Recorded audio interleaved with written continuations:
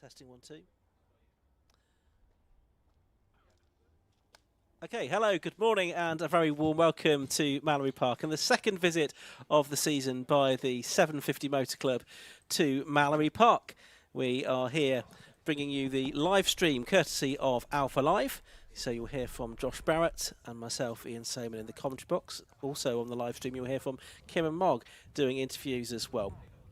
It's going to be a busy day's racing. We've got 6 different categories across 12 races, and the cars already coming out onto the grid for the first race. But what have we got to look forward to today, Josh? Lots of good racing, I think. And it's great to be here at Mallory Park and to be able to bring you this Alpha live stream of 6 categories. Championship finals, although most overall championships have been settled. But yeah, big grid of everything really. 20 cars in each. We've got the Suzuki Swifts that were up first. We've got Mazda 7s, historic 750 Formula, Clios, Formula V and Hot Hatch. It's probably about the best race day I think you can get here at Mallory Park this year, Ian. Certainly is. Most of the championships have already been decided, but 1 or 2 to be sorted out, including the novices in the Swift Sport Challenge, which is going to be the first race of the day, the Absolute Alignment Swift Sport Challenge. So cars heading out onto the green flag lap for the Swift Sport Challenge. In fact, they won't have a full green flag lap. They'll assemble onto the grid and get straight into the racing. Having said that, I thought they were going to come through the oval cut through. They are doing a full lap of the circuit by the looks of it onto the grid. So we're seeing the cars heading up towards the hairpin there. Had 23 cars out in qualifying this morning, ready for the first of 2 15-minute races for the Absolute Alignment Swift Sport Challenge race. Pole position, I can tell you, is going to be the number 87 car of Louis Woodward, and besides him will be the 198 car of Connor Forster. Row 2 is going to be 93 Alex Povey, and 25 is James Saggers. The third row of the grid, 88 Jake Boydell and 821 Aaron Mullen. The fourth row will be 191 Nick Peters and 19 Alfie Weymouth. On the fifth row, 8 and 89, that's going to be Shay Brennan and Archie Carter. The sixth row, 1, 2, 3 and 99, that's going to be Connor Craven and Lewis Noon. On the seventh row, 27 and 31, Sam Copeland and Maddie Griffiths. The eighth row will be 18, Thomas Littlechild and 2, Jonathan Woolley. The ninth row, 137, James Hillier and 9, Gary Stanford. Row 10, 77, Eric Simons and 73, Luke Jones. The 11th row, treble 5, Jonathan Leeson and 72, Izzy Woolley. And the 155 car of Shane Tweedy starting at the back. And already, Josh, the car's already almost formed up. Yeah, and this excellent grid of cars. We've got Adam Blair already the champion for the Absolute Alignment Swift Sport Challenge. So he's not taking part in the races. He's won the last 6, so it sort of opens up the field for some good competition this weekend. And about a second in the championship and the novice championship between Shay Brennan and Connor Craven. And they've qualified a bit further down the order today, haven't they? Brennan is 9th, Craven is 11th. So that's going to be challenging for them to move forward and score good points today. Yeah, and Connor Forster is the best of the novice class drivers in qualifying this morning. He has done a 57.8 to get his car onto the front row of the grid alongside Louis Woodward, who's certainly one of the drivers to beat during the course of this season. He won the first ever race for these cars back at the beginning of the year, but then it took all the way till Croft last time out for him to get another podium. 30-second board is shown then, so very shortly we're going to be underway for this first race of the day, which is for the Absolute Alignment Swift Sport Challenge. There is the 5-second board being held aloft.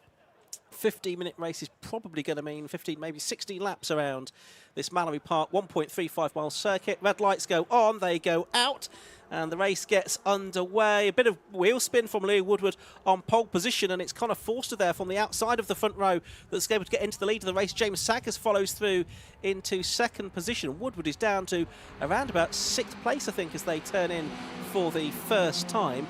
But a good start there from the outside of the front row by Connor Forster. James Saggers, who is 5th in the championship going into this weekend, going with him. And then 3rd at the moment, it looks to be the 821 car of Aaron Mullen. Connor Forster's finished no higher than 5th all season. He's just 16 years of age. They're 3 abreast already, heading down towards the S's. On the outside there is Shay Brennan, one of the drivers battling for the novice title. Someone's had a spin, I think, at the S's, but for the lead of the race, James Saggers, the ex-British GT racer, going around the outside of the 16-year-old Connor Forster into the Shaw's hairpin. Then Forster runs wide. James Saggers using his racing experience, although probably not raced here at Mallory Park before, drawing up alongside Forster into the Devil's Elbow. Can't go through though. No, coming through towards the end of lap 1, obviously a very short lap time here at Mallory Park, and it's Forster that leads the way. There's 3 of them making a bit of a break over the rest of the field. Second place is Saggers. Third was Aaron Mullen then as they turned their way through. It was Archie Carter at the back. He was the one that spun at the S's. Okay, so working around the second lap of the race, definite gap back to 4th position at the moment. We'll pick up who that is in just a moment. TSL, Louis Woodward. It is Louis Woodward, yeah. TSL not yet having updated itself, but still these 3 pulling away. And is it going to be James Saggers that mounts another attack into Lake Essex? No, he doesn't. So through the, well then it's Mullen in 3rd place that goes off the road there, and he loses a little bit. Does he? Does he? No, not a lot. Still with them as they head up towards the hairpin for the second turn. No, he controlled that well, didn't he? Another novice driver on the grid, 22 years of age is Mullen. Povey gets contacted by Brennan, who then gets passed by Craven. And Craven in 1-2-3 is Brennan's championship rival for that novice title. And getting involved in an incident, not really ideal for Shea Brennan. They are also battling for second in the championship. Jake Boydell and James Saggers, who's going so well today, also involved in that battle for second overall in the championship picture. I think Louis Woodward is trying to bridge the gap, isn't he? He was caught up by 0.8 of a second to Mullen on that lap, so he's trying to make it 4 cars for the lead of the race, but we're watching the action a little bit further behind. That's Shea Brennan, who was involved up at the hairpin, and the 93 car of Alex Povey. Then they are side by side down the Stebby Straight now, and coming alongside them and inside both of them is Alfie Weymouth in the number 19 car, and he's gone through to take what will be 7th place. And Alfie Weymouth is battling for the Team Challenge Championship. He's currently leading that with his father, Matthew Weymouth. They share the car over the course of the season. That's how you get points in that. The Povey car is in contention, although a bit further back. It's actually the Lewis Noon driven car that's the other driver in the in second place, not that far behind in the championship, sharing Mike Sanford. He's 11th in this race so far. So a couple of championships to be contested, the races to be contested too, and James Saggers makes the move out of the Devil's Elbow up towards Gerrard's Corner. And Saggers, who hasn't won yet this season, he had a couple of 3rd places as his best at Croft. He has taken the lead of the race away from Connor Forster. Aaron Mullen is still there, but Louis Woodward, the fastest driver in the race, has caught them all, making it 4 for the lead. Yeah, absolutely. And then on his own a little bit now in 5th position is Jake Boydell, who's also been a winner this season. And then get back to 6th, which is Connor Craven at the moment. We're working lap 4 of the race. There we can see the 99 car, that is, wasn't it, of Lewis Noon for this race. Yeah, his driver second in the team challenge with Mike Sanford, who was on the podium earlier in the year. Forster really late on the brakes into the hairpin there, getting onto the bumper of James Saggers. Remember, Forster's not been on the podium this year. Mullen's not been on the podium this year. His best has been a 6th. So it's really good to see these 2 young drivers, Connor Forster 16, Aaron Mullen 22, improving in as years going on, and now looking to have by far their best result of the year to end the season here at Mallory Park. Yeah, absolutely. Some people say that overtaking can be quite difficult at Mallory Park. It'll be interesting seeing how this next 10 or so minutes goes. Whether Louis Woodward, who's the fastest man out there, he's able to make up some places. Having a look there a little bit further back is the 77 car. That's Eric Simons trying to find a way past the number 2, which is Jonathan Woolley here. So that is a battle for 16th and 17th position in the race. Good to see the Simons car back out. It had an incident at Croft. It's got a new livery on it, I can see here. Woodward, that was this time, wasn't it? Shaving the grass through the S's. But I don't think he lose too much time by doing that. Top 4 all still together. It's James Saggers then giving off the toe. The 42-year-old from Essex, who leads this race, started racing 23 years ago. When the 2 drivers behind him weren't born. But back then, James Saggers raced in the Fiesta Championship, was a race winner there, and then raced in the British GT Championship. He's a radical champion as well. James Saggers, the race leader, leading, though, from Connor Forster, who competed in autographs. He was a champion, 2-time champion autographs before moving into circuit racing this year. And then Aaron Mullen, another former autographs racer, 3rd, and Louis Woodward, former 116 trophy race winner, sitting there in 4th position. Still with that fastest lap, but now he's caught to the train, can't do those lap times he was doing in the early parts of the race. 57.921, the fastest lap so far. Absolutely, 9.5 minutes to go. So still nearly 2/3 of this race left to go. Saggers just starting to ease away a little bit in the front here. Connor Forster trying to keep Aaron Mullen in the 821 car behind him. That 22-year-old in his first season of racing. And then Louis Woodward, who first came to note really in the 116 trophy, didn't he? That's the first time we really saw from Louis Woodward a few seasons ago. He's raced quite a few different cars now in different 750 Motor Club base categories since then. He's there in fourth, going back to fifth. Jake Boydell, who still is probably the loneliest man in this race. He's 2 seconds behind Woodward. He's 1.2 seconds ahead of Conor Craven in sixth. Louis Woodward just set a new fastest lap, 2 thousandths quicker than his previous fastest and 3 thousandths quicker than Saggers on that lap. Here's Shea Brennan trying to get back up the order. Remember, the driver who's second in the championship, leading the novice points, is there in 8th position, trying to get past the Team Challenge championship leader, which is Alfie Weymouth. But for Brennan, his championship rival just ahead, that's Conor Craven in 6th position. Brennan is 17 from East Yorkshire, an experienced karter before moving into car racing this year. Alfie Weymouth is 19 in his first season of racing in that car that he shares this year with father Matt, and then ahead of the pair of them is Conor Craven, who's 28, who's in his first season of circuit racing. He's on time attack events previously. So we're now at the end of lap number 7 for the race leader, James Saggers. His lead is 1.2 seconds as we're coming up towards the halfway mark in this race. The next 3 covered by 0.8 of a second as they make their way into Gerrards for the 8th time. Fastest lap goes to the car in 9th position now, which is Nick Peters, 57.899. So that's impressive from Nick. Another of the novice drivers. Where did he start? 191. He started, shall I have a look? 7th. So he dropped back and coming back up the order. That's it. But, good pace. He's got a big gap ahead of him, 2.2 seconds. Yeah. So see if he can use that pace to close in. But he's only actually a 10th of a second far. 10th of a second faster on best laps than the car ahead. So it's so close. It is. The lap times. I think his best finish this season is 7th place as well. So he's still got a couple of places to make up to get back to that. Yeah. That's something that he might be looking for. But that's, as I say, got a bit of time to make up before we can do that in this race.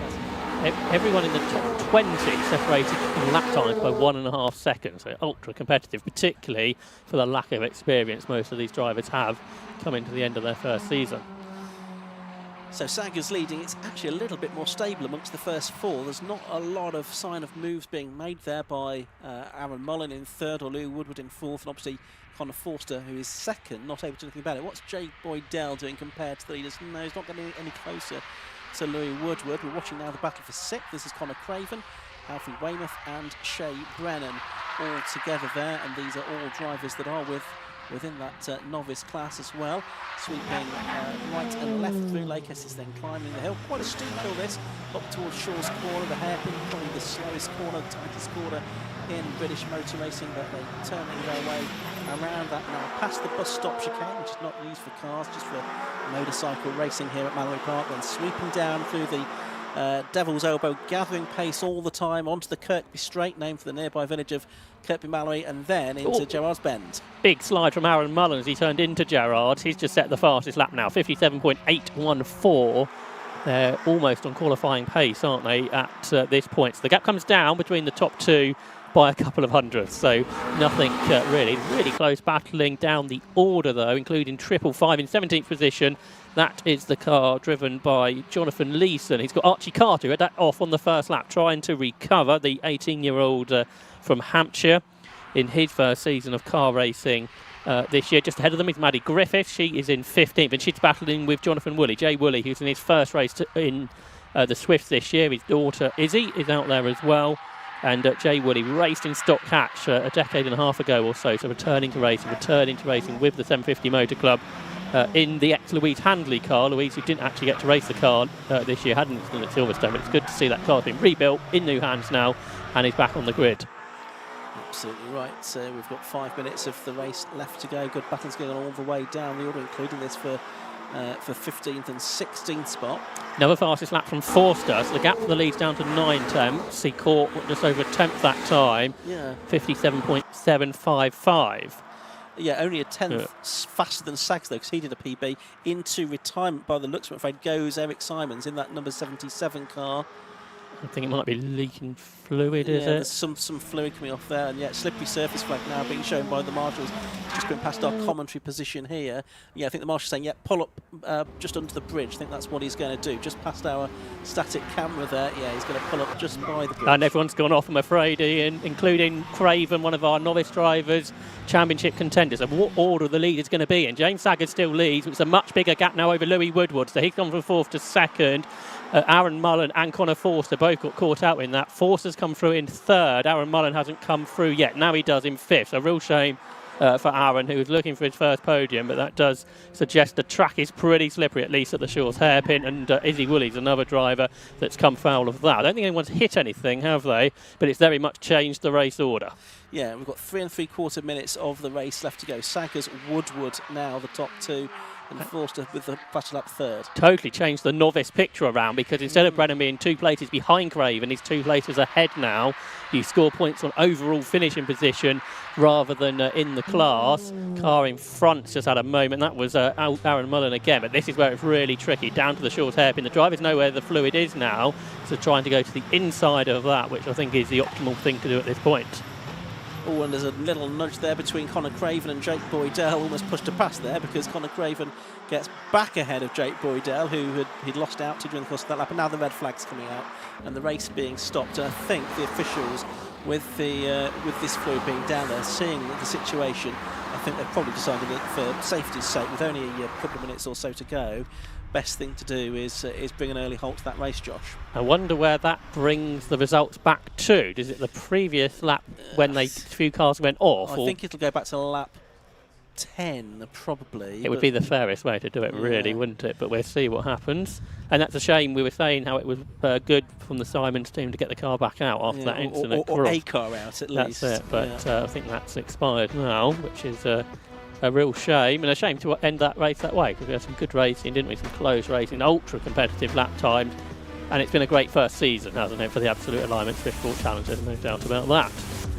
Absolutely. So there is the result of the opening race. It's probably not going to be how it's classified, but that was the order that TSL is showing us at the moment. They probably will reverse it all in a minute, but Saggers, I think we're going to be safe to say, is the winner. And a new winner. Fifth different driver to win this year. The rest of the order is probably still to be sorted. That's how it's showing on our screens at the moment, though. Louis Woodward second, Connor Forster third, Alfred Weymouth fourth. But there were some changes towards the end of the race because of the impact of that fluid and everyone sliding off on it. Not everyone, nearly everyone's sliding off on it. Forster will definitely be on the podium, won't he? Because he was second before that, and he's third now, so that's his first podium. So that's a good job by him, and possibly one of the youngest 750 Club podium finishers this year, so at 16 years of age.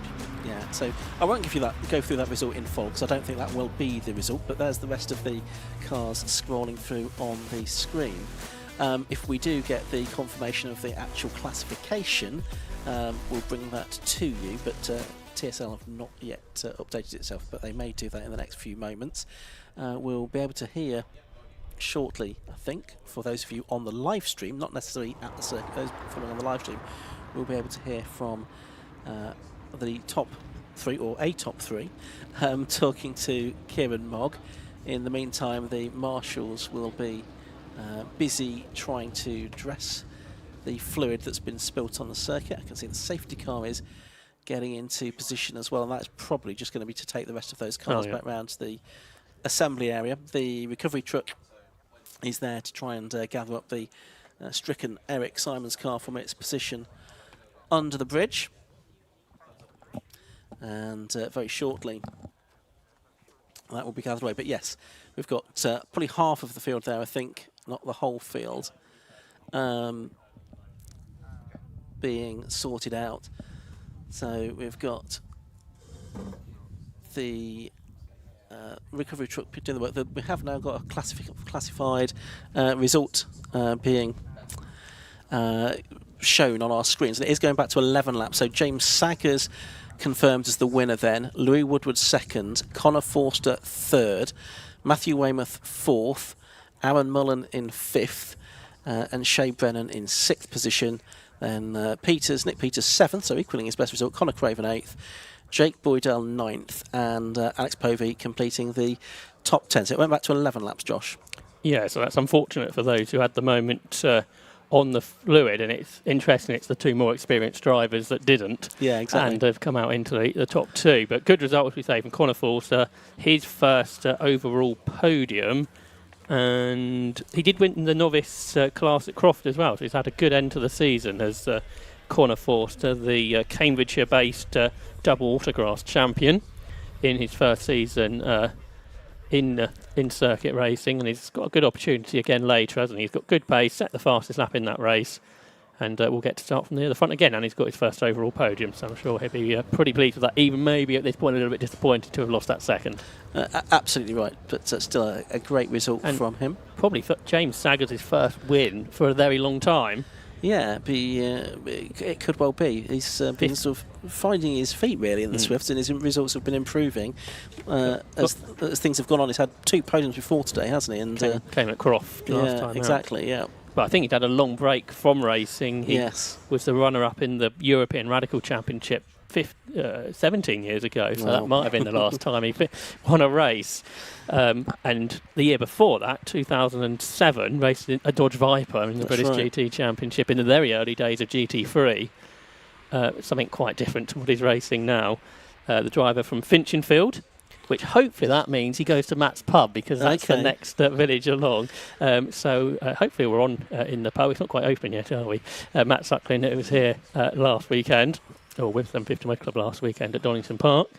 So cars are heading now towards Park Fermé, and Kieran Mogg we should hear from pretty shortly. On what is a very busy day, a one-day meeting, 12 races, 15 minutes for every race, a bit like it was in the old days. Yeah, no, proper sprint racing. I think it's going to be a very good day's racing. I think the crowd here at Mallory Park will enjoy the action. Hopefully not too many more race stoppages, and hopefully the marshals can soon get this fluid dealt with. I can see there's some more material being put down on the circuit outside our commentary position to try and soak it all up.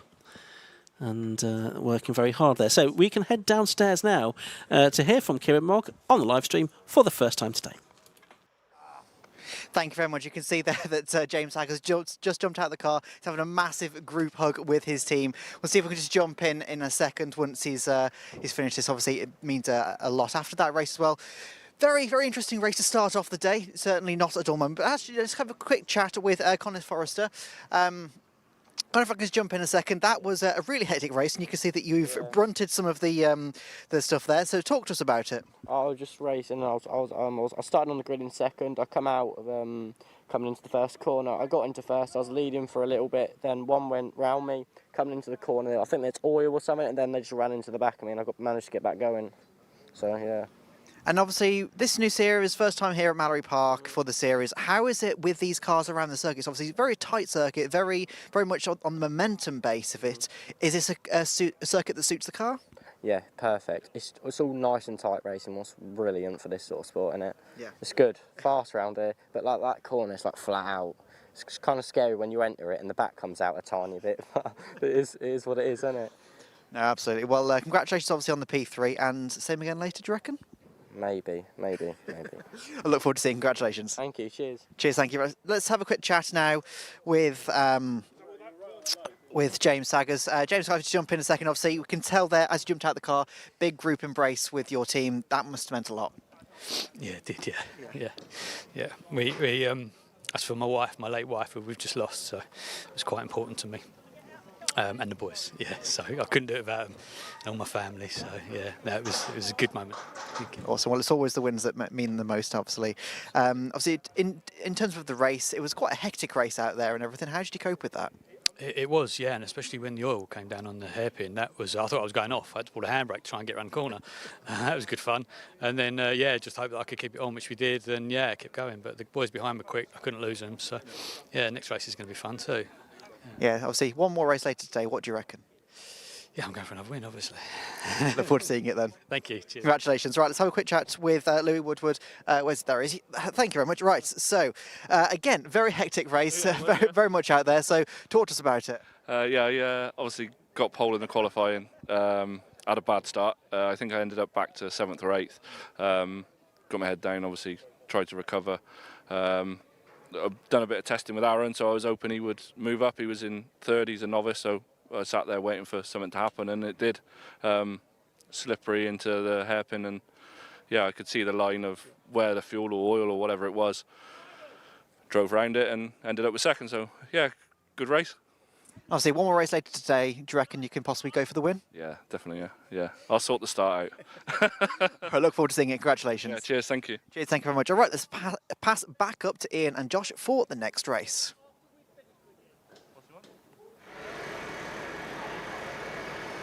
So we are waiting for the car to be released for the next race, but first we have a little bit more clearing up to be done by the marshals. The car has now been recovered. That's already back in the paddock, I can tell you, but the marshals now working hard with their brooms to soak up some of the fluid from that spill.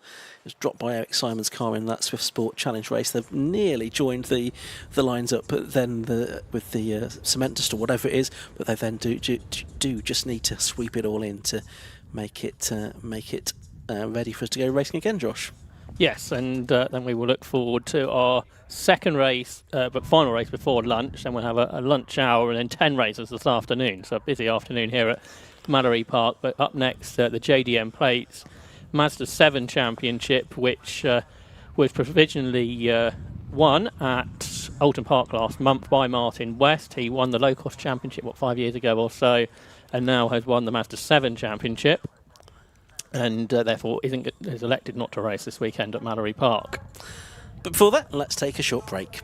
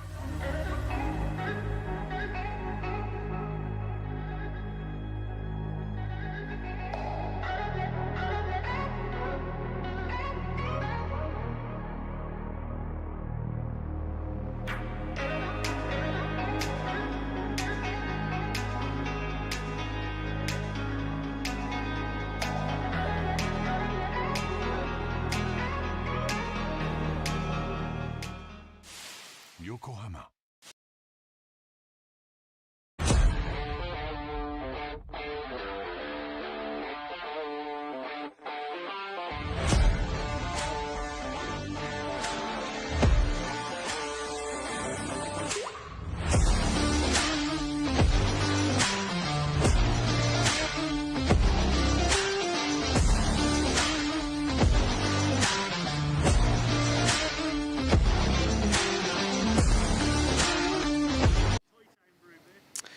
Hello and welcome to, this is actually the lunch break now. We've just heard over the tannoy that we're going to an early lunch break to try and clean up this.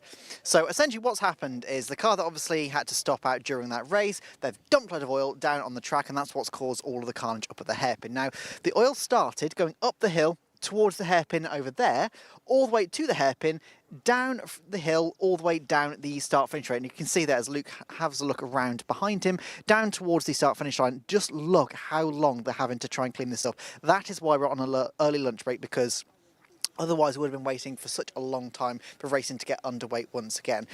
See there, the marshals and all the cleanup crew just doing an amazing job trying to get the track ready to race once again.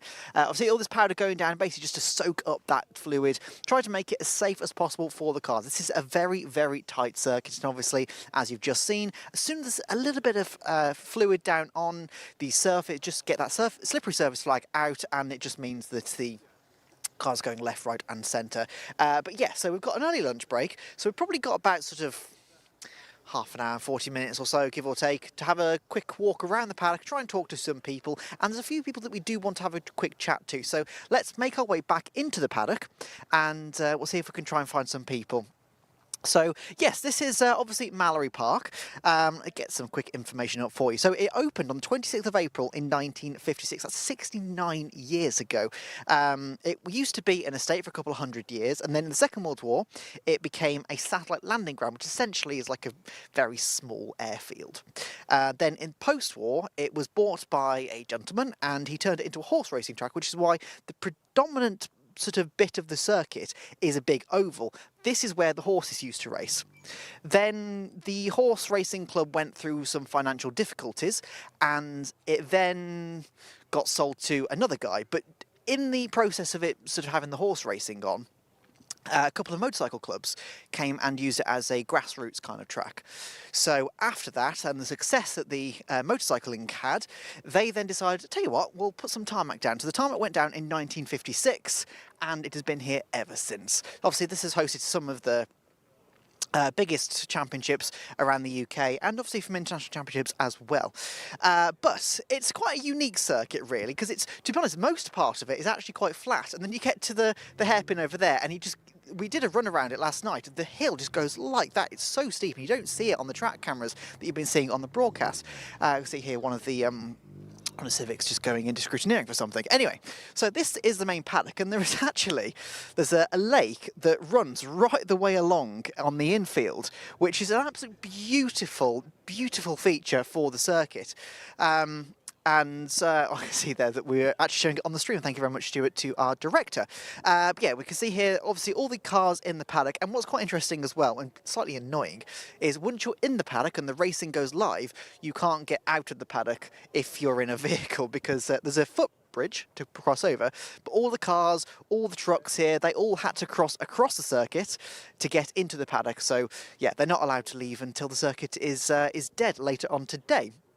So, see here, the number 72 Formula V just having some work done. I can't see what he's doing, actually. It looks like he's just putting some fuel in, maybe. Yeah, just obviously getting ready for the race later on today. So, the race directly after the lunch break will be the Mazda 7s. Now, the Mazda 7s, I believe, are a bit further up, but there are a couple of people that we do want to have a quick chat to. One of which you may have heard, we have a Isle of Man TT rider in the Suzuki Swifts, except he wasn't in the Swift in that last race, so he didn't quite get out. So we'd like to have a quick chat with him and find out what happened there. Another person we want to have a quick chat to is Ian Wardhouse, which I believe is one of these awnings here. So if I just have a quick scoot round here and see if we can find him, because I think he's stolen his gazebo from some people. Let's see if you can spot who he's stolen it from. Actually, let's go around here. Sorry, Luke, just follow me a second. There we go. Right. If you look here and look at the gazebo on the left-hand side there, can you see who he might have stolen it from? Because I'm pretty sure that does not say Phil Waterhouse. So let's try and get up to him and find out about his weekend, but also why he's stolen a gazebo from English Heritage. So we're going to have a quick chat in here with him. Just jump past all his tools, don't knock anything down. Phil, if I can just jump in a second, we're doing the lunch break at the moment. First question I want to ask is, why have you got an English Heritage gazebo? I'd love to say they sponsor me to the tune of 100 grand a year, but it's not really like that. It was on Marketplace, basically, on Facebook, and it was the closest one to me that was of a reasonable price. It also advertises somewhere posh pasties for £5, but I didn't bring any this week, even though I'm from Cornwall. That is a shame. We did see it. It's on this side, I believe. If Luke, if you want to have a quick look up here, it does say posh pasties for a £5 up there. Definitely. The guy who had it before me used it at a festival somewhere, and then it sat in his trailer for donkey's years. And a couple of years ago, my awning got blown away at Alton Park. So it was time for, given the weather that we get in the UK, having an awning is almost a must. So. Although this year, it must be said, it's been quite good up until the last sort of 2 months, really. It's not been bad at all. It's not been a bad summer, really. Yeah. But even when it's not raining, just keeping the sun off your back, and you look professional as well with an awning. You know, I'm not professional. Whoop, there you see that. Case in point, I dropped my funnel. Yeah. So I mean, we put our awnings together and have a little garage together and share tools. That's not my funnel, for instance. But yeah, it's a community, really. And obviously, talk to us about the circuit as well. It's quite a different circuit from some of the ones that we've been racing at this year. Obviously, the Formula V is not the most top-end power. It's all about momentum, and this is a really momentum circuit. Yeah. So what is it like with the V around the circuit? You're asking the wrong person, because I'm not very good. I've got an engine problem at the moment, so I'm not as quick as I wanted to be, and I'm not as quick as I have been. But you're right, it's I think for me, it's being brave going into Gerrard's and just trying to hold as much speed through around there, because we're not underpowered, but we haven't got a huge amount of power. So keeping the momentum up through Gerrard's means you've got a good run down to the S's. So, you know, if somebody hasn't got as good a run as you, you've got a chance. You know, if you're chasing them. For me, braking and changing down at the hairpin, I know I can gain some time there. But in the race, it's always different, because in qualifying, you just want to go as quickly as possible. In the race, you want to finish in front of the guy in front of you, which makes it a slightly different ball game. But we'll see.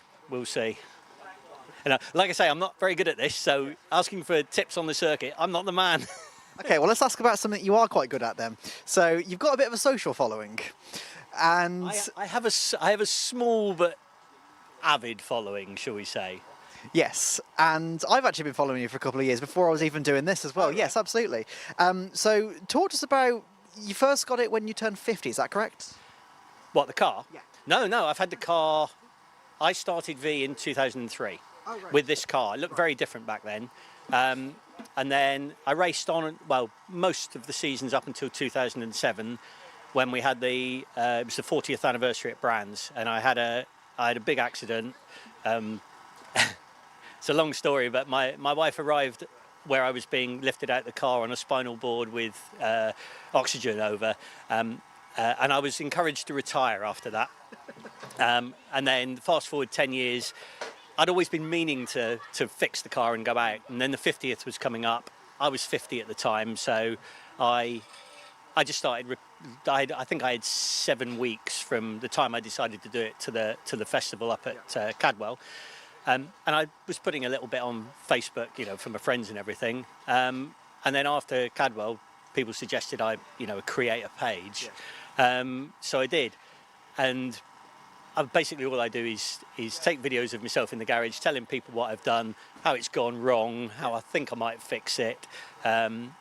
Some racing videos, mostly of me crashing or breaking down.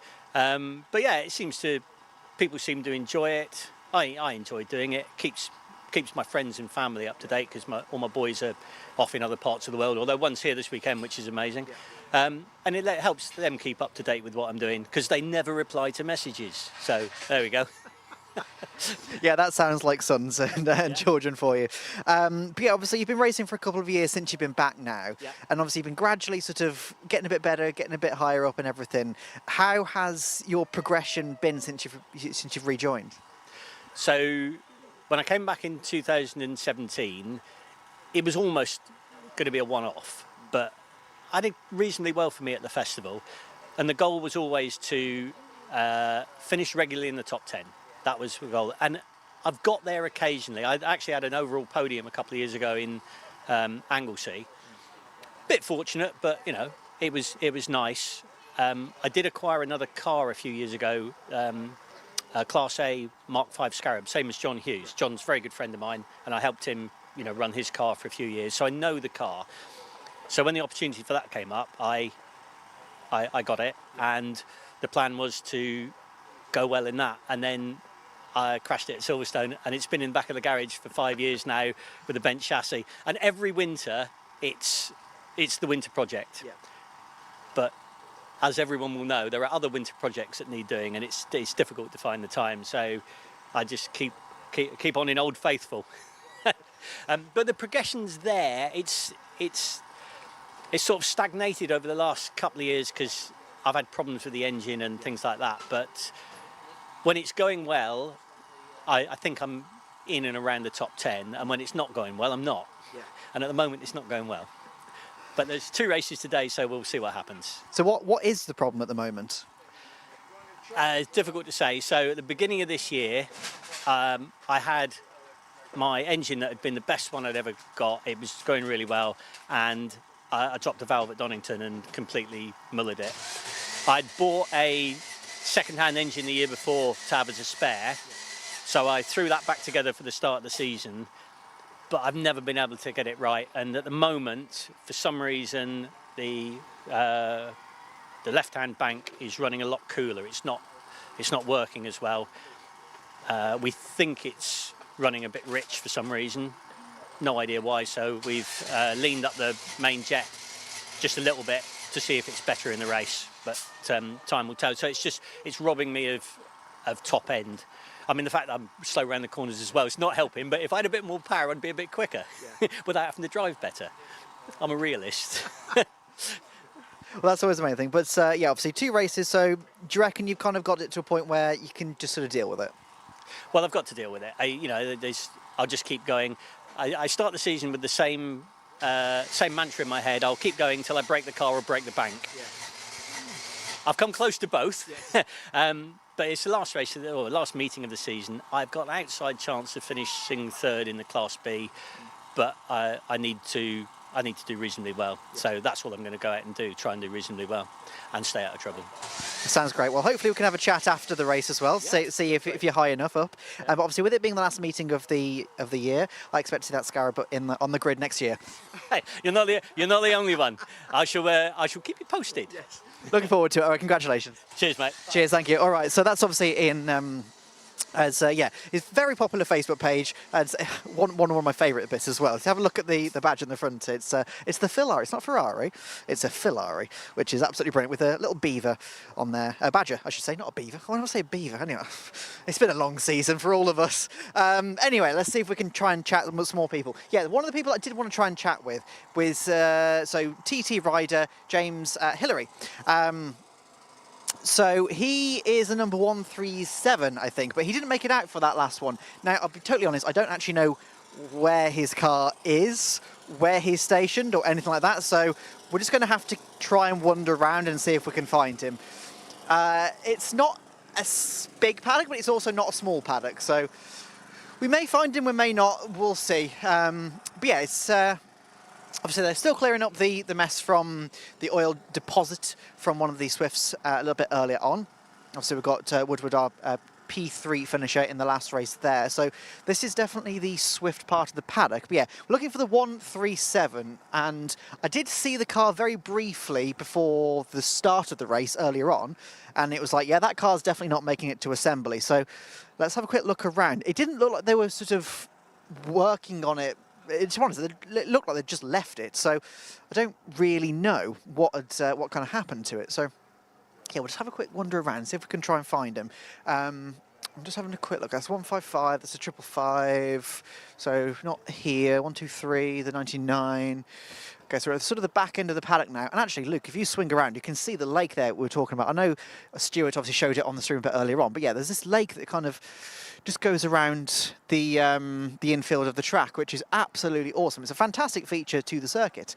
We've got the 88 there. Oh, hello. Let's tell you what. Hello. Hello. Right. What happened? Oh no, this was at Snetterton at the start of the year. First time we've actually done a race with no damage coming out of it. But But no, I'd just like to say, thank you to RS Fishing for providing logistics and tyres for the season. If not, we wouldn't have been able to do it. And the car's been pucker. Qualified P8, and I think with the red flag should be P4 overall. So happy with that. And thank you to Adam and Harry pit crew as well. My dad's on holiday at the minute, so he's currently on a flight. So he'll find out when he lands how I got on. So yeah. Absolutely. Obviously, it was a very, very hectic race out there. So considering the fact that you said that it's the first race you come out of it without damage, that's quite impressive. Yeah, it is very surprising. Just staying clear of all the collisions. I mean, there was lots of collisions near me. A couple of cars collided, and then there was the oil spillage and cars backwards, and I was like, oh God. But, you play it safe and you can get away with it. So yeah. And obviously, one thing we've been talking about with Mallory is a very momentum-driven circuit. And obviously, they're not the most high-power cars in the world. So with it being a momentum circuit, is this a car that suits the track? Definitely, I think so. I think small little hatchbacks do suit this track because it's so important to keep your momentum. If you lose it, you do lose positions and you can lose time, which is very important. Especially with the long straights, if you scrub a bit of speed on turn one, you're buggered for the straight. So it's very important to keep all your momentum up and, keep quick. Yeah. And obviously it's a very tight track as well. It's not a very wide circuit. And we've seen in that last race, there were 3 wide at multiple different instances. I didn't see if you were one of the people that got, okay, perfect. So with 3 wide, you kind of just go into it, it's just a bit like, this could be interesting. So where I was 3 wide, it was the first corner on the first lap. Just off the start, it was 3 wide, and I was on the outside, and I was like, you know what, I'm just going to back out. I'm going to live to fight another day. I'm not going to get pushed wide and lose everything. I'll just live to fight another day. And you've just got to be able to trust each other. Yeah. If you can't trust each other, you can't race together. So just trusting in the other drivers that they'll leave you room, and it's fine. So, yeah. And obviously, it's the first season of the Swifts this year as well, and the grid has grown amazingly well. 750 have done a fantastic job with getting the cars onto the grid. Yeah. How have you found the paddock of the Swifts? Everyone's friendly, everyone's nice. One thing I love is that we have absolute alignment here at most races, and we can also win free tyres. I believe it was at Brands Hatch, they do a raffle after every race. You can win 2 tyres or a set of brake pads, and we won 2 tyres. So that's helped us for the season. So I think that's great, especially for novices, and it's designed to be a cheap series, and that's what they're helping give away tyres, and it's good. It's good for everyone. Keeps it cheap. Yeah, 100%, and obviously free parts in a race car is basically gold dust. But, obviously, last meeting for the year. Been a good year for you? We had some ups and downs. Definitely, we've had some ups and downs. But I think, me and my dad, he's not here today, but we're running the team championship, and I believe we're now leading by a few more points now. So going into last race, just got to keep it clean, and I should have won the team championship, hopefully. Fingers crossed. So yeah. Fingers crossed. Well, hopefully we can have a chat with you after the second race, and hopefully it doesn't get red flagged this time. Exactly. Anyway, thank you very much. Cheers, thank you. All right, so let's have a quick move on. So, right, so we're still looking for the 173. So, got the 78, got the 191, the 198, the 155, the 555. I know normally we should just go and talk to anybody, but I want to find out what happened, because he didn't even go to the grid. I just saw his car. Where this Civic is on the left-hand side here, Luke, if you pan around, where the Civic is, I saw him just stop then. I don't think that's part of the Swift paddock, so I'm not 100% sure why he was there or where he's gone. There's a 197 over there. I'm sure this is very interesting viewing, just walking around a paddock talking about cars. There. I'm pretty sure that's him. That's his car, at least, I should say. But he's nowhere to be seen. There's nobody working on the car. There's the 173. The 137, sorry. 137, yeah. He's not there. Really helpful. Okay. That's really, really useful then. I don't see him around either. So, yeah. But yeah, he didn't take the start. I saw this car from our production room, which is just in the tower over there. And I can't see any issues with it. No problems.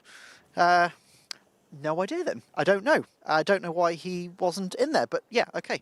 I can't find him anywhere, so hopefully maybe later we can have a bit of a chat. Now, I believe the 77 is the one that dropped all the oil. Let's see if we can have a quick look underneath, actually, Luke.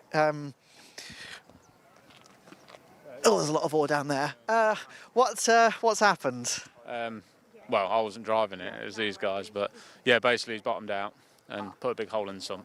So that's the oil all around the track that you're having to clear up at the moment. So Yeah, obviously we saw the car being recovered. So where did you bottom out? Do you know? I'm not sure what the corner's called. It just as you come through the chicane there, Right, yeah. you went on the grass, come back on. Yeah, hit the curb and that was it. Put a big hole in. So yeah, we'll see if anyone's got one and get on with it. So just got a big gouge in the sump. Well, yeah, pretty much. You can probably see it. It's in this corner, but Let's have a quick look underneath. So, Luke, if you just get down underneath, you can see a lot of oil down there, but yeah, it's just here somewhere. I can't quite see the hole myself, but there's lots of oil dripping down there. So yeah, hopefully they can find a sump in time for the next race. But it was a good race up until that point. yeah, it was going all right. This car was brand new for today. So yeah, a bit of damage, not what we wanted, but we'll try and get it fixed and go and find a sump. All right, well, we'll leave you to it then. Good luck. Cheers, thank you. Cheers, thank you. All right, so let's have a quick wander over here to the... got a Civic over here, which is obviously part of the hot hatches. And just try and jump in here with you if we can. So, obviously, not bad. How are you? Yeah, good, thanks. Yeah. Good, good.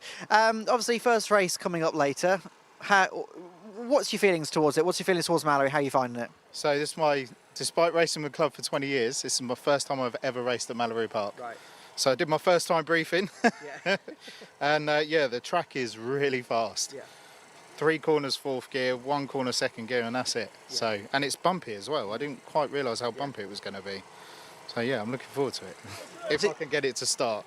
And it's a very narrow, very quick circuit. Obviously, you haven't had the experience with racing side by side, but I'm guessing with the qualifying earlier on, you had to deal with obviously the traffic. How is it trying to navigate through slower and faster cars? So to be fair, the hot hatch field are pretty used to it by now.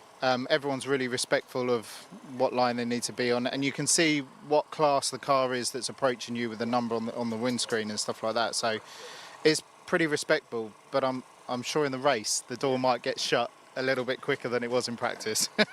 Yeah, a little bit. I don't know if you saw the Swift race just, but it was quite argy-bargy. 3 abreast into that corner at one Yeah, point. exactly. There was a couple of 3 abreast things happening, but there's also a fair few bent body panels, and at the moment this is looking pretty pristine. So it will remain that way as well. That's bold speak. Yes, it will. It has to. Very bold speak. But so, where have you qualified?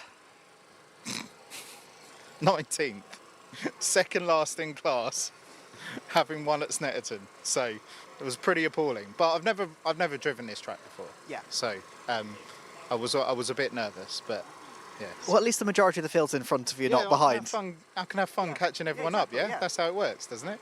Yeah. With the whole. You doing the last to first challenge? Sorry. Last to first challenge. Yeah, exactly. Oh, okay, I'll do that. Yeah. How much? But so yeah, obviously it should be a good race later on. 2 races today, so hopefully you can make it to the first race, have a good second race. Where are you aiming to finish, do you think? If top 10 would be amazing, but I think the field of Class A will be gone if I manage to clear the B and the C. But I just want a good race and have a good day. I've got all the family here as well, so just have a good time, really. Yeah. 100%. Well, good luck for it and hope to see you later on. Cheers, mate. Thank you. Cheers, thank you very much. All right, so we'll leave him to it. Obviously, yeah, just obviously getting the car all ready and everything. One thing I do love as well is how much care and attention they put to the cars. If we have a quick look in here, how many Honda Civics do you know look that clean? Like, it is absolutely immaculate. The roll cage is finished in this obviously sort of satin black. All of the body and the shell of the car is just so immaculate. And obviously, you know, he's not a slow driver, as we've seen previously this season, and the car is in a fantastic shape at the moment. So, yeah, it's great to see, obviously, that the drivers and the owners just really look after the cars as much as they do. And then there's other cars, obviously, that I'm not saying it hasn't been looked after, but it's obviously been raced quite a while, and you can just see a couple of body panels that have just been a little bit bent. But this is what we love to see. This is what the great thing is about club racing. The cars are used all the time. The paint is peeling, there's stone chips here, there and everywhere, but it is still always going to be a fast racing car. So let's have a let's move on a little bit further. There's a couple of people up here somewhere. They are, yes, we've got a couple of Civics next to the Hillary 137. and there is a couple of Clios over here. There's a couple more cars down here as well. So we've got obviously the number 1 BMW Compact, which is in the Hot Hatch Championship. We're actually having a debate in the production before we went live about should the Hot Hatch BMW, should a compact BMW be classed as a Hot Hatch? And then there's also a TT, which obviously is, I know it's a special entry, but still it's racing the Hot Hatches. But anyway, yeah, we'll gloss over that. But yeah, so have a look around, obviously. Yeah, it's, if you have a look here, printed on lights, like Lightning McQueen in cars, just printed on lights. No lights actually, so if it gets dark a bit later on, they're going to be absolutely screwed. Can't see the driver anywhere though, so we'll leave them to it. Actually, the drivers have all kind of disappeared. Most of them have. I don't know where they've gone. I think they're all probably having lunch. Or they're congregating around a trailer. I've just spotted there's 3 drivers parked behind a trailer over there. Let's see if we can try and jump in with them once we get over there. Yeah, the paddock's obviously all quite spread out. They've got the space here to be able to do that, which in some cases you literally go from metre to metre and you'll be in a different paddock essentially with different classes of cars. So it's obviously good that they've got the space to spread out here. It just means that we've got to do a lot of walking. Feel sorry for Luke behind the camera. He's not only having to do a lot of walking, he's also having to carry this camera on his shoulder. But my arms were nice and free. It's absolutely fine. But yeah, let's see if we can jump in. We see one running away. Because you're running away, I'm going to come towards you. Let's see if we can try and grab him. He's having a... Because you're running away, I've had to come and grab you, I'm afraid. All right, okay. All right, so which car's yours? This one here. All right, so why is the bonnet up? We had a little bit of contact after the red flag. Well, not after the red flag, as a result of the red flag. So just had to straighten it up a bit, put the bumper back into one piece. And that's it really, everything else is all right. Yeah. Is that up at the hairpin? Yes. Yeah, we're running 6th and then dropped it on the oil, dropped back to 8th. And we're still sort of waiting now to see where that puts us. But yeah, it was a good race until that point. Yeah. It's a very hectic race as well. Very big grid of cars, very tight track. Up in 6th, so managing the traffic quite well. Is it quite difficult to do that around here? I think we're lucky enough that we kind of got given a lot of space off the start. I was expecting it to be a bit of a car park into the hairpin, but we found quite a nice little gap just to sit in and concentrate. Never been here before, so it was just a case of learning as I go and keep out of trouble, which we did until that point. Yeah. And the hairpin is obviously quite cambered as you go around it. Have you found that the inside line is the best, or have you found that perhaps going a bit higher up in some cases actually is worth it? I've been hugging the inside wall, but I'm not going to tell you that's the best because I have absolutely no idea. But yeah, with them being quite low powered and climbing up and full lock, they do struggle out the hairpin, so it's quite a tricky corner, yeah, for sure.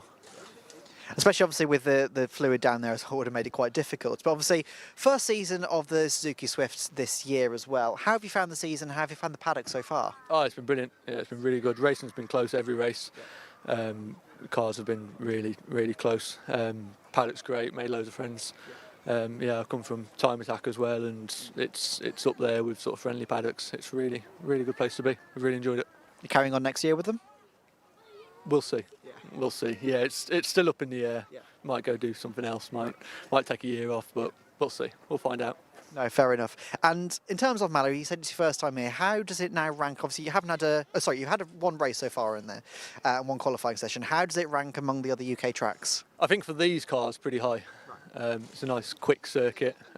Sort of same that time as Brands Indy, but it just feels a much shorter lap. So quite high. I'd say top 5 in these cars for sure. So yeah, I've enjoyed it. It's been quite surprising.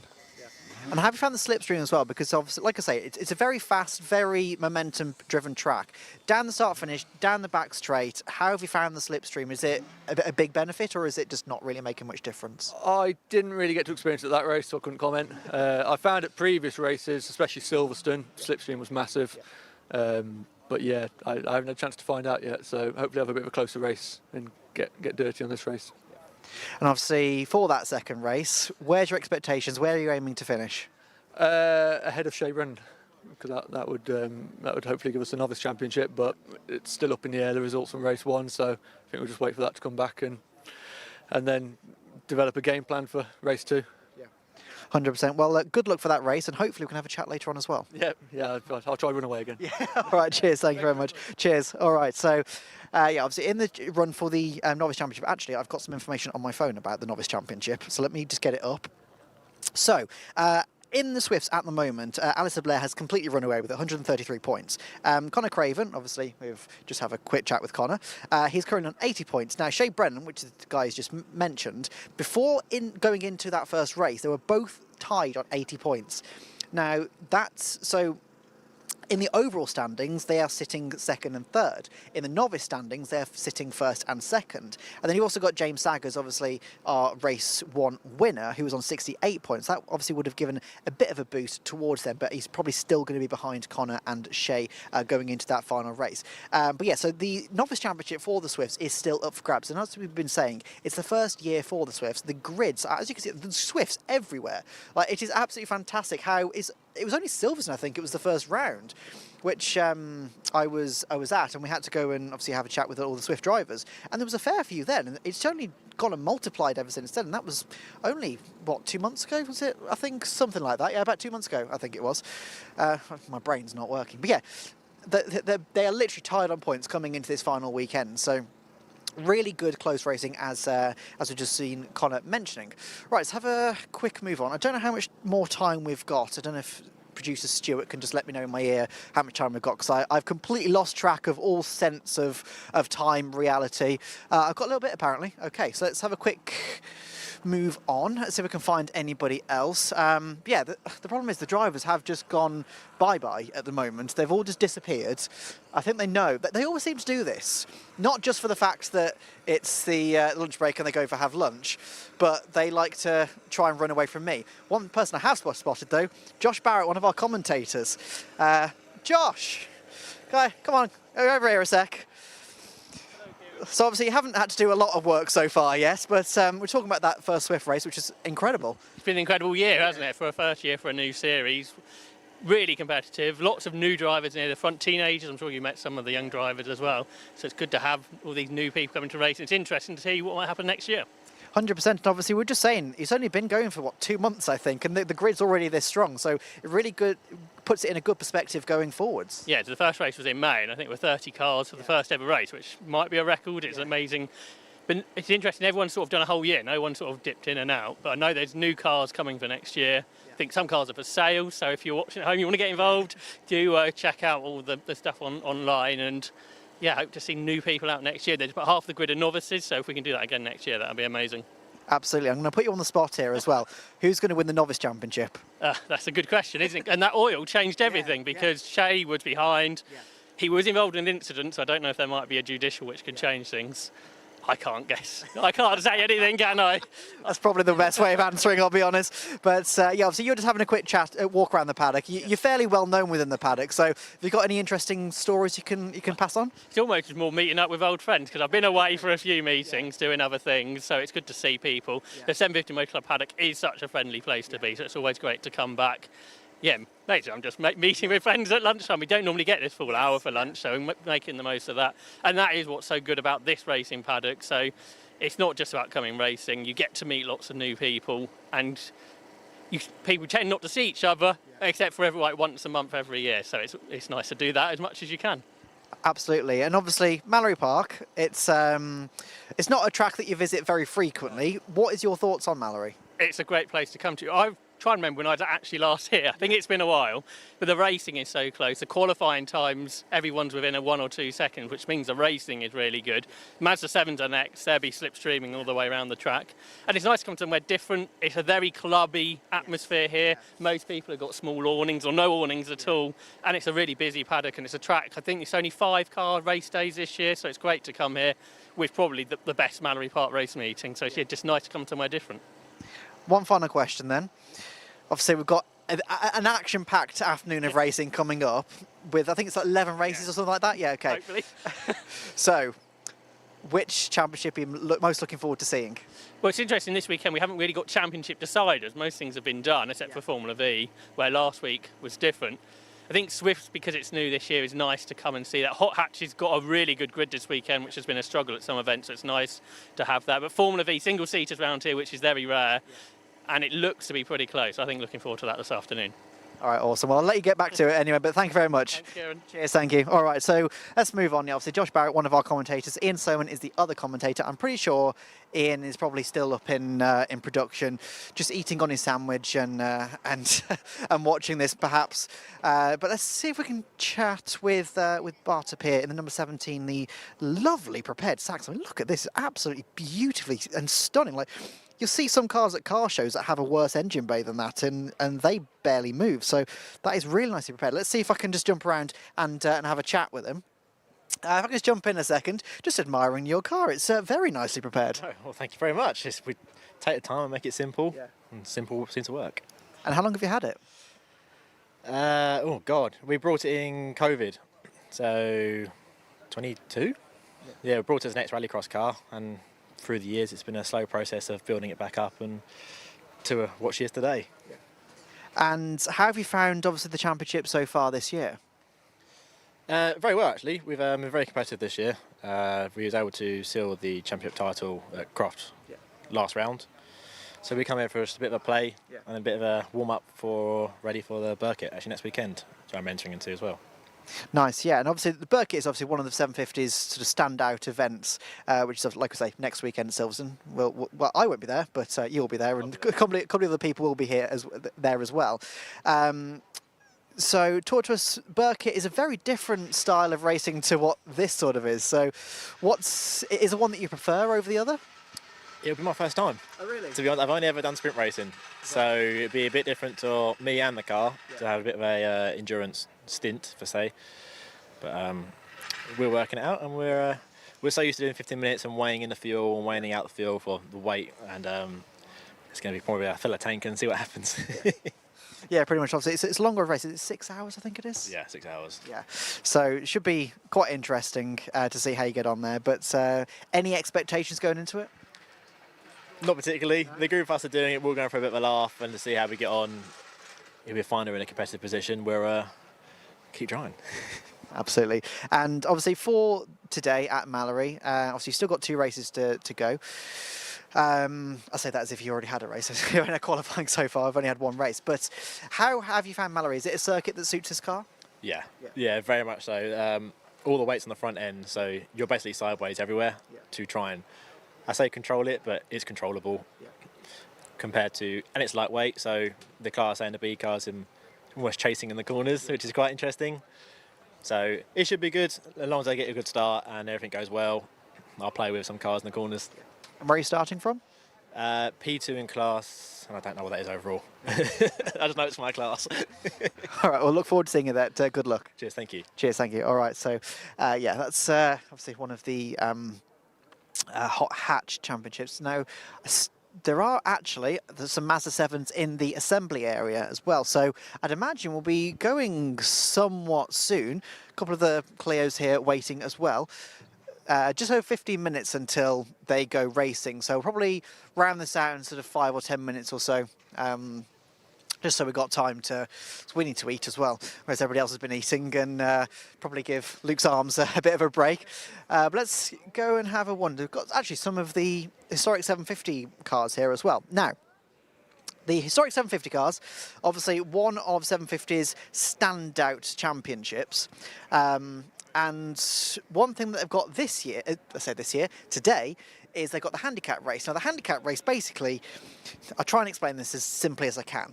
So, based on the car's sort of normal lap times, they'll set them off at a staggered intervals, so that by the end of the race, in theory, they should finish at about the same time. Now, that's great in principle, but obviously, it's never going to work out exactly like that. There have been some instances where they all finish literally in a group together, and there's been other instances where they're so spread out it's not even close. But one thing I said to Ian this morning, Ian Soman, is I'm glad that you're the one commentating on that and not me, because I would get so confused trying to keep up to date with it. It is such a confusing race to try and keep up to date with. But it should be quite an interesting one. Obviously, they've got one normal race, I say normal race if it's a normal race, first, and then they've got the handicap race later this afternoon. But you can see, obviously, some of the historic ones down here, just all grouped together. Like I say, we don't have to go massively far between the different paddocks, but it's obviously good to be able to come down here and have a bit of a look at them. Now, one person I do want to have a quick chat to. I've just spotted John. If I can just... can I just bop in a sec? Hello. Nice to see your face in the paddock again. You're filming me already and I'm not doing anything? Yes, absolutely. Yeah, because if you're in the paddock and you're not racing, then I'm absolutely going to come and say hello. Hello. Hello. I haven't seen your car here today. I'll say your ex-car. My ex-car, yes. Unfortunately, he's had a bit of engine problems with it. You obviously filmed him at Brands. I wasn't there. And he was chucking smoke out.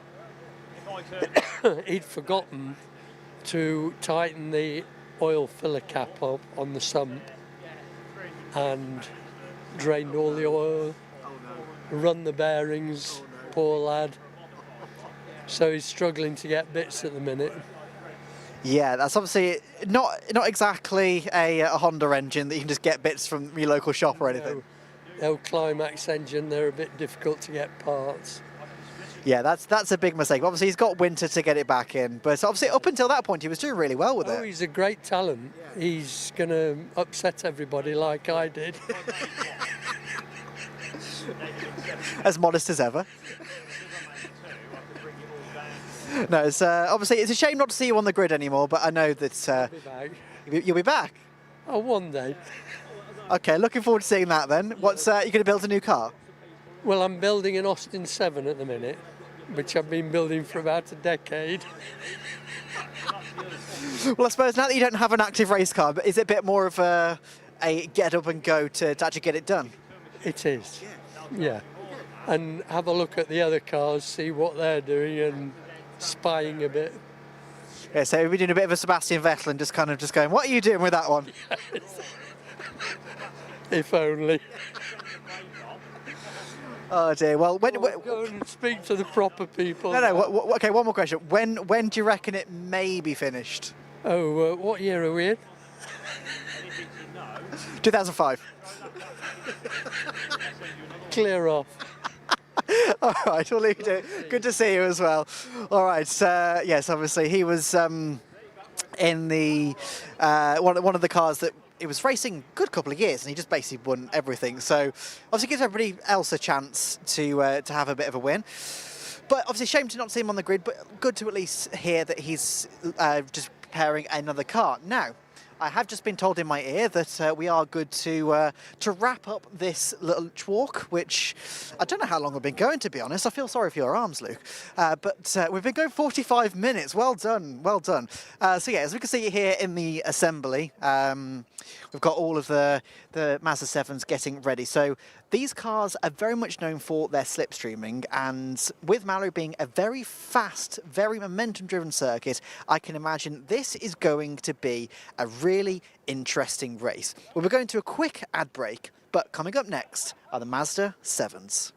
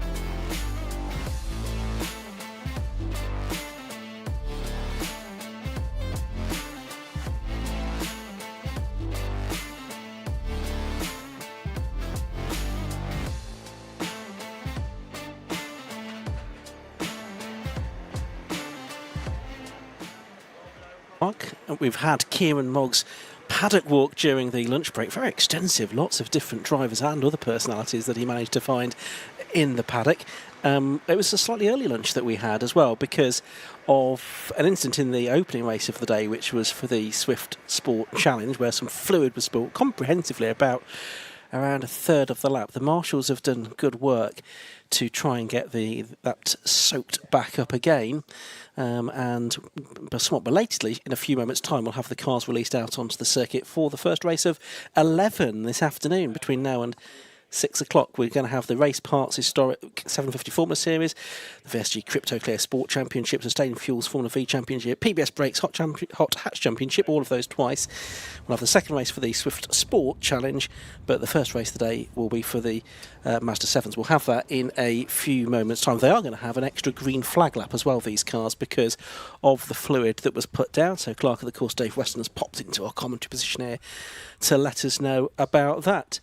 Josh Barrett is beside me, Ian Soman, here in the commentary box, looking ahead to this first race of the afternoon. And the whole afternoon, it should be quite spectacular, shouldn't it, if that first race before lunch was anything to go by? Now we really have got sort of an old-fashioned afternoon of club racing here at Mallory Park, haven't we? Just like you would come when you first visited Mallory, yes, absolutely. Only even more races and longer races as well than we'd have had back then. It would have just been 10 lappers mostly.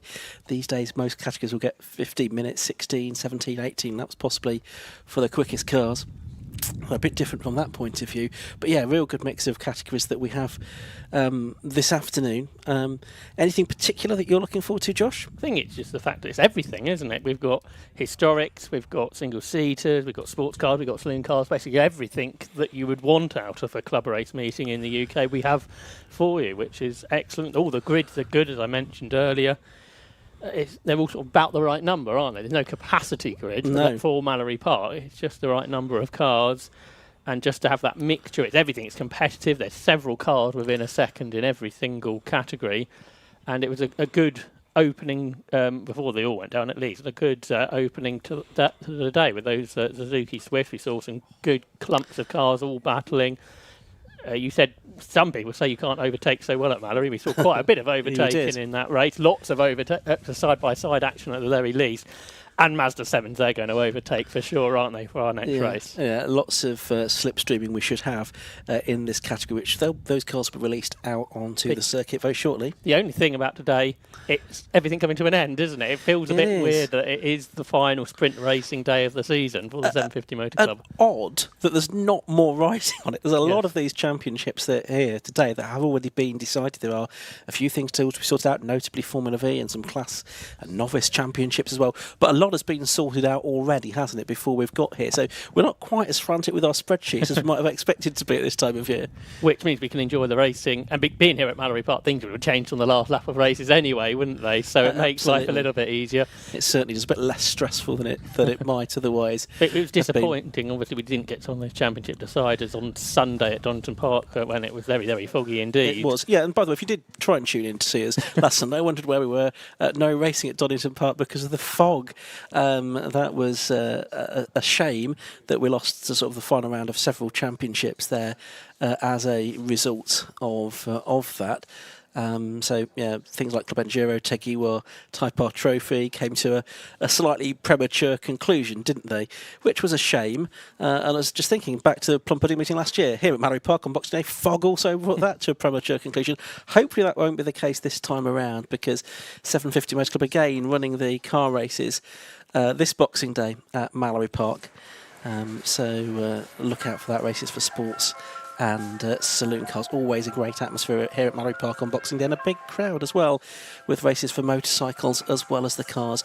The ice cream van arriving just behind us in the commentary box with its very loud jingle that it's playing, and we can hear it even with the cans on. So the ice cream van has arrived. So if Josh nips off, we'll know why. And good to see spectators here at Mallory Park ready to go.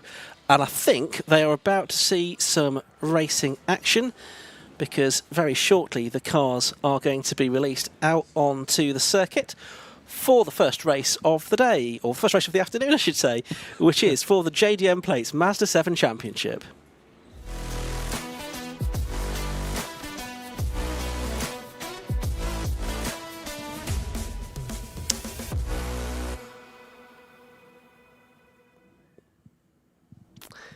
And good afternoon to everyone here at the circuit.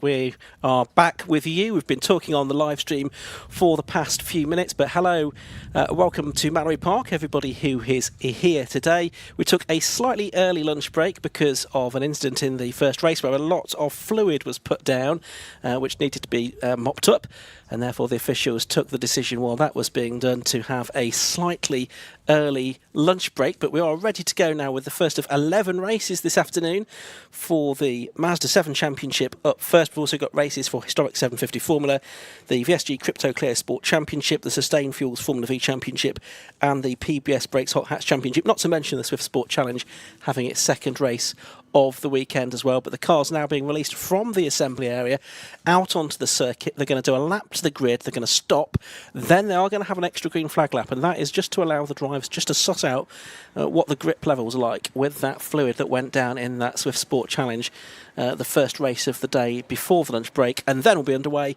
for 15 minutes of racing. And let's have a look at how the cars are going to line up on the grid. They're set by the fastest times in qualifying this morning, so pole position has gone the way of number 87 Craig Land, and besides him will be Luke Batt in number 66. Second row of the grid, that's going to be 25 David Bowen, and 22 is Tom Collar. 3 Callum Barnes and 55 Mark Crawford are on the third row, ahead of, on row 4, 35 Nathan Winter and 69 Lee Rogers. Row 5 will be 79 Ayrton Rogers and 43 David Mason. On the 6th row will be 99 Martin Shelton and 5 Ian Wells. Row 7 is going to be the 8 car, that is Jack Chapman and 15 Matt Groh. Lewis Penstone Smith, I should say, is on the inside of row 8 in number 47, beside number 73 Simon Walker. The 9th row is 7 Luke Mason and 88 Paul Southwell. And on the 10th and final row on his own is going to be the number 26 car of Ross Lorham. So 19 cars, these Mazda 7s, low-cost chassis, but with Mazda MX-5 1.8 litre engines are running here, so several seconds a lap faster than the low-cost, but their aerodynamic qualities are the same as the low-cost. They're still not hugely powerful, and that, Josh, is going to give some very good slipstreaming racing, I should think. Yeah, we've had a few Mazda 7 races here at Mallory in the past, and they've all been very close, frantic at fairs, and there's no reason why it shouldn't be any different today. The top 4 drivers in qualifying, all underneath Craig Land's lap record from last year, I think. So very quick lap times. You say they're not that powerful. Well, they're doing 95 mile per hour average lap times around Mallory Park, so they're not slow by any order at all. So pretty quick cars.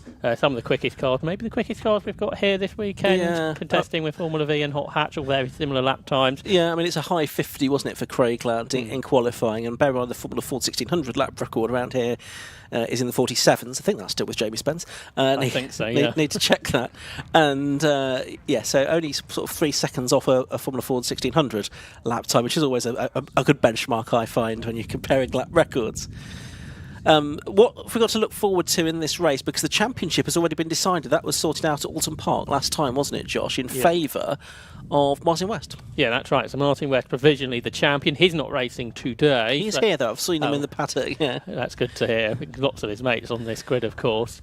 So he won the low-cost championship a few years ago, didn't he? Now he's won the Mazda 7 championship. But about of a second in the championship, very close indeed. After drop scores, I think just 6 points separate Tom Collar, who starts 4th, and Craig Land, who's good to see him back on the grid, recovered from surgery, which is the reason he couldn't race at Alton Park. So great to have him here, and he's back as quick as ever and involved in this battle of a second in the championship. Just 6 points between the two. Collar and Grant Land have both won 3 times this year. They head off onto their green flag lap. David Bowen, I think mathematically might be able to get in there, but he's got a lot more points to drop, so it'll be more difficult for him. So it's really between Collar and Land. 2 more drivers that have had success in low cost in the past. Well, an interesting one to watch in this race might be Lucas Batt, because he's there on the outside of the front row. He's had a second, he's had a third this season, but not yet had the win. So I'm sure he'd like to finish the season with a win. And he's picked up a couple of lap records on the way. So he's very quick, is Lucas Batt, which is great to see. The 23-year-old who's in his 5th season. He's only ever raced in Mazda 7, so he didn't do the low-cost route that most others did. But yeah, he's been really rapid. So I guess it's just learning the racecraft, isn't it? At the front with these experienced drivers like Craig Land, double low-cost champion, Tom Collar, who's racing all sorts of things. So it'll be interesting to see what Lucas Batt can do. So without a few of the front runners, Ben Dade, who had his first ever win at Alton last time, he's not here either. I think he was out in the Burkitt relay next week, so maybe saving the car for that. So other than Landon Collar, nobody else has won a race this season, so that sort of brings in different drivers. Callum Barnes has qualified well, hasn't he, up there, 5th on the grid. Nathan Winter went really well at Brands Hatch, son of David Winter, who typically has raced the car, but he's only in his 3rd meeting. He's 31. He's a Formula 2 race technician, so I'm sure he knows how to run a car. And he was very much stuck in the action at Brands, so he should be quick. But there were, 10 cars separated by 0.8 of a second in qualifying, so there's no reason why we couldn't have that many cars really in the lead battle with the slipstream that brings everyone else in. Absolutely. Looking forward to this. I've realised when I was sort of my paperwork last night, I've not seen these since May at Castle Combe, so it's been a while since I last saw the JGM Plates Mazda 7 Championship, which is a shame because it's always a good action-packed series to watch. Should be good round here at Mallory Park. So it's number 87 on pole position. That's Craig Land on the left-hand side of the shot, closest to the pit wall and the paddock. Besides him on the front of the grid in that sort of blue and day-glow orange car, number 66 Lucas Batt. Then it's 25 David Bowen and 22 Tom Collar, the two teammates on the second row of the grid. Flag is waved at the back, about to go racing. Red lights are on and they go out. Away we go then for 15 minutes of racing. Good start from the two on the front row. It's pretty even between them. And it is Craig Land, I think, that's going to have the line into the first corner. Or is he? Lucas Batt trying to drive around the outside of him, but I think Craig Land's going to manage to hold on to this. Is that David Bowen? Oh, and there's at least 2 of them off onto the grass. Oh, there's several of them off. In fact, there's some contact there further back, including the number 88 car of Paul Southwell. And Tom Collar was involved in that. The driver second in the championship. He was the one that got collected, I'm afraid. So I imagine we'll have an interruption to this. But for now, it is Craig Land that leads into the S's from Lucas Batt and Dave Bowen. But we didn't think we really had fluid down at Gerrard's, did we? But plenty of cars off the road, so a red flag is necessary. I thought that might happen, so this isn't quite going to plan. It's not, and it's a real shame because the cars, they've hopefully seen the red flag now. Safety car's going to head out as well. But there's 3 cars that have stopped there. So 22 is Tom Collar, 55 is the other one involved, Mark Crawford. There was a 4th, but that may have escaped.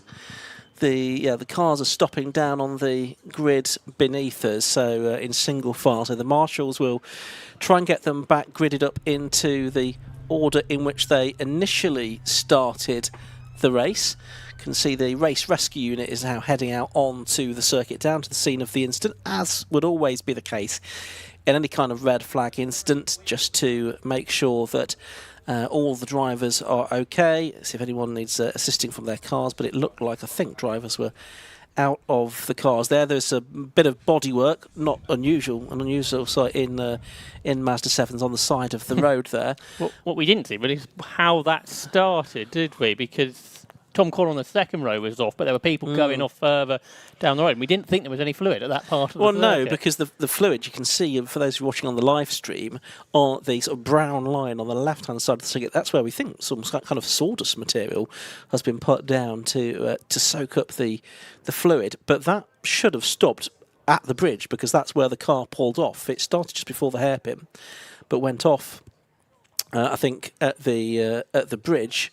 So there shouldn't have been any fluid that was sort of contributing to that incident at the first corner. But it's not unknown for incidents to happen at Gerrard's Bend on the opening lap of a motor race. And unfortunately, from the point of view of the sort of second place in the championship situation, has involved one of the protagonists, Tom Collar. He just got caught up in that. He was off, and he might have escaped, but for the fact that he was then collected by the 88 car of Paul Southwell that went off a few moments later. Yeah, it was quite a sizable impact, wasn't it? So whether we see Tom Collar for the rest of the day, so that sort of counters the fact that Craig Land wasn't able to race at Oulton Park last time out.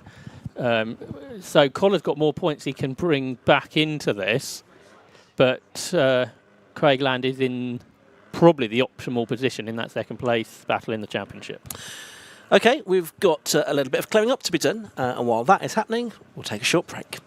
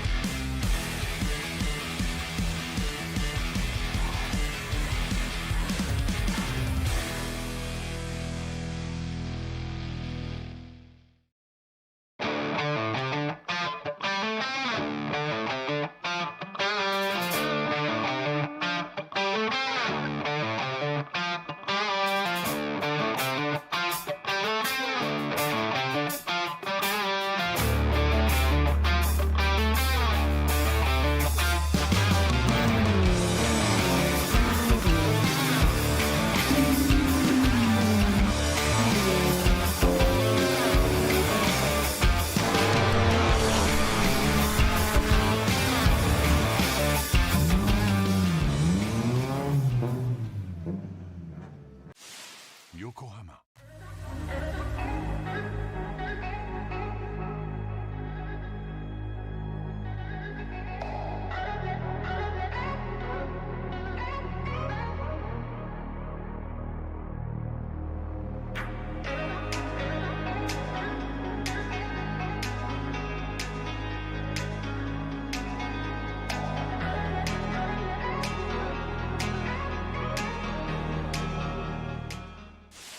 Yokohama.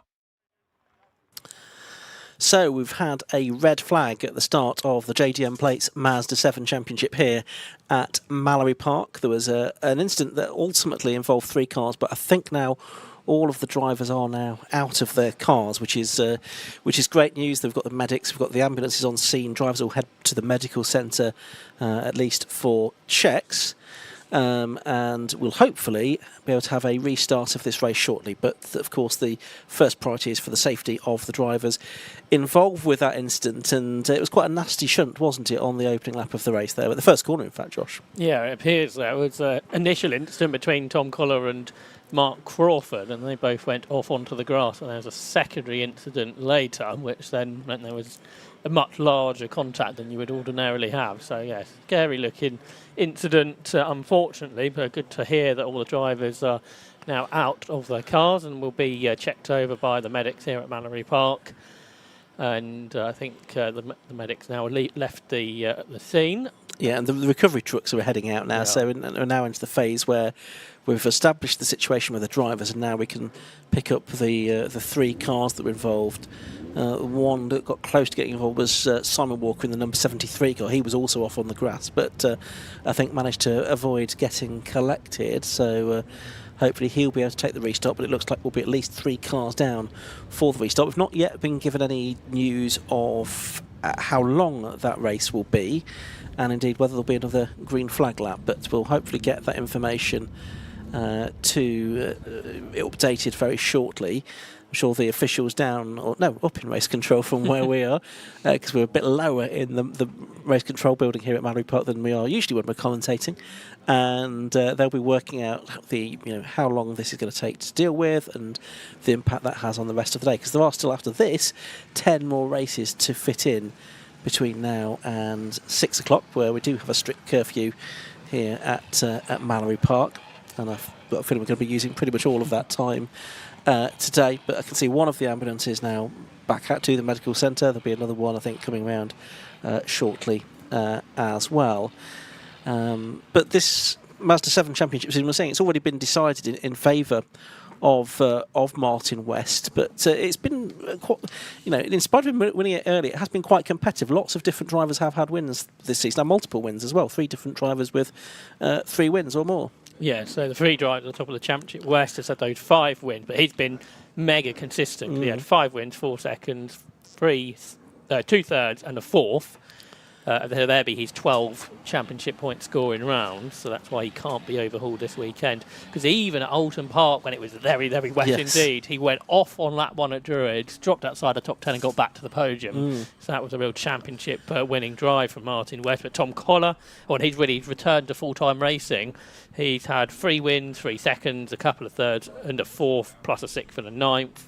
Then Craig Land's had 3 wins, a 2nd, 3 thirds, 2 4ths and a 5th. So those 3 have been the drivers to beat this season, really, haven't they? But Ben Dade had that first win in the wet at Oulton Park in his 2nd season of racing. So great result that was from Ben. Other drivers have been on the podium. David Bowen's had a couple. Lucas Batts had a couple. Imran Khan had his first podium at Oulton. Eddie Moyers had a couple of podiums. And Ben Powney returned for a couple of meetings. He was on the podium at his local circuit, Brands Hatch. Reigning champion, yeah. I was going to say, who's been racing primarily Formula 4s this year, hasn't he? Yeah, I think he's got a couple of weeks coming up, so couldn't make the action today. So you can see the recovery now will begin of those cars involved in the incident, including Paul Southwell, which you can see on your screen now. Yeah, so the other car, you can see the red car is Mark Crawford. So Tom Collar's car looks like it's already been taken away somewhere, and the recovery truck's moving in now to try to pick up those. That you can see the marshals there. We're just trying to see if the car would roll, but it seems not to be cooperating. The good news is there are 2 more flatbeds ready, aren't there? So we don't have a lack of them here at Mallory Park. Good to see there's a good number of marshals who turn out for this race day as well here, Ian. Yes, particularly for local marshals, they don't get particularly car racing here very often, so great opportunity to have to be a part of the event here. Absolutely, these sort of 4 or 5 meetings per season here now, rather than the 18, 19, 20 per season that it used to be back in the day. So the local marshalling contingent will support the event. And the local wildlife. And the local wildlife as well. Mallory Park, of course, renowned for its lakes. You've got the lakes in the middle of the circuit. You've got Foundation Lake, which is just the other side of Lake Esses as well. The lakes these days also used for sporting purposes, for triathlon and things like that. But still well populated by, in this case, swans, but other waterfowl and bird life as well. A few things have happened in the lake over the years, haven't they? And there is the bonfire. The Mallory Park bonfire is renowned, one of the big bonfires in Leicestershire. And they'll be celebrating that in a few weeks' time. I know that tickets are available, and as you can see, it's quite a pile, isn't it, of wood and rubbish to be burnt in a few weeks' time. Doesn't look quite as appealing as the lake, really, does it? No, not really.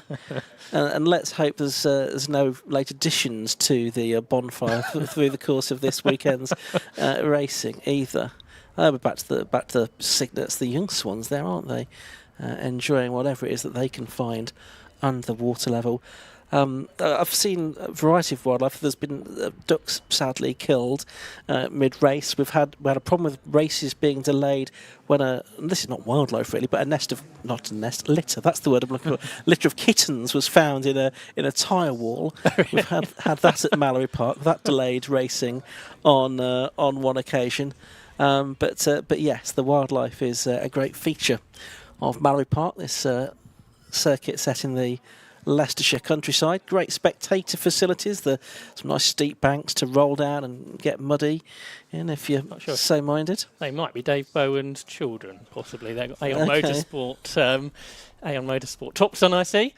One of 2 cars in that team this year. Unfortunately, Tom Collar, who was battling for second in the championship, eliminated in that incident. But Dave from Kent, he's been having his best season, really, hasn't he, in that the Aon Sports car prepared Mazda 7. I have news in that we are going to get another green flag lap, and then it's going to be a 10-minute race, so a 10-minute restart after another green flag lap for the Mazda 7s. We are not that far away now from getting the incident cleared, I don't think. I mean, the good news is there's no barrier damage, but plenty of time to catch up on some reading in the meantime. Okay, so we are waiting for the incident to be cleared up. Of course, was it Paul Eaton who went in the lake? Yes, a couple 3 decades father ago. of Abby Eaton, of course, herself a renowned racing driver. That was in the Eurocars, and of course the Eurocars were racing anti-clockwise around the oval, and he went over the bank and into the lake on the infield there. So he lost it out of what is the S's? Out of effectively the S's, yes, turn 2 as it would have been in Eurocar V6 racing parlance, and the car ended up in the lake. Fortunately, he was able to get out, but obviously that was a worrying few moments. But the Eurocar race events often had those. We unfortunately had an incident where marshals were collected by Eurocar V8 that went over the barriers at turn 1 at Devil's Elbow. A few nasty incidents in Eurocar down the years. But those were great race meetings, big spectator attendances for those. And at the time, the only race circuit that could run oval racing and circuit racing at the same venue. Of course, Rockingham has been and gone during the course, but a very different type of oval, of course, to what I guess here, almost like a big short oval rather than a big oval like Rockingham with Super Speedway. Exactly, and it did on a few occasions run the British Long Track Championships for short oval racing, so they had a day out on the big Mallory Mile. And they raced on the oval as well on 3 or 4 occasions. Inca Race brought those to Mallory Park. The other category that raced on the oval was the trucks here at Mallory Park. Back in 1994, I think that was the Truck Grand National, or one-off event. It wasn't repeated. It sounds scary. Yeah, so again, raced on the oval. They put chicanes in at turn 1, which is the turn onto the banking, and turn through turn 3, which is the entrance to Gerrard's, going anti-clockwise, the exit going clockwise. But that was a one-off event. Wasn't repeated. But it was quite good fun. A big crowd. But the problem was the trucks in their testing. I think it was a couple of days before the event, tore the tarmac up. Not surprised. And the circuit had to be resurfaced. I think as a sort of an emergency to get the meeting on a couple of days later. And before that, I guess you had live BBC Radio 1 shows being hosted. That's before my time. The Radio 1 Fun Days, of course, were legendary in the 1970s. Most renowned, of course, the Bay City Rollers, when they were here and their screaming fans trying to get to them on the island in the lake, running across the circuit mid-race. Probably not ideal. But yes, that's one of the storied moments of Mallory Park's history, which stretches back. Next year is the 70th anniversary, because it was opened as a racing venue in 1956. The first rider to race around the circuit was Maurice Shaw, hence Shaw's Corner, and Bob Gerrard drove his car, the first car to drive around the circuit, way back in 1956 to open Mallory Park, which was built by Clive Wormleyton, local man from Earl Shilton. It had formerly been a pony trotting venue before it was used for car racing and bike racing. And yes, so since 1956 it's been hosting motorsport events every year since then. It closed back in 1982 but was saved by Chris Meek, the property developer who bought the circuit. His name still adorns the Chris Meek Medical Centre that we can see out of our commentary box window. And the circuit for many years was run on a day-to-day basis by Edwina Overend and her husband Ron, and later son David as well. And they were the ones that really gave Mallory Park its tag as the friendly circuit. It was always a place where people were made to feel very welcome here at Mallory Park. And throughout the 1980s, it hosted top-level national racing. 1970s and then 1980s it hosted top-level national racing. 18 or 19 car events a year, similar number of bike racing events, but the numbers are much lower than that now, and Mallory Park being used for all kinds of other events, as we said, triathlon, cycling, a very popular venue for cycling and running events here as well. So really branching out to make use of the facilities here. Can see that the you can't see on screen, we can see from our commentary box window, I think this is the Tom Collar car that's being brought back down the pit lane. It's being towed behind the 750 Motor Club rescue unit. So we'll have a look out of the window to see what the damage might be to that car. Yeah, you can see where the hit was on the left-hand side, and then you do worry there that the chassis damage on that. The exhaust isn't much copper now either, is it? No, but exactly. Going back to those peak days, having the British Saloon Car Championship, as it was known then, and then particularly the Aurora Formula One Series, was quite something on a circuit like this. And you may have seen it, Josh, I'm sure you have. There's footage from YouTube of the sort of central, or ATV probably it was at the time, coverage of the of those Aurora Formula One race meetings. So it was a big grid, really, wasn't it? At least 16 cars, I think. Yeah, absolutely. Which is plenty around here, which I guess we're doing just over 40-second laps. Yeah, that record for many years was just over 40.06 seconds, but that's brought down to 37 seconds. I think it's still with Johan Rajamaki in his Arrows, that has the outright lap record here at Mallory Park of, say, 37 point something seconds. Won't be beaten today. I think not, no. But the good news is that we'll have some drivers trying to have a crack at it very soon, because the circuit, I think, is now clear. We've just seen those two recovery trucks head into the paddock, and so shortly, once the officials are satisfied that everyone is in the positions that they need to be, and certainly the grid has already been lined up, so good work by the start line marshals to get everyone back into order, then we will get minutes to go countdown underway, then a green flag lap, and then we'll get back into the race, which, as I mentioned, is going to be 10 minutes rather than the original 15. So assuming Tom Collar doesn't race today, Craig Land needs to score 28 points to claim second, unless Dave Bowen can overhaul his score, which is possible, but perhaps more unlikely. Yeah, we just saw on screen there Tom Collar's car briefly having taken into Parc Ferme, and no doubt it'll be examined. So I think the circuit is now clear, and it's just then a question of waiting, making sure that everyone is back into their positions, medics, rescue units and so forth, before we can get this green flag lap underway ahead of a 10-minute race. It should still be a very good race that we have for the Mazda 7s, as we've mentioned. Tremendous slipstreaming action. They grew out of low cost, of course, and low cost made its debut here at Mallory Park back in 1999, I think it was, the very first race. The 10 minutes is due to start at the beginning of the green flag lap I've got on my screen. Okay, right, I've not got that on mine, but you may well have some more information. So yeah, okay, probably about 7 or 8 minutes then of actual 10 laps. Racing. Yeah, something like that. What a great idea. So yeah, we'll be back racing very shortly, I'm sure. But yes, the they've got the cars on the grid ready to go. It's just a question of making sure everyone is in position. Yeah, the Mazda's low cost, 1999. That's where I was going, wasn't it? When they first appeared at Mallory Park, with just half a dozen cars, and of course they were built based on the One Champion book, Build Your Own Sports Car for as little as £250. And the idea was that you could construct a car from bits that you accumulated and put it together. But the reality is a lot of chassis and car builders emerged. So many of them were sort of put together rather than by individuals, by organisations that were putting them together. But I don't know how many chassis were built altogether for racing purposes. There must have been quite a few, because there's still a lot of them racing between low cost and Mazda 7s. Yes, we had 45 registered cars in low cost this year and 38 in Mazda 7s. So that's over 80 cars, isn't it, altogether? That's just registered for this season. That's right. So it's quite extraordinary. It's come from that 6-car grid that you mentioned 26 years ago to the point where we are now. And low cost grew very quickly to the point where it was needing heat races.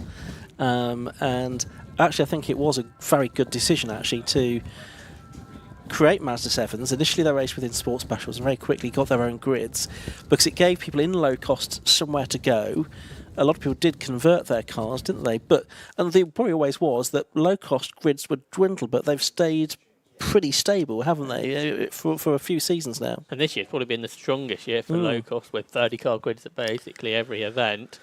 So it's still working out that way, even if perhaps budgets aren't hugely different between the two. Maybe the tyres, I think, are more expensive on the Mazda 7s, but the engines, I think, pretty similar between the two, because the Mazda MX-5 running gear, I think, is pretty easy to come by. So it's a low cost, obviously quite a bit slower, so a good way to go into racing. But then when you want that speed increase to what are pretty quick lap times, as quick as a fast tin top, and on a better budget than other 7 type cars, where people don't need to go testing regularly like in some other championships, because it's kept that club racing feel. But it's had some very quick drivers. You mentioned Ben Powney earlier. He's been a multiple winner in Formula 4 1600 races since he moved over. Tom Gadd, who was a low-cost champion, he's done similar things. He's been racing won the F1000 championship initially, but then has been doing Formula 4 this year and a regular podium finisher in what are very competitive categories. Absolutely.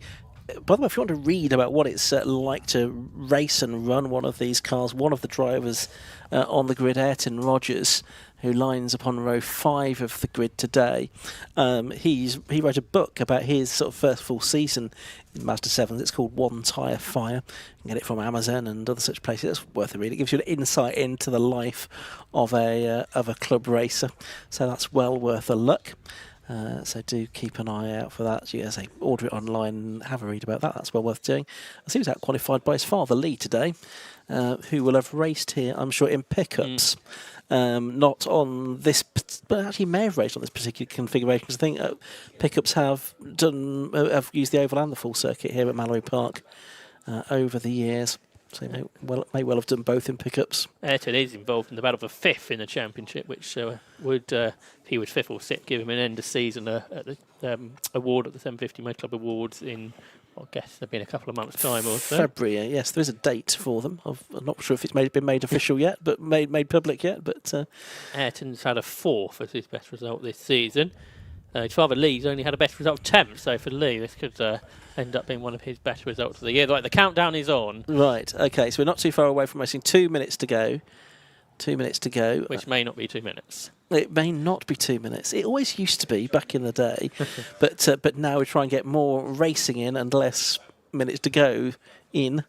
But yes, it's we're not far off the action. I think pretty much everybody's where they should be. And I say green flag lap. We think the countdown is going to start at 10 minutes.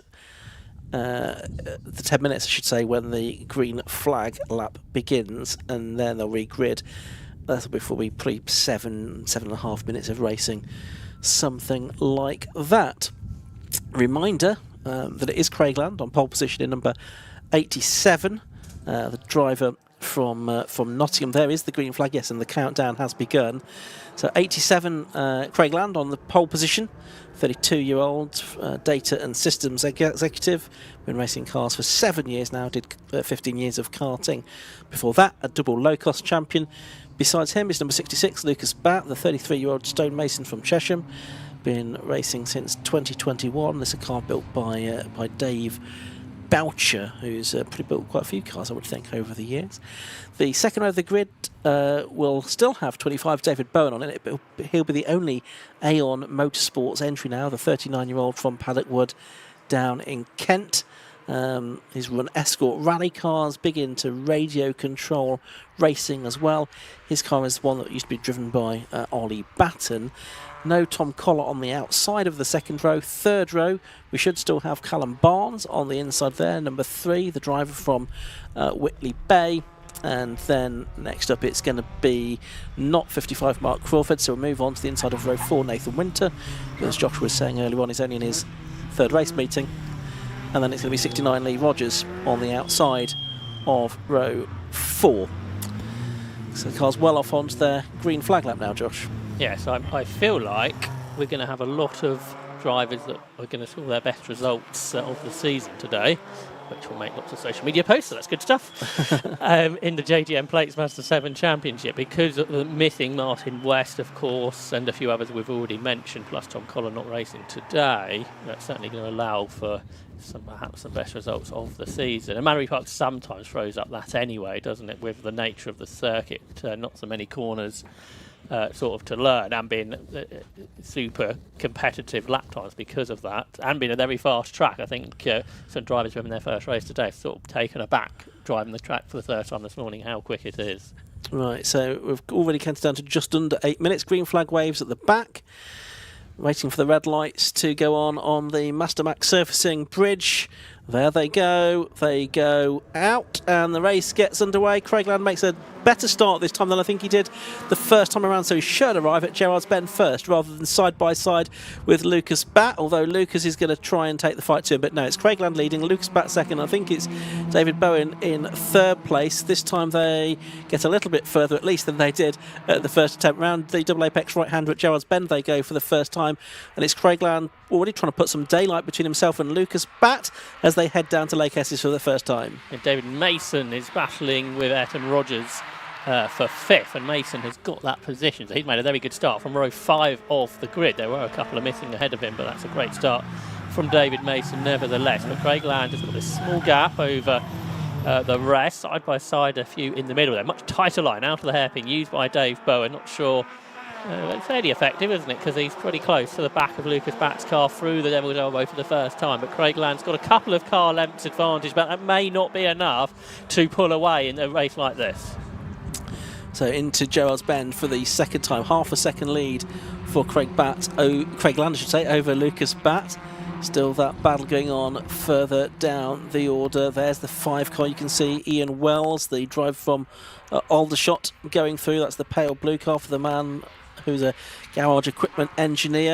And the driver trying to make a move there. Up the inside is 99 Martin Shelton, and he gets ahead now of that Leighton House liveried car. So that puts him up into 8th position overall. Somebody's lost a mudguard and all that. It's Ayrton Rogers, isn't it, behind his father at this point, the front right corner of that went missing, but Land still leads and through the elbow for the second time. Everyone's in a line really here still. No one's falling away from the pack, and Craig Land's lead comes down by a tenth or so. So Lucas Batt is catching in the slipstream. David Mason continuing to make progress on the outside of Callum Barnes into Gerard. Barnes going really well here, up in fourth position. David Mason, who I think was one of the early converts to Mazda 7s, and I'm afraid we've had another incident, haven't we, here at Gerard's corner. So we have red flags immediately because of that. So another incident here at Mallory Park, a second red flag, I'm afraid. And I think that will be that as far as the Mazda 7s are concerned for the first race of the day, at least. That's usually the case when you have a red flag, or two red flags in the same race. But it was a nasty looking incident there, and immediately rescue vehicles heading out onto the scene. So hopefully everyone involved with that is going to be okay, but again, a very quick response by the officials to throw that red flag. The rescue vehicle will be on the scene of that incident within moments of it having taken place. Try and figure out who it is that's been involved in that when we can, but obviously at the moment the first priority is again for the drivers and their welfare, with that big incident happening at Gerrard's Bend at the start of lap 3 of the race, Josh. And the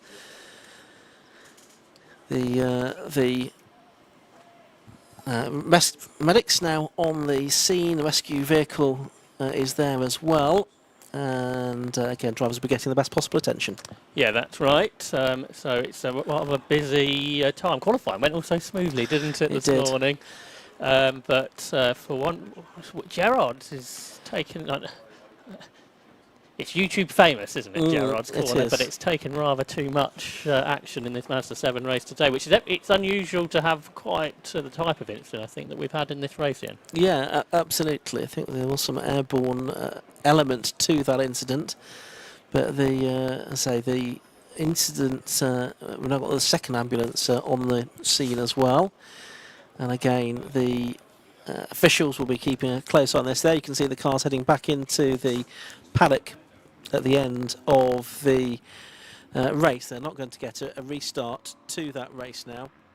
And that will mean that we may get a result declared at one lap, possibly, if at all. And hopefully we'll get the scheduled second race for the Mazda 7s a little bit later on today, but we'll have to see whether the result is actually declared from this race or not, Josh, because it will at the most be after one racing lap that result gets declared. So I think we're going to take a quick break and then we'll see where we are after that.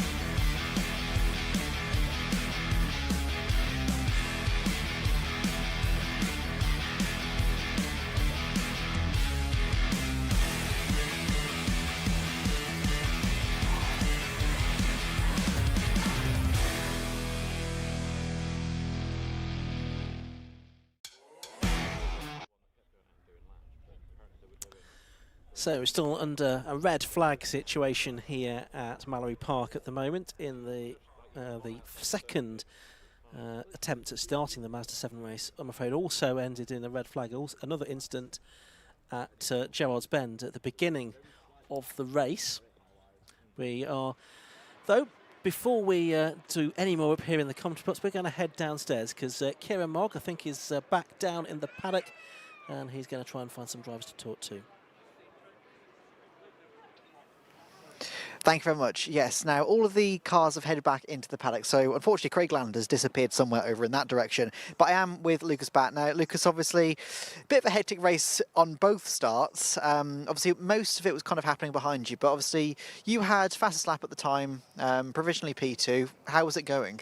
Yeah, I mean, I was having really good sort of fun with Craig. It's just a shame they kept having a couple of red flags. They're both quite serious accidents by the sounds of things. I haven't actually seen them, so hopefully those boys are all right. But yeah, we were just having really good fun. Sort of, obviously it's quite a short circuit, but there's so much straight, sort of all around the circuit. So you just can't, no matter how much faster you are than the car in front, you just can't seem to pull away. So you're just having great sort of dicing battles with everyone. I was trying to get at Craig, and then after I tried a couple of times, then Dave would sort of be right up behind, sort of coming after us. So yeah, really good fun. But yeah, it's just a shame about the couple of accidents. Yeah, 100%. And one thing we've been talking about today is this is very much a power-driven, well, not power, but it's momentum-driven and everything. And obviously these cars are very well known for being slipstream, sort of beneficial. Have you found that been the case in the short bits of races you've had? Oh, absolutely, around here especially. I mean, you just can't drop someone. Yeah. I mean, to drop someone around here, you need to be at least probably 4/10 quicker, because as soon as you get either through Gerrard's or onto this back straight out of the elbow, it doesn't matter how far ahead you are, you're just pulling them in. And it's the same in qualifying. You can't really get towards the front. You need to be lucky with the toes and the traffic you're catching up. So it's a huge effect on these cars, definitely. Well, obviously, like I say, provisionally P2 at least, so hopefully you can have a bit of a smoother second race later on. Fingers crossed. Cheers, thank you very much. All right.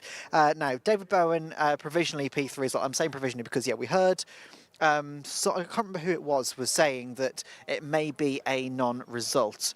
But yeah, we've got David Bowen's car here, and there is David Bowen, actually. So let's see if we can try and jump in with him while he's... just was having a bit of a hug with someone. Can I just have a quick chat with you? Is that all right? Cheers, thank you. So provisionally P3 obviously up to that point. Unfortunately, race got cut short and everything. But how was it going up until that point? Well, we didn't get much racing really, but I was quite happy. Set behind front two. Yeah, it was all quite good. Bit slippy down the hairpin with the oil and that, just feeling my way in, but. Yeah, never nice to see the red flags and stuff going on. So, yeah, see what happens later. Could you see much of what was happening behind you? Absolutely no clue. No, literally, the first incident with Tom behind us, he suddenly had an empty mirror, so it's like, oh, something's happened. But both times it was just behind me, so I had no idea really. So, there we go. Well, like I say, hopefully the second race later on it'll be a bit better. But obviously up until that point, it was going quite strong. Yeah, I was quite happy. Car was good. Car feels good. Yeah, so feeling quite racy. So yeah, we'll live to fight another day and have a go, I suppose. Absolutely. Well, congratulations on provisionally P3 at least. Yeah, thank you. Yeah, good. Thanks. Cheers. Thank you. Yeah. So.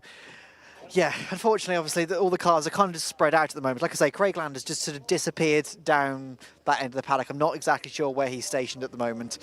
So, yeah, I guess we'll have back up. We can see that the cars are still being recovered over in the distance. Obviously, I don't think we know the status of the driver at the moment. I think it was Luke Mason who was involved. Yeah, hopefully Luke is okay. But yeah, obviously we'll just have to wait and see how he is. So back up to Ian and Josh in commentary. So we've got the situation still being resolved over there at Gerrard's Bend that brought an end to the first race of the day for the JDM Plates Mazda 7 Championship. That has been called. They won't get a restart for that, so we'll have cars out shortly for the next race. There you can see on screen the car, one of the cars involved. That's number 7, which did roll. That was the car of Luke Mason that rolled. There was a couple of other cars involved as well with that incident up there at Gerrard's Bend. But we will have racing back underway very shortly. A reminder that after this we have racing coming up for the historic 750 Formula. Then after that, if I find my timetable, it's the VSG Crypto Clio Sport Championship, Sustain Fuels Formula V Championship, and PBS Brakes Hot Hats Championship. So Josh Barrett alongside myself, Ian Seven here in the commentary box. Still plenty to look forward to, we hope, for the rest of the day. Yeah, there's a lot of racing to do over the next 4 hours is the plan. But you were talking about the history of Mallory Park in the last red flag period. And particularly one car on this grid would take you back to the very early days of 500cc Formula 3 races here at Mallory Park, because we are due to have a Cooper 500 on the grid in the historic 750 Formula field. So that really takes you back to those early days, plus the early 750 Formula cars that would have raced here at Mallory Park, and several Austin 7s. There's early Clubman's Mallock on this grid too. So it's a great variety we have for historic 750 Formula coming up at the moment. Drivers currently aren't in their cars. I can see in the assembly area, so there'll be a few moments before the cars are released onto the circuit for the Race Parts Historic 750 Formula Series, which comes up next here at Mallory Park. And this their only scratch race of the day, because the second race for Historic 750 Formula coming up later on will be a handicap. So this is sort of the last sort of pure round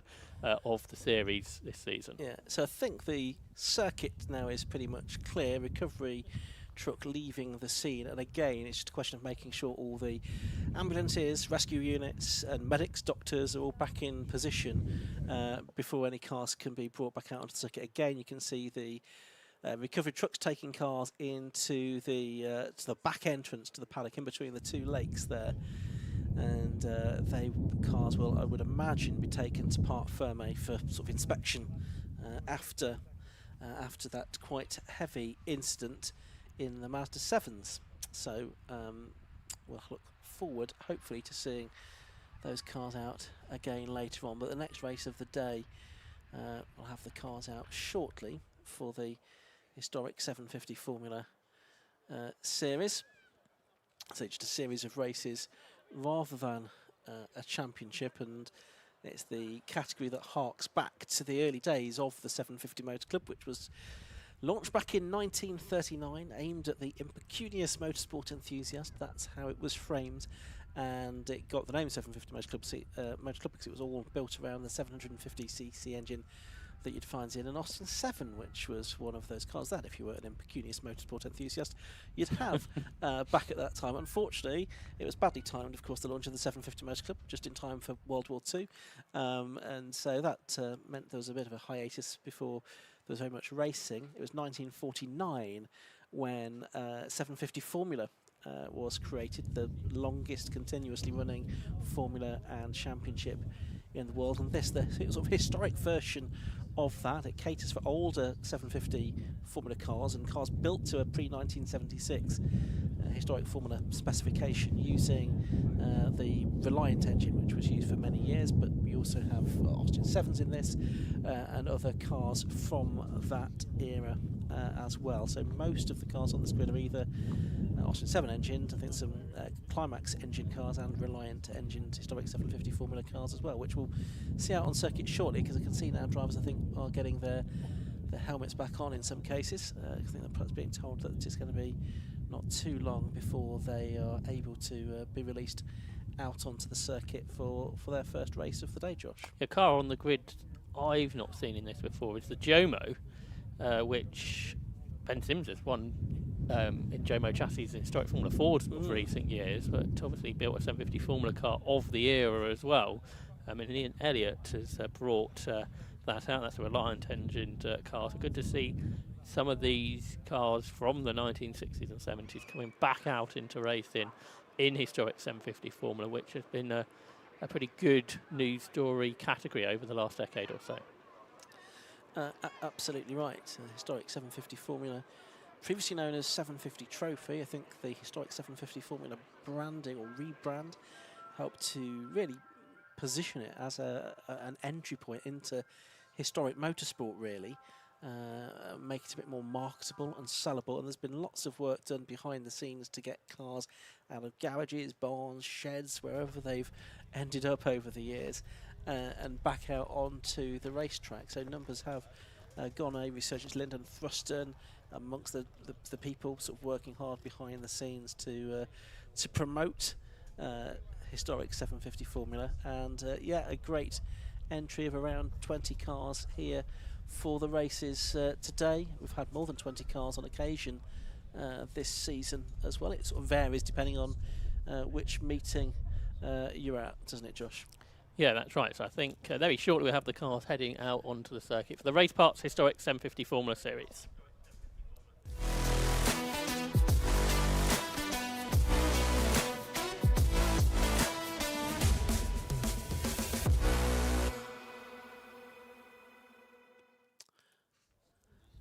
So, Race Parts Historic 750 Formula Series cars shortly to be released out onto the circuit for their first race of the day, due to be a 15-minute race, somewhat belatedly due to delays already during the racing timetable. Drivers are mostly into their cars. There's one or two still to get into their cars, but not quite ready to release them just yet, I don't think. Just waiting for everyone to be back into position, as I say, after those incidents. But just as soon as the officials are ready to let the cars out, we will be back underway racing here at Mallory Park this afternoon. As I've already mentioned today, 750 Motor Club also running the car racing element of the Plum Pudding race meeting here at Mallory Park on Boxing Day, which also features motorcycle racing courtesy of EMRA. And I think entry is now open for the car races. Certainly details on the 750 Motor Club website for that. And of course, if you're on the spectator side, then do come here on Boxing Day. It's always a big crowd here to enjoy the car and bike racing. And hopefully this year we'll have the weather on our side, which it wasn't last year. We were stymied by the fog. A familiar story. After last weekend at Doddington Park, where we lost the Sunday, lost the second day of the 750 Motor Club race meeting there. But as I say, shortly we'll have cars out for historic 750 Formula, Josh. You're good to see in the assembly area the Cooper 500cc F3 car is there. Only did a couple of free laps in qualifying, but in past years we've seen the 500s come out within historic 750 races. We haven't had one lately, so good to see Douglas Maclay's Cooper is out there. And again, that would have been from those early days of Mallory Park here in the 1950s, when there would have been 500cc Formula 3 races on this circuit. So good to have one of those out, plus, as we mentioned, the Austin 7s and the 750 Formula cars. We've got a Clubman on pole, haven't we? An early Mallock of Tim Sage. So Tim's pretty rapid. He's actually the lap record holder around here in this category in his Mark IV U2. So that's a Ford-engined car, and as you say, it brings together all those sort of low-capacity cars of anything from the 1960s and 70s, when motor racing was perhaps a bit of a different place than it is nowadays.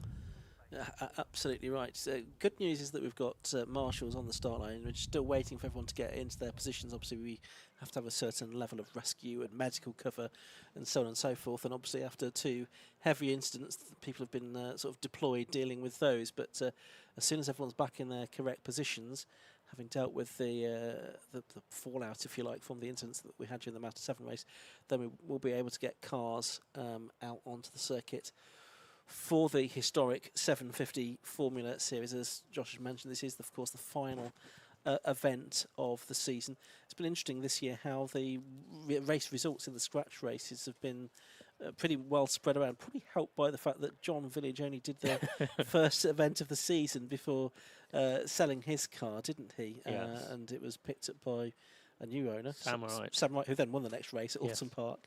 So John Village, he won the first couple of races of the season. Those were at Donington Park, then at Alton Park.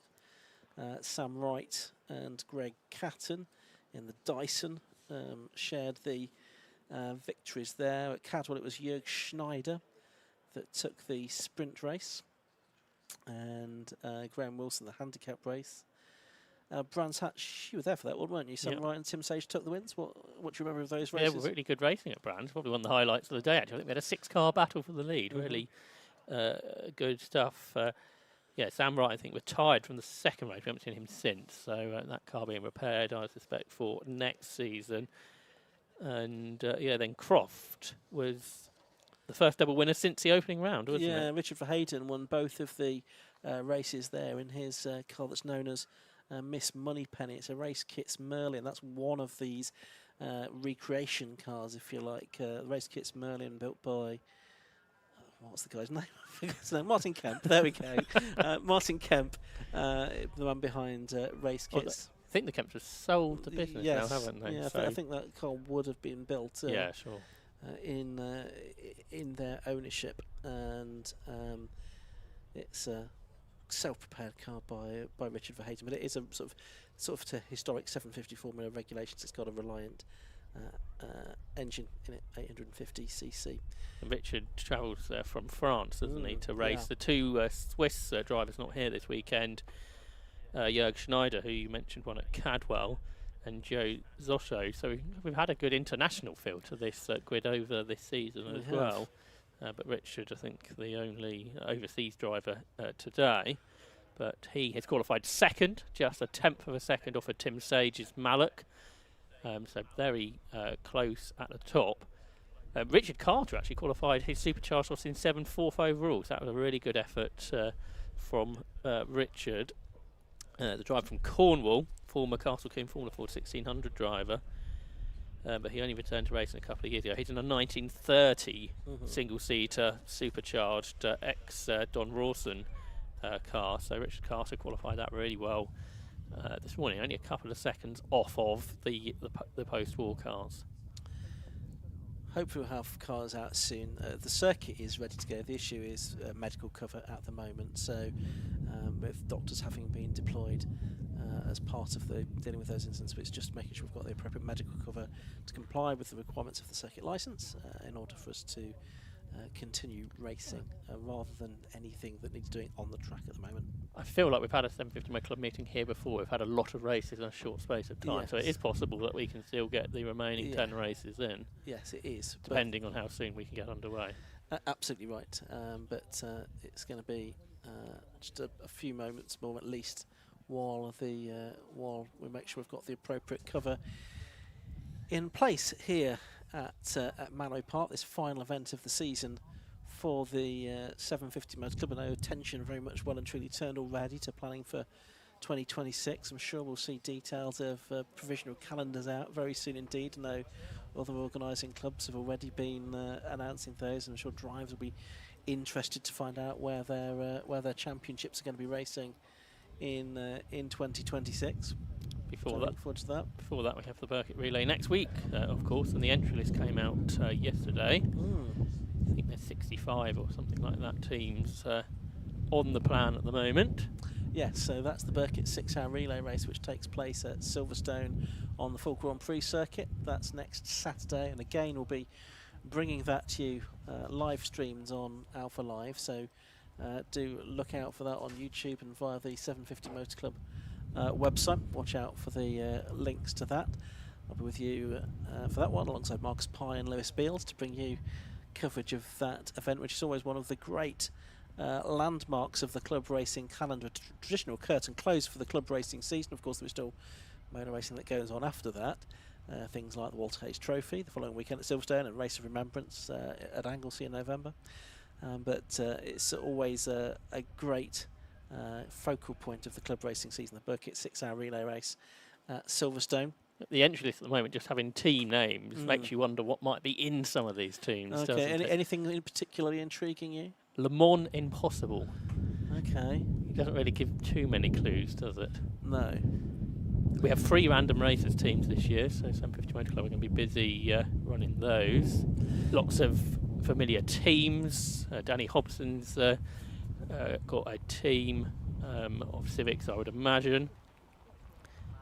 Rutec Racing are back, but with 2 teams, a BMW team and a Lotus team. Intersport have got a couple of teams with BMWs, I suspect. Kevin Clark's team, who's been a familiar racer here at Mallory Park in the past. Absolutely. Paul Roddison and Paul Sheard have got a team each, 2 sort of long-term club racers. And the RAF MSA are back, of course, and the Army Motorsport team, the Royal Navy. So that's always an exciting part of the event, isn't it? The Armed Forces, who always do well as well. They do. The military planning comes into its own as they always fare well in the handicap award, which is the main part of the Burkitt 6-hour relay race. Really, of course, there is the scratch result, which we'll keep a very close eye on, but it's the handicap prize that is the one that really matters in the Burkitt 6-hour relay race. I presume there are radical teams. There's no team name that suggests. No, I'm not sure if there are any for this season. Well, that could be interesting, couldn't it? It could certainly mix things up because usually it's a battle between sort of 2 or 3 or maybe 4 radical teams. If we're lucky. Right, I hear engines firing up, which is good news, and those drivers that had not yet got their helmets on are now doing so rather hurriedly. But I imagine that therefore means that the signal has been given to that we can get racing back underway imminently now, because these cars will head straight out onto the grid, and once they get to the grid, they don't have a green flag lap. The cars for the Race Park Historic 750 Formula Series, and have not been notified that that has changed, as it had done for the Mazda 7. So I think they will go straight into a 15-minute race is still what is scheduled. I imagine what will happen here is that they'll try and give everyone their full distance for the first race, and if there does need to be any cutting back of race distances, then they may have to look at that for second races for each category. We've had some pretty good historic 750 Formula races here at Mallory Park in the past, haven't we? It suits the cars well, really, being a short lap. It does. I think one of the circuits that is particularly well suited to this type of car. Perhaps because the circuit hasn't changed. Yes. Well, and I think you also think somewhere like Cadwell Park is quite well suited. Another circuit that hasn't really changed very much over the years, so quite well suited. Whereas you put them on a more modern facility which has changed substantially, like Silverstone, for example, and they can feel a little bit lost. Yeah. I guess that's why we perhaps had that good race at Brands Hatch. Yes. Because Brands Hatch hasn't really changed, has it, since these cars would have raced? Well, apart from the fact they race in the opposite direction now to that they used to back in the very early days, didn't they? Originally not the 750 Formula cars. Not the 750 Formula cars, no. Going back even further into history. But it's not just the motorcycles that race that way around. I think it might have been, although I think there might have been a demonstration for some cars going the other way around as well. Yeah, I think at you're one right. point. Well, I know that we have Brands Hatch historians tuned in, so I'm sure we will hear more about that. We'll get corrected as necessary, I'm sure. Right. Revs rising in the assembly area now. I think we're just pretty waiting for the final go-ahead before the cars can be released. So the only sort of really quick driving qualifying in Class C for the 750 Formula cars was Richard Verheiden, wasn't it, in the race kits? Because otherwise it was 2 Class D cars. So for this sort of the invitational class, isn't it, Class D, with the Mallock, Clubman and the Dyson 1172 Formula machine. But those 3 separated by just 6 tenths in qualifying. Obviously in the handicap race later, that will bring in many more drivers. Gary Brandon's a long way down the grid, 13th. He did a full session, but ex-local driver you'd expect to be a bit higher than that. Scrutineer these days as well, isn't he, when he's not racing? Right, I think we are now in a position where we're able to get cars out onto the circuit. Just seeing a message pop up on my screen. I think a radio message has been conveyed, and yes, the marshal in the assembly area is now pointing to the driver, go! And he resolutely is not going. He's having another go, after all this. Like he's signalling to a slightly disobedient pet. The first car is refusing to move. So there we go. It does now. Tim Sage is heading them out onto the circuit for what will be a 15-minute race eventually when they get there. One of the scrutineers just reminding competitors to make sure their visors are shut before they go out onto the circuit, of course, because these are open cars. As you can see them come out onto the circuit, that's so they need to have their visors closed. Hopefully we've got a grid that we can bring you in just a moment, because the car's now heading out onto the circuit. This grid set by the times in qualifying, which, as we've mentioned, has number 2 Tim Sage on pole position in his Mallory. He was one of just a handful of drivers to go underneath the minute barrier. Besides him on the front of the grid is number 6 Richard Verheyden. Second row, with 31 Greg Catton in the Dyson and 88 Richard Carter. The third row, 37 John Donnelly and 13 Ben Bolt. Fourth row will be 41 Christopher Jones. 40 is Mike Henny. On the fifth row is going to be 67 Paul Mason and 55 Chris Martin. Row 6 will be Peter Marshall, number 8, Ian Elliott in 47. Gary Branton, 74 on the 7th row, has number 3 David Rose next to him in the Lotus. Row 8 is 22 Charlie Plain Jones in his Austin 7, next to number 11 James Miles. The 9th row will be 66 James Ricketts and 94 Duncan Plain Cooper. Row 10, 17 Matt Tompkins, 12 Roderick Renfrew even, with 85 John Moss at the back of the field, and the cars heading down the Stubby Straight now on their assembly lap to the start grid. Interesting if John Moss is there, because he didn't do a time in qualifying, but he broke Charlie Plain Jones's record of runs, didn't he, in Class 8 at Croft? Yes. For the non-supercharged Austin 7. Charlie Plain Jones to the back of your shot there, very much a long-term 750 Motor Club racer and a long-term Austin 7 competitor and supporter of that brand, really. I think he was behind a lot of the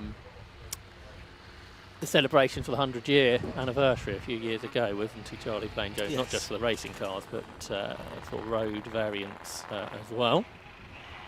And he continues to race the Cowley Special very quickly indeed, winning Class A on most occasions this season. There's the Mallory of Tim Sage, the 1964 car, which is owned by Bill Pearce. Peter Dewhurst has raced it on occasions this season.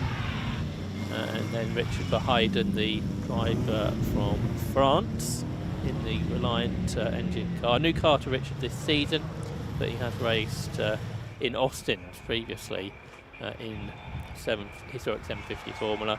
And then you've got Greg Catton's car, the 1968 replica, I think, 1172 Formula Championship car, or a replica of the winning car, apologies, of that championship in 1968. John Bishop took championship in a very similar Dyson Type 64, so that's the car third on the grid, and we expect it to be between those three cars. We're all averaging over 80 miles per hour in qualifying, in cars which are under a litre in capacity and have 60 years of history to their name.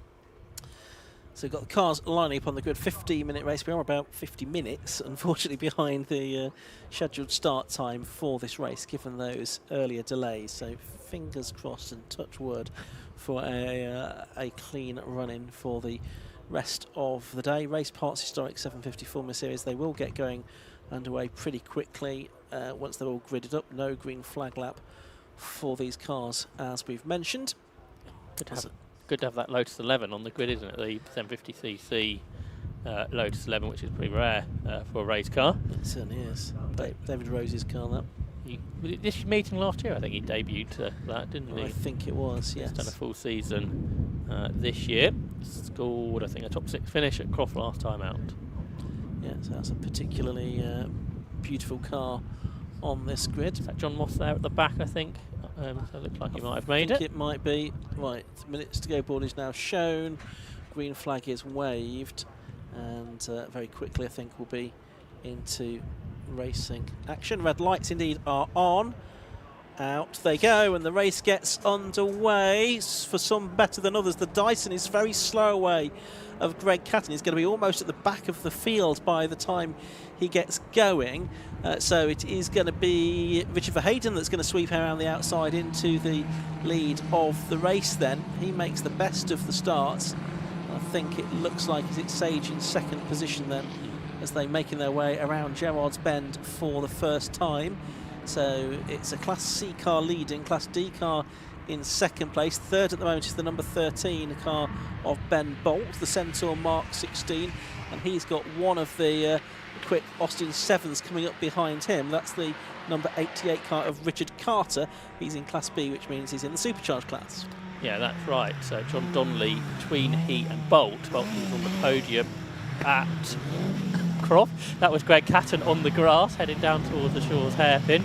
They may not be the biggest of cars, but obviously Greg didn't quite have as much space as he was hoping for as he tries to regain positions after that stall at the start. He's currently behind the Jeffrey, driven by Mike Henney. There's a lot of that dust on the circuit, isn't there, through the elbow, but across the line then to complete the first lap of 15 minutes. And for Hayden, who's got a nice gap of a second and a half over Tim Sage. Catton had got back to 8th by the end of the first lap, so he'd made some good progress through the order. I think he's now in 7th position because he's ahead now, yes, of the number 40 car of Mike Henney in the Jeffrey. Meanwhile, here comes Richard Carter up the inside of Ben Bolt for 3rd position into Lake Esses. Look at the vibrations on the front of that car, but he somehow nevertheless gets it through into the Esses, up into P3 overall. That was an extraordinary shot, wasn't it, of that Austin 7. Richard Carter really pushing on in that 1930 car. So that's 95 years old, isn't it, that Austin 7. Richard Carter, the former Formula Ford racer, driving it really well indeed. So Greg Catton's got past Mike Henney, but hasn't made any further progress, so he's not coming through the field perhaps as quickly as you'd expect. The lap times are off of the qualifying pace, and Carter is lapping as quick as the top two. That's pretty extraordinary in dry conditions to have a supercharged 7 lapping as quick as the 750 Formula cars. So it's for Hayden, Sage and Carter, the top 3. Ben Bolt, the Croft podium finisher, is 4th, and then John Donnelly is there in 5th. He's going well. Greg Catton now back to 6th. One car that didn't make the start was Gary Brandon, I'm afraid. Okay. One of a couple or 3 that didn't make the start. But John Moss did there from the back, and he's already 2nd in Class A, but he's about 9 seconds behind Charlie Plain-Jones. 19 cars have made the start of this race. We're working lap 3. You can see Richard Carter in 3rd place, pulling away now from Ben Bolt in 4th position, and John Donnelly in 5th. Greg Catton now has caught this battle as well. He's lapping a little bit, about a second faster than the cars ahead of him at the moment, so he's got power to add here. Might well get up to 4th position over the next lap or so, but then he's got to try and catch, well, firstly Richard Carter in 3rd place, then the top 2 already turning their way into Gerrard's Bend. Right, here comes Catton. He's on the inside of Donnelly, and he gets through to 5th place then. Donnelly very cooperative there as Catton in that number 31 Dyson for the man from Bury St Edmunds. Child quantity surveyor has gone through. Now he's going to try and get past Ben Bolt in the Centaur. Long time racer, 80 years of age now, Ben, from Bishop's Itchington. Been racing since 1961 and has lost the place there to Greg Catton. And a class winner at the Burkitt Relay 61 years ago, Ben Bolt. So great stuff to have him out there, even if he's lost that position. And Catton's caught Carter now for 3rd. The lead gap coming down as well, by the way. Tim Sage has got under a minute and it's catching for Hayden, but the change to 3rd should happen pretty soon between Richard Carter. It bounces up a gear, doesn't it, out of the hairpin, the Austin 7. The leaders are nose to tail as they go through turn 1 through Gerrard's corner, as the battle for 3rd changes a similar place really on the lap. Yep, so up towards... Or maybe it doesn't. No, it doesn't. Oh, no, he's having another bite of the cherry. Probably that car is quick in a straight line, the Austin 7, but I think through the corners the Dyson is probably going to handle a bit better, so it proves that, because look how silky that is in comparison through Gerrard's Bend. So Dyson able to put quite a bit of daylight between himself and Richard Carter there, as we've got a car off. Is that the 40 car possibly that has gone off? Trying to figure out where exactly that is. But there is the Dyson of Greg Catton, and he is how far behind? It's about 9 seconds behind the 2 race leaders, so catching them I guess might be a bit of a tall order. The gap of the lead has gone out on this lap, but it's at Shaw's, the hairpin, the car that's pulled off. Here's the yellow flags, but in traffic now the top 2, but the Hayden, the Frenchman, leads the way by a second. A much slower lap from the pair actually, 1 minute freeze for some reason, but they do the first bit of lappery. Now it was the Jomo that was off, I think, wasn't it? So that first outing for Ian Elliott's come to an early end. A car that's been lapped is the Tompkins special of Matt Tompkins. Okay, so there's the Lotus of David Rose, number 3. He's running in 13th position. Behind him now is the Class A leader, Charlie Plain Jones. Charlie Plain Jones having lost a position to Rose on this lap, but Plain Jones in that number 22 Austin 7. That's the non-supercharged class that he is leading, Class A. Second in that class is John Moss, of course, who started from the back of the grid.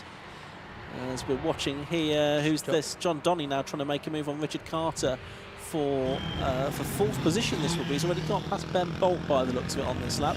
Now Donnelly all of a sudden taking the fight to Richard Carter in that Austin 7, who chucks the car into the hairpin. And is Donnelly going to be able to get him on the exit of the corner? I think this camera angle is a bit deceptive. It looked like he was alongside, but he was still quite a few car lengths behind. We've got 8.5 minutes of this race left to go. John Donnelly has had a 4th this season. Was that Croft perhaps when the grid was a little low, but it seems like this is one of John's better runs. Battling for 4th position again today with Richard Carter and Ben Bolt. 3 car back behind between Christopher Jones in the left-hand drive DNC, Mike Henney in the Jeffrey and the Whippet of Paul Mason. Here they are through Gerrard's now. The battle for 7th position, led by Chris Jones in that 1976 Reliant engine car that was built by Mike Watley, and a car that won the championship back in 1998. Now, Tim Sage was catching Richard Verheiden for a couple of laps, and then his pace has dropped away a little bit, and it didn't look like he was in sight of the race kit, so the gap continues to go out between the top 2 while those battles continue further behind. Yeah, Verheiden could be the first driver to win 3 races this season, couldn't he? Is watching this fight for 7th and 8th go through. They're just lapping as well. The 17 Matt Tompkins, Austin 7 as well for the 31-year-old classic motorsport journalist from motoring journalist from Grantham. It is the 41 car ahead in that battle. Christopher Jones, though, the more experienced driver, I think, of these two, ahead of Martin Henney in the number 40 Jeffries and the DNC ahead of the Jeffrey just behind them, as we've mentioned a little bit before. Mason, very low slung number 67 car that's just heading through Gerrard's Bend now. It's a very interesting looking contraption. Here's a battle amongst the Austin 7s. Well, you've got the Richard Carter car just coming past some slower versions there. It's the 66 car that we could just see coming through shot there. That's James Ricketts, who's taken on Nick Hayward Cook's drive for today. He's battling away with James Miles for 15th position. James from West Sussex in the 1936 Monoposto. He is number 11, just lapped by Donnelly and then Bolt as well. So that's a good battle between a supercharged car and a non-supercharged car behind, but found themselves together on the circuit. So Tim Sage has done those 2 or 3 slow laps in the 1 minute freeze, and then suddenly does a 59.503, the fastest lap in the race. So don't quite understand that, but Tim Sage is bringing the gap for the lead back down. 3.2 seconds. There's still 6 minutes of the race to go, so there's still time for Tim Sage to close in on the leader. Certainly is. Yeah, 3.2 seconds the gap. On that lap, he was 1.4 seconds quicker. He was nearly 3 seconds faster than Greg Catton, who's in 3rd place. Now 12 seconds adrift of the race leader. We're watching Ben Bolt here cutting through the traffic. He's behind John Donnelly now, and he's got about 5 seconds or so in hand to Christopher Jones. As that trio, John Donnelly and Ben Bolt, head up the hill. Oh, that's quite close with one of the back marking Austin 7s. That's Peter Marsh, was it, who's struggling a little bit today, because Peter's gone well in the Super Snort previously. He was a class winner, it feels like. Yes, at Alton Park and at Cadbury Park and at Brands Hatch, Peter Marsh came on top in Class B. But that car was running very slowly, so I don't know if that's going to last too much longer in the race. Yes, it's crawling past our commentary position now. Yeah. But that's one way to get a better handicap, isn't it? But I'm not quite sure that's the plan. Tim Sage is another slow lap at 1 minute 5 now. So it is the Mallock in some kind of intermittent problems here. We can see it on the screen now, Ian. Yeah, it feels that way, doesn't it? That's sort of a 6-second difference to the last lap time. So unless he's had a moment that we've not spotted, then yeah, possibly there is an intimate issue. We'll soon get an idea of what his next lap time is, because he's coming through Devil's Elbow now onto the Kirkby Straight, about to come over the timing line to complete another lap. That lap is a 59 again, only 19 thousandths slower than the one he did 2 laps ago. So either there's an intermittent problem or the previous lap he did have a bit of a mistake or something, but he's now just over 6 seconds behind the race leader. As we are we going to get a change here for 7th place? It looked like we might do between Christopher Jones and Mike Henney for just a moment. Having another look at that scrap now as they head through Devil's Elbow. This battle between the DNC and the Jeffrey left-hand drive DNC. Interestingly, that car comes across the line. Those two separated by just about a second in between them, actually, as they went over the line at that time. Here's the race leader, though, Richard Vaden, whose gap was 6 seconds at the beginning of this lap. Who knows what it will be at the end of it, with the very unpredictable lap times that Tim Sage is pulling in. Yeah, that's right. The Cooper's about to be lapped now, which is running in 16th position of Douglas McClay. It stayed about 6 seconds for Zali. 6.2 seconds the gap between Verheiden and Sage. There's the Lotus, driven by David Rose. It's running in 11th position. Peter Marsh is going on, isn't he, in the Super Snort Austin, the 1936 car, but does a lap time of 1 minute 54, which you kind of wonder whether that's the ideal idea to be staying out on track at that kind of pace. Clearing up to what that car is capable of. That beautiful Lotus just making its way through Gerrard's Bend. David Rose now into 11th position, heads down the Stebby Straight and towards Lake Esses, going past that slower car of Tompkins, I think it was that time it's gone past. Yeah. And into Lake Esses, swooping right and then left, then climbing up that steep hill. And the circuit does narrow where the oak tree used to be, but is no longer. They could probably straighten that out a little bit if they wanted, but the track does narrow a little bit on the way up to Shaw's Corner. Catton's done a 59 as well now, so all the top three are in the high 59s. Good battle for 4th position, because Richard Carter's been caught by John Donnelly and Ben Bolt. They're all about to lap David Rose, but 3-car battle over the last 2 to 3 laps that we've got. The Austin has got a bit more straight line performance with the supercharged engine. Its overall lap time has been a fraction quicker than these two over the course of this race. They're about half a minute behind Verheiden, so that's the kind of idea how much progress the quick drivers are going to have to make. And there are going to be 1 or 2 laps of credits, aren't there, in the handicap race for some of the Austins come later on today. That's right. So we've got 1 minute and 3/4 of this race left to go. And John Elsey. Yeah, John Elsey there, taking photographs. 750 Motor Club resident photographer. Look out for his photographs on the website and on social media as well. Always tremendous viewing. There is a battle for 4th position on track. So Richard Carter now only just ahead of John Donnelly. They lapped in very similar lap times on the last lap. Tim Sage just the best lap of the race, 59.372 now. He has gone to get his 7.6 seconds, but it's a close battle actually, 3-way, isn't it? With Carter, Donnelly and Bolt all separated by only about 1.5 seconds there. Yeah, Richard Carter drives that single seater very spectacularly.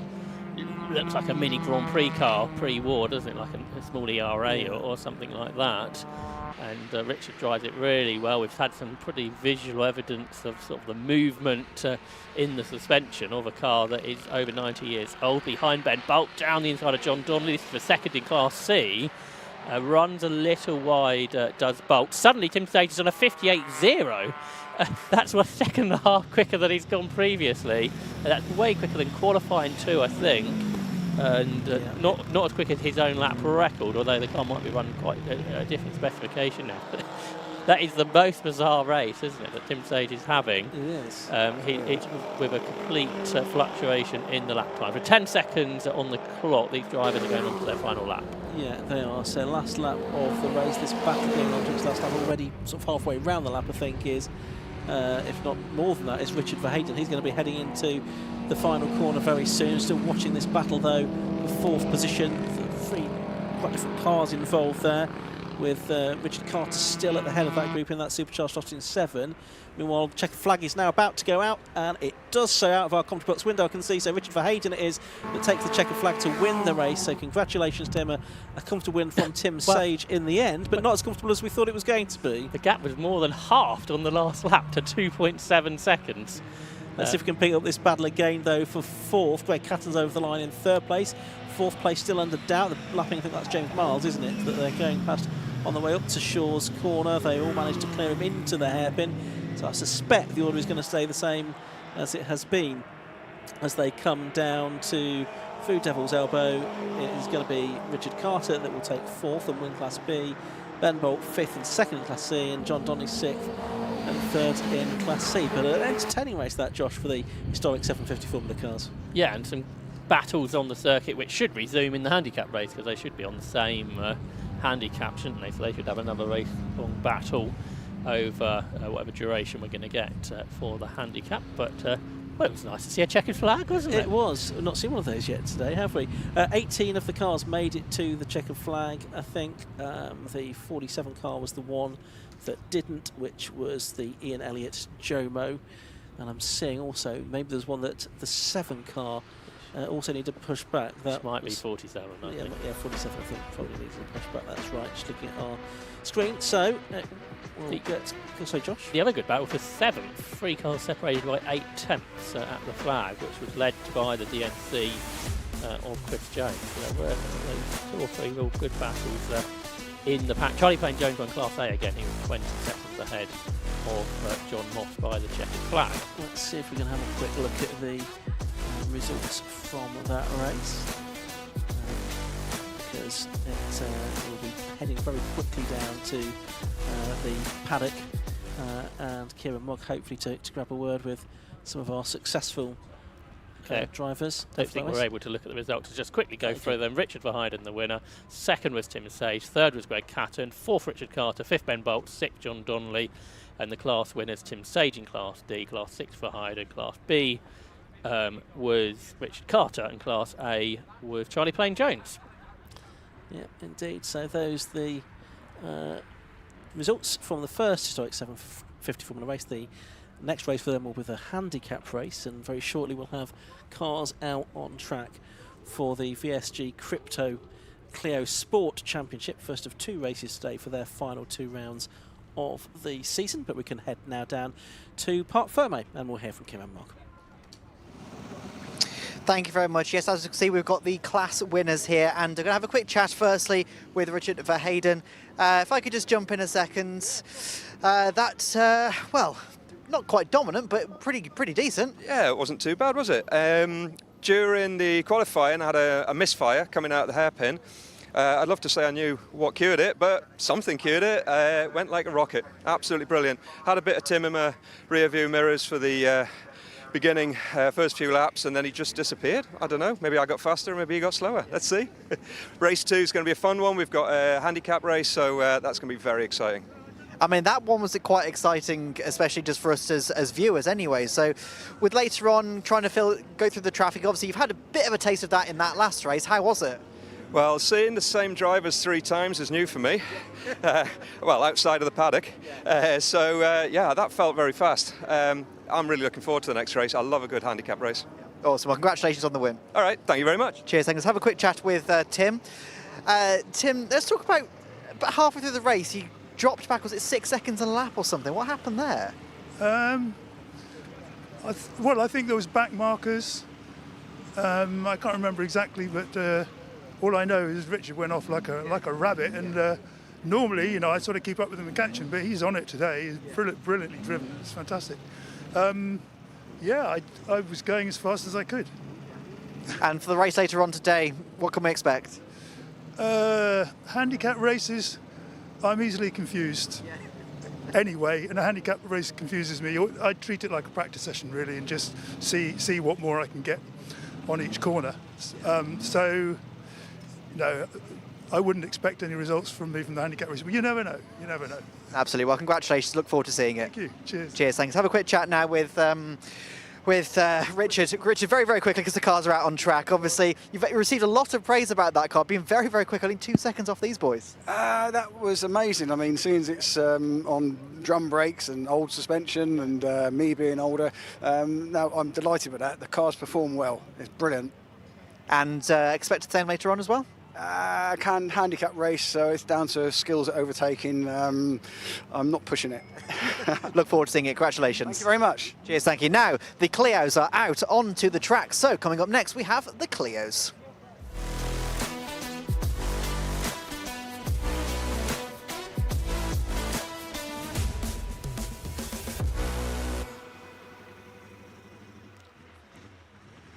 So we have the cars on the grid ready to go off onto their green flag lap for the first race of the day for the VSG Crypto Clio Sport Championship.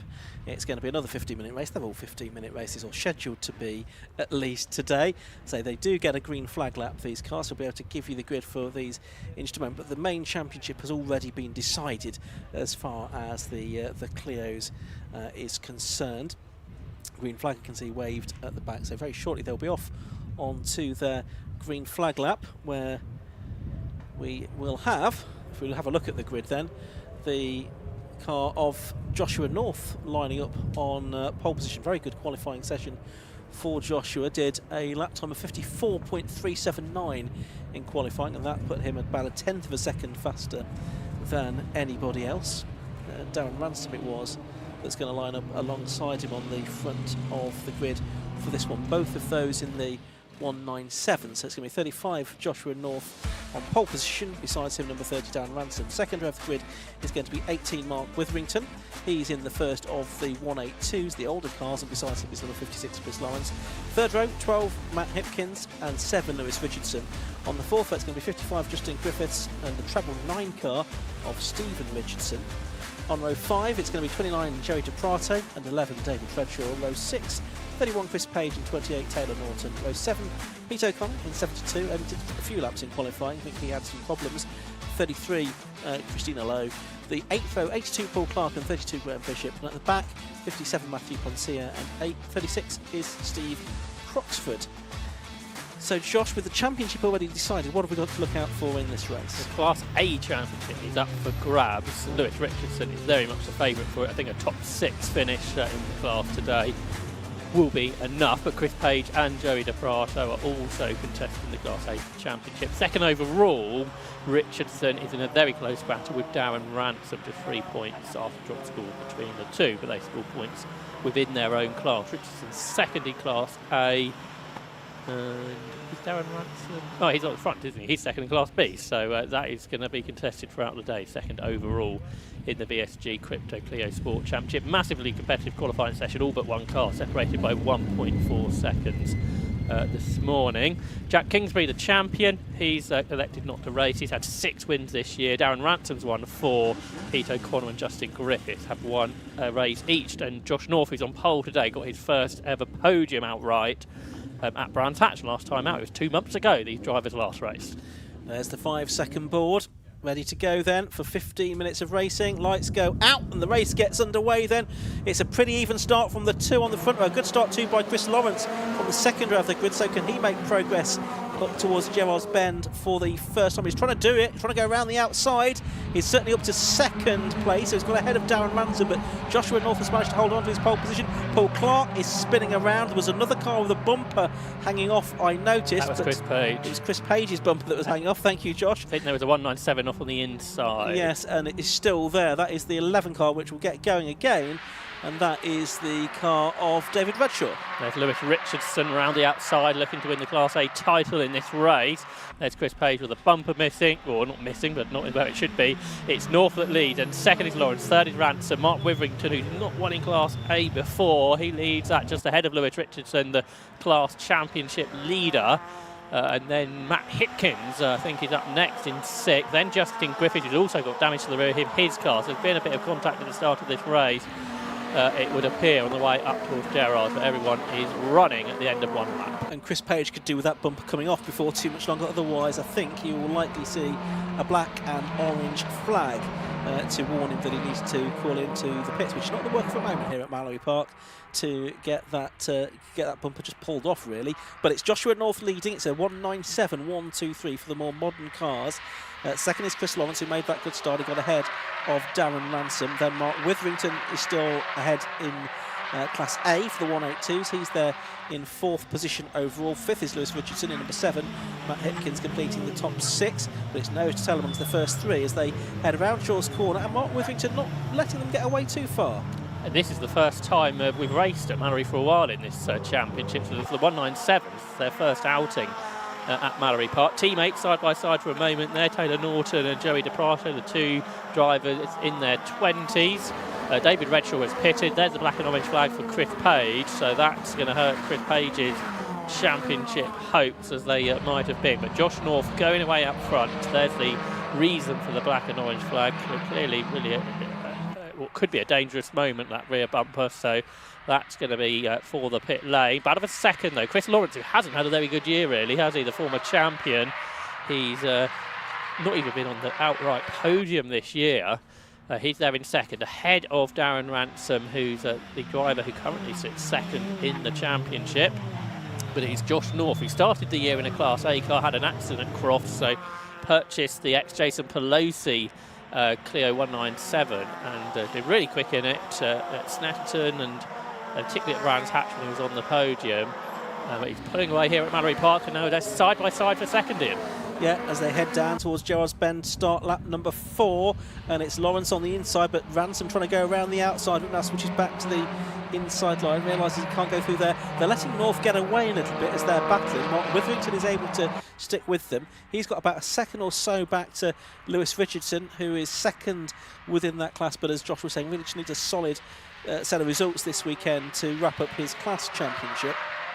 But we've also got to think about the overall second place, well, which Ransom and Richardson are contesting. And Ransom's really pushing hard, isn't he, to try and maximise his class points haul. He's trying this way and that. He's going to the left-hand side. That's drive the outside line for the hairpin. Can he get the cut back on the exit of the corner to try and find a way through past Chris Lawrence on the way out of the corner? The answer to that question at the moment seems to be no. Are they getting closer to Josh North on this lap? The gap was 1.4 seconds. It's dramatically less than that, and North hasn't been involved in the battle. He's slow, he's earlier on the brakes there, he's got a problem. What a disaster for Josh North. He had a similar situation when he was on for his first podium at Snetterton. Well, what a shame for Josh North, but that allows Chris Lawrence to lead for the first time this season as Chris Page is in the pit lane as they insisted. So the leaders through Gerrard's Corner, then Lawrence leading from Ransom. Mark Witherington having the race of his season up there in third overall, leading Class A, the ex-MG racer Mark Witherington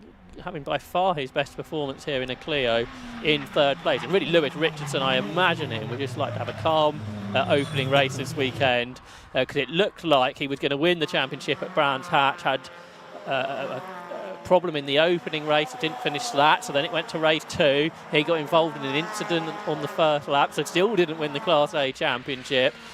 So he will try again here at Mallory Park. And there's Chris Page now with no rear bumper, so that'll affect the handling of the car. Probably not that much compared to having it wafting around at the back, which he'd been used to for the first 3 laps of the race. There's still 10 minutes to go in this race. There's Paul Clark.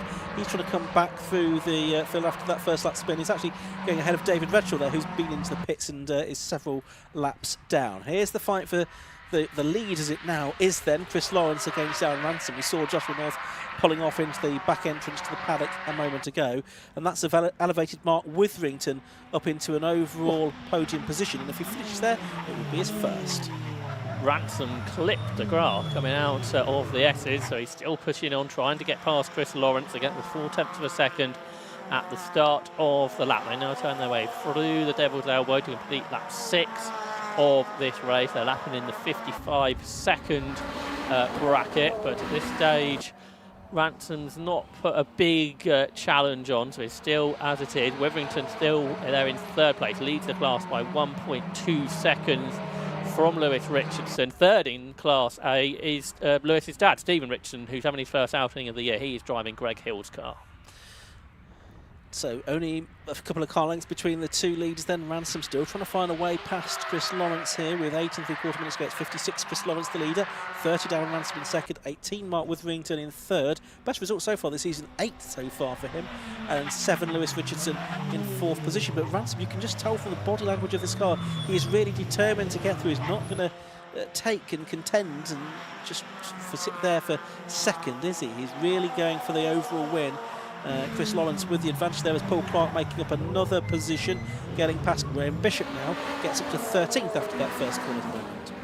Witherington does a PB as he crosses the line. He's not really closing in on the top two. Chris Lawrence's best result has been a 4th, while Darren Ransom's had 4 wins over the course of this season, including the most recent race at Brands Hatch. So they turn their way out of Gerrard's Bend and head off towards the S's.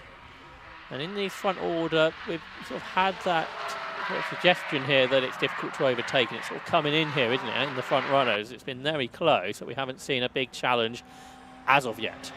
No, that's right. And we've got obviously equally matched cars here in this KTEC, not KTEC, VSG Crypto Clare Sport Championship. I'm going back in time there. But the VSG Crypto Clare Sport Championship, evenly matched. It's a real budget way of getting into hatchback racing. The costs are controlled tightly, and because of that the cars are going to be very evenly matched indeed, and so overtaking really is at a premium at times.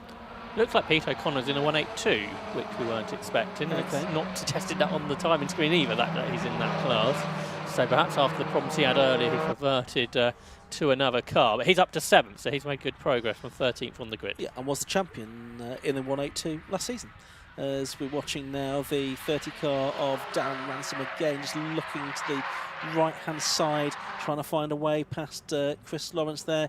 Trying to force a mistake is really, I think, what he's trying to do. That's the best chance of making a move here. He's going to the right, going to the left, sort of making sure he's absolutely filling the mirrors of Chris Lawrence's car. He gets a slightly better run out of the hairpin, but Lawrence can move immediately slightly to his right-hand side to defend that and give Ransom nowhere to go. The top 13 drivers' best laps all within half a second of one another as Chris Lawrence is slow out the devil's elbow.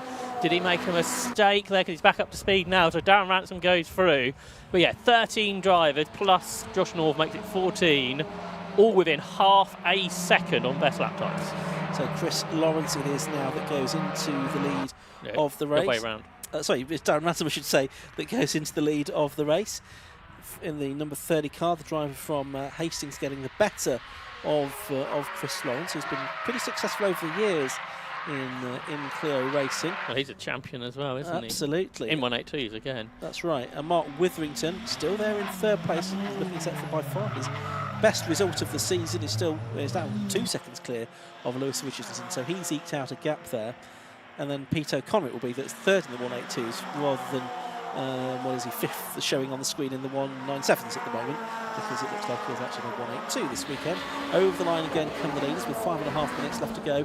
Gap on that lap went out by half a second to nearly 9/10. Yeah, it makes you wonder if Chris Lawrence's car is all okay. Disappointing for him. So the second lead change we've had in a similar place, which all felt like a car issue really. So Darren Ransom to the front. Good battle here amongst the 182s. You've got Matthew Pomcier, the former motorcycle racer, that leads Christina Lowe. She's in her 2nd ever meeting. She made her debut at Brands Hatch. She's a stuntswoman in movies, and then behind her is Paul Clark, who had that off at the start, the former low-cost race winner. And Christina Lowe has a look to the inside of Pomcier, who started car racing last year from motorcycles. So may have raced around Mallory Park before, but in a different configuration to what we're running on today. Yeah, Paul Clark, the low-cost racer, race winner as well, trying to take the fight to these two, taking a much deeper line into the corner there. Has that done him any good or not? No, I think he has lost a little bit of ground that time. I think it was a mistake rather than a strategic manoeuvre. There's the 55 car, that's Justin Griffiths, and that's Pete O'Connor's car behind him. So you can see it certainly is a 182. You can see the difference in the size and shape of the cars. So I think that'll be adjusted on the timing sheets after this race. There's Witherington though in the Auto Smart livery car, the 41-year-old from Melton Mowbray, so local-ish circuit to him. He's a franchisee for Auto Smart, been racing since 2007 in MGBs initially. also did some racing in the Enduro car as well. This is a car built back in 2020, bought by Mark in 2022. He's not too far behind Chris Lawrence, is he? So again, go back to that battle featuring Chris Lowe and Paul Clark, who's about to try and take a position off, almost getting into the back of her as they went around the hairpin. Yeah, so can she hang on just about? She was awarded the Driver of the Day award at Brands Hatch for an excellent opening weekend in the championship, just a few weeks after passing her ARDS test. And she's well involved in the battles here with Poncia and Paul Clark. Paul Clark is a very experienced driver now. It's a long time ago he started in low cost. Battle in the, what being really fourth in Class A, going on Stephen Richardson in the Greg Hill car, being chased by Taylor Norton, the 25-year-old who's raced in the Hyundai Coupe Cup in the past. Norton going to challenge here down towards the hairpin, has a look to the inside of Stephen Richardson, who can't go through at this point. No, really, really tight though. Only 3 minutes of the race left to go. It's to number 30, Darren Ransom leading from 56. Chris Lawrence in second, but he's now under threat from Mark Witherington. I can see as they're heading down towards Joyce Bend. Paul Clark, meanwhile, has got through ahead now of Christine Lowe, up to 12th position overall then. But yeah, Witherington right with Chris Lawrence. These two about 1.62 seconds behind the race leader, Darren Ransom. There he is, heading on to Stabby Straight once again, but Lawrence number 56 and Witherington number 18 doing battle. But as we've said, within the Clios, you score points within your individual classes rather than on overall finishing positions. They turn their way up towards the hairpin again, with Lawrence still ahead then, the 2023 champion, and Witherington chasing the 41-year-old, started racing Clios in 2022, only scored his first class podium last year. He's had 3 of those this season, but all have been third places, so this is a massive improvement. As we've been saying, Ransom does the best lap on that lap, but there's also a bonus point and pole position for race 2, 54.790. That's a chunk quicker than we've seen anybody go within this race. He's pulled out a 2-second margin over Chris Lawrence, who's still under threat from Mark Witherington. Behind them, Lewis Richardson, set to win the Class A title in this race. He's still there in 4th position overall, 2nd in class, under pressure from Matt Hipkins, but that doesn't matter from a points point of view. And you imagine Lewis Richardson just wants to bring the car home over the last couple of laps or so.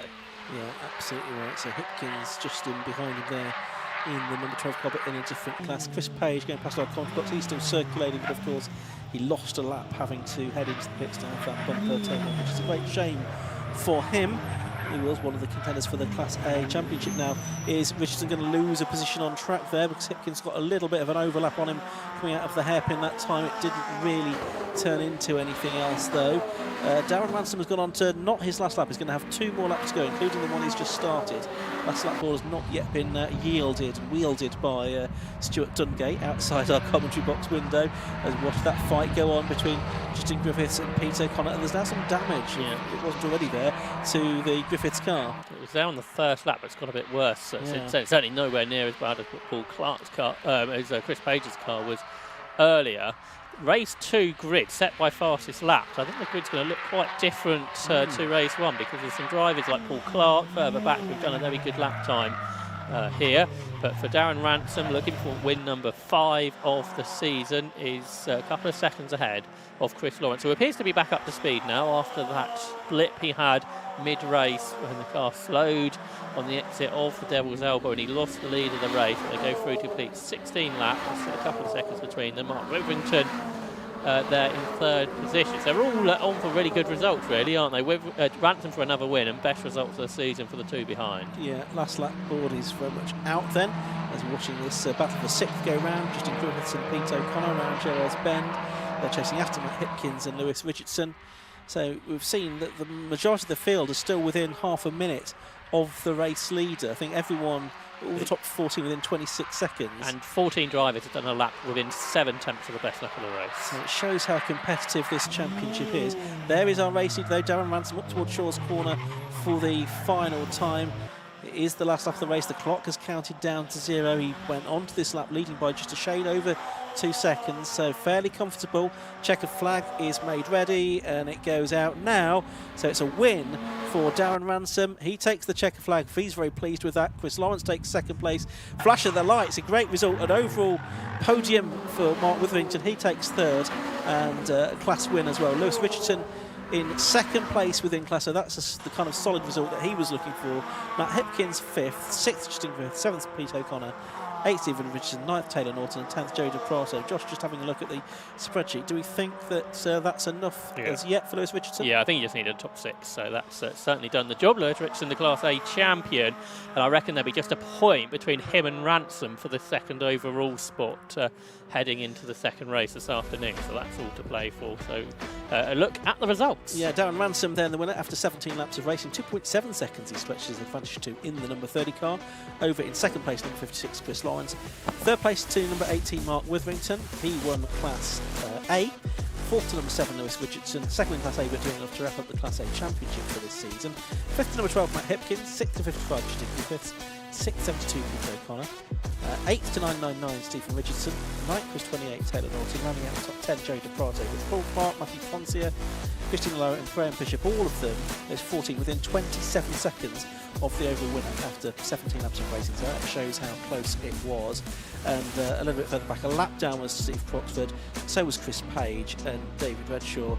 And Joshua North were both, well, Joshua North in retirement, David Redshaw 3 laps down after an early pit visit after dramas on lap 1 of the race. So very shortly, I think we'll be able to head down to Parc Ferme, and we will in a moment be able to hear, I think, from Kieran Mogg, just waiting for the OK to go down to him. And yeah, we can go down to Kieran Mogg. He's going to be in the pit lane speaking to our top 3 at the end of the Clio race. Thank you very much. You can see down here that Darren Ransom has just got out to have a chat with Witherington. But we can just quickly jump in with you, Darren. So that was really tight race between you and Chris there. It was, yeah. I fluffed the start. Too many revs. Don't know what happened to Josh. Shame to see him go out. I think, don't know whether Chris missed a gear coming down the start-finish straight, which he probably did. But yeah, I think if he hadn't done that, he would have been hard to get past, I think. But I'll take that, yeah. Never been here before. First time I've ever didn't test nothing, just jumped straight in. It's been good. Yeah. All natural talent. Yeah, is that what they call it? Yeah, that was hard work though, yeah. Chris made me work for that. Same again later? Yeah, I don't know where I'll start on the grid, but yeah, I'll try and do the same later. Hopefully. The car's working well around here, to be fair. I haven't touched it since Browns, I just rolled it off the trailer. And, yeah, but happy with that. Good. Well, congratulations on the win, and hopefully we'll see you again later as well. Hopefully. Cheers, thank you very much. Let's have a quick chat with Chris Lawrence in P2. Find out what happened at the bottom of the dip there. Chris, if I could just jump in a second. First, it was a really tight race, but what happened coming out the last corner? Just miss gear. I've done it a couple of times this year. It's the new shifter we've got in the car. Don't overdrive it, which is easier said than done, especially when at front. So, a little bit annoyed with myself as the race went on. We've gained a misfire between 4th and 5th.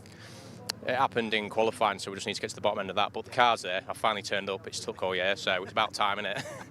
No, we've seen you up here a couple of times, but obviously between you and Darren, really even pace, and just a shame about that gear. Do you reckon you can take it to him later on?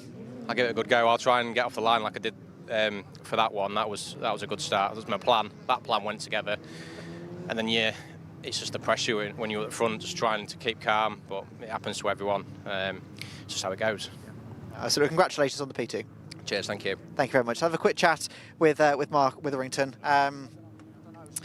So, class winner, overall P3, and you were keeping it with these boys. Yeah. I'm still really quite surprised from qualifying, so, yeah, just, yeah, I don't know. We've changed some setups around here and just, not to sound bad, but it felt easy, and that's amazing. It was just really good. I could see Lewis in the mirror at the start. These two were battling a bit, and I was like, don't back me up into Lewis because then I'll be in trouble. But then, unfortunately, something happened to Josh and he went out of the lead. Then these two seemed to sort of pick up the pace and get going. Then I was with them and away from them and with them and back, but we were all just the gap in my mirror seemed to be getting bigger, and I was just like, I've got this, I've got this, I've got this. And yeah, my first win, first pole. Try and do it again in a bit. Yeah, 100%. Well, hopefully we'll see you up here later today, so congratulations. Thank you. Cheers, thank you very much. Now, as you can probably hear, there are cars on the grid. The Formula Vs are coming up next.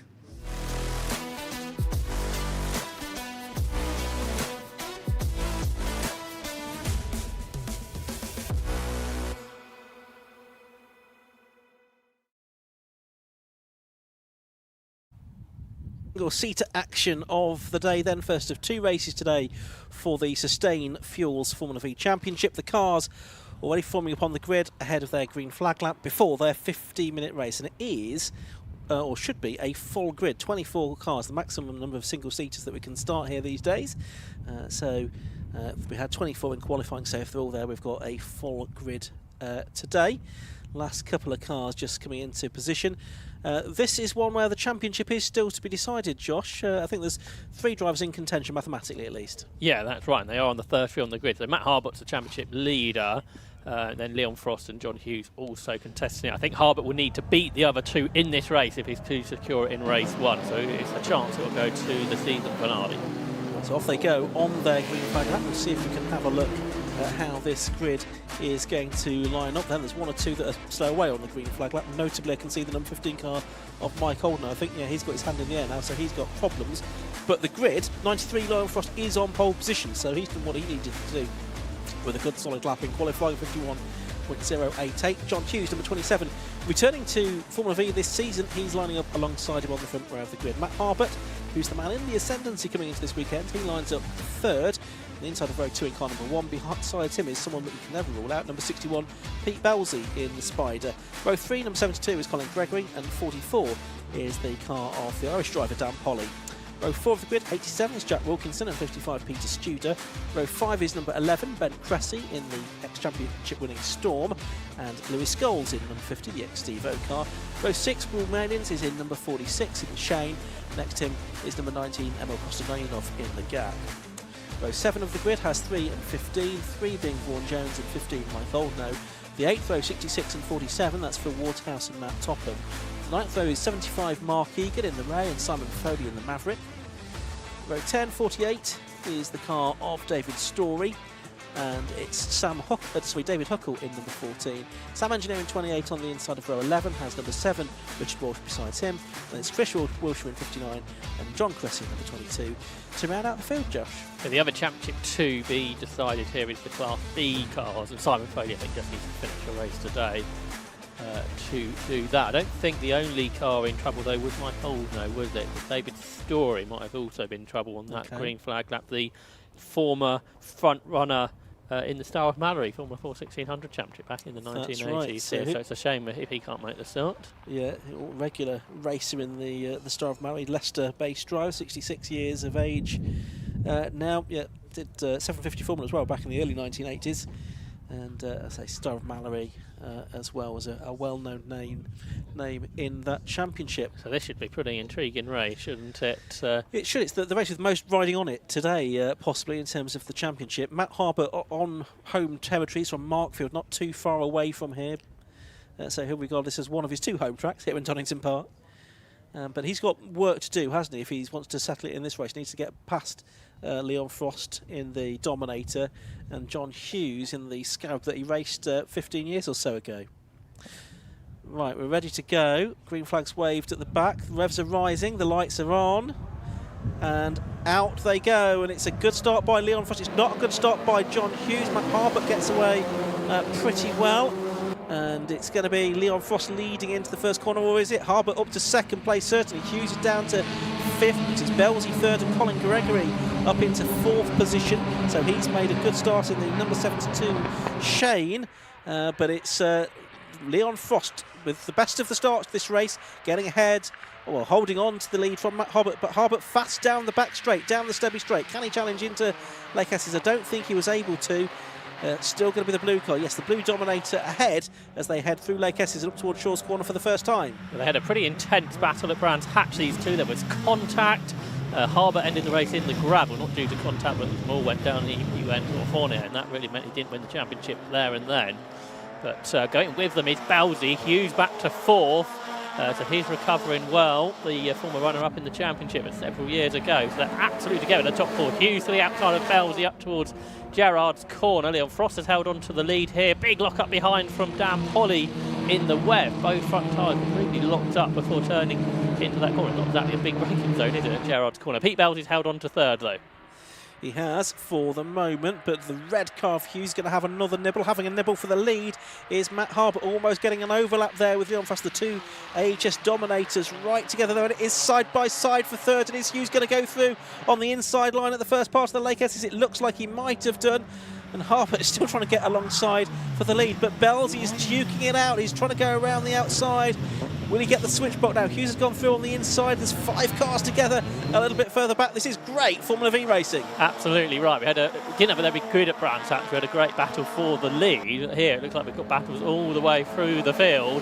Leon Frost hanging on up front then from Matt Harbour, his championship rival. John Hughes now up to third, as you were describing. Jack Wilkinson, he leads Class B, but only just by Will Mailings. They're absolutely nose to tail through Gerrards. They're involved in a battle with Ben Cressy and Peter Studer, who are not Class B runners, but Harbour, despite being in the tow, hasn't been able to get ahead until now of Leon Frost, but Frost on the inside into the S's stays ahead. He really knows here, Ian, that he needs Harbour to fall back in the pack if he's got a real championship contention. So maybe what he's trying to do here is bring more people into the battle. He's really looking, isn't he, to see what Harbour is doing. Is very focused on his mirrors and almost looking over his shoulder if he could possibly do it, to see what Matt Harbour is up to. Now he's got John Hughes involved in this as well. I don't think he'll mind that too much here, but now it's Harbour pulling out of the slipstream of Leon Frost, going to the driver's left for Gerrard's Bend. Danger is that might leave the door open for John Hughes. Hughes doesn't go through it, so it's still Frost leading. Harbour second, Hughes third. Peter Belzy right with them in fourth. These top 4 covered by 8/10 of a second. Dan Polly fifth in the double championship winning Webb. That was when it was in the hands of Graham Gant, and then Craig Pollard. He's on his own in fifth. Colin Gregory in sixth. There's announced Hughes going for the lead, past both of them into Lake Essex. Great move from John Hughes to go from third to first at Lake Essex. Leon Frost's pace is 2 seconds slower than qualifying, so I think his hope was to bring more people into the race. His hope was not to be passed by somebody else, though. So John Hughes, the new race leader. Frost second, third Harbour, fourth is Belgian. John Hughes, remember, can win this championship battle as well. The driver who finished second in the championship back in 2009. So across the line he comes as the race leader in the Scarab. He hasn't won a race this season. He's come second 6 times, so that's a big aim. Frost is fighting back now, though, on the inside of Gerrard's corner. Can't go through as of yet, but we saw how strong the slipstream can be when you're behind. So Frost for a challenge up towards the S's, I'd imagine, here, Ian. Yeah, absolutely. I don't know about you, but the hairs on the back of my neck standing up. This is great racing. Frost to the left-hand side again. He was looking to see where Harper was, wasn't he? Oh, there's contact between the top 2, and Frost and Hughes are both into the barriers and both out of the race, and that is the championship to Matt Harbert. Maybe that's why you shouldn't be looking across at another driver in a braking zone. I think Liam Frost was focusing too much on other people in this race, wasn't he? And John Hughes, I'm afraid, is absolutely a victim. Nothing he did wrong there at all. And Matt Harbert, Liam Frost is putting his arms up in the air, but there's only one person to blame, I think, in that incident, Ian. Yeah, let's see. Yeah, well, they've both got the same reaction, and I suspect it's probably a good idea if the marshals keep apart. Yellow flags, safety car is being called into action here, with those 2 cars both off at Lake Essex and needing to be recovered. We've got 10 minutes of this race left to go. So again, we've got a safety car out in a Formula V race. They're not great fans of that Formula V drivers, but don't crash then. Exactly, exactly what I was about to say. That we only have safety cars when, or almost only have safety cars when there's an incident on track. Yeah, unfortunately, there was definitely an incident on track there between Leon Frost and John Hughes, battling for the lead. Championship, though, decided in favour of Matt Harper, and I mean, I don't know what his reaction would have been when he saw that unfold only millimetres in front of him, really. He was never, I don't think, comfortable with going alongside Leon Frost, was he, in that battle that we saw in those opening laps. And he didn't need to beat them, so therefore he was happy to stay behind. And I think maybe he had an idea of what was going to fall out in that battle between those two. I'm afraid that means 2 damaged cars to end the season, doesn't it? Yeah, and with only a short turnaround before the second race, it's probably unlikely that we're going to see them out again later on this afternoon. Right, give you a rundown on the order.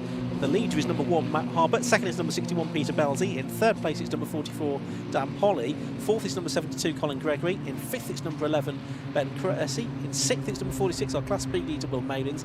Seventh is number 55, Peter Studer. Eighth is number 87, Jack Wilkinson. In ninth place, it's number 50, Louis Scholes. And rounding out the top 10 is Matt Topham, who, touch wood, is so far not putting any oil down this weekend, as he was at Brands Hatch. No, I just wondered if this might allow Vaughan Jones to have a chance to finish third in the championship, a place he's been finished in so often. I think he needs to be at the front, really, to achieve that, because he's a bit behind. He can do it mathematically, but he needs to be at the front of the field rather than 11th as he is at the moment. Yeah, he was third in 2022, he was third in 2023, he was third in 2024. I think if he's only fourth this year, that's going to be a major disappointment, isn't it? He's not managed to sort of shake off that position, and probably when he was he was hoping to go up in the order rather than down. He's only had a couple of podiums this year, so it's not been quite as successful, I don't think, as previous seasons. So can Pete Belzy do anything about Matt Tarbert here, I wonder? Pete was on the podium in the 2 races at Brands Hatch last time out. He's won a handful of races over the years as Pete Belzy. This is the ex-championship in spite of Jez Clark. We talked about that. This was something that was well over 20 years ago now that Jez Clark won the championship in that car. But nevertheless, once you've won a championship, it's not being taken away from you. But it is still a very quick car to have out there, as is the car just behind it, Dan Polly. We were probably both a bit surprised him as far down as we were in qualifying this morning. Yeah, he dominated his first out in that car at Donington last year, didn't he? I think the engine blew up in race 2, and you just wonder if that's affected him. He did win the 2 races at Silverstone, though, didn't he, Dan Polly? He's a massively experienced driver. He won the Irish Championship in 2016, but prior to that, he actually raced LMP2 cars at a very high level of racing in the Asian Le Mans Series. Yeah. So very experienced driver and a very quick car, so it's sort of surprised I hadn't sort of merged into strong results this year. Yeah. There's no damage to the barrier, which is good news, but the recovery vehicle has been sent to the scene, or 2 recovery vehicles, as we could see, because both of those cars do need a lift. They can't just be manhandled out of the way by the marshals. So I don't necessarily know how much more time we'll get in this race. There's 6 minutes and 40 seconds left on the clock, and there's 2 cars to be recovered there. A safety car is just going past that part of the circuit now, and so they'll get on if they can with recovering both of those cars. We'll see if there's time for a little bit of racing before the end of this, but I suspect not very much, if any, Josh. Matt Harbert on his way to the championship really is a deserving feat, isn't it? Because he's won 7 races so far. This could get 9 by the end of the day. So he's been pretty dominant, really. He was unlucky not to win the championship at Brands Hatch when he fell off the circuit on the Matt Topham oil that you described. He sort of feels unfair that because then the race was red flagged because of the oil, but because he was off the circuit, he wasn't able to be classified, which was unfortunate. Probably would have won the championship then.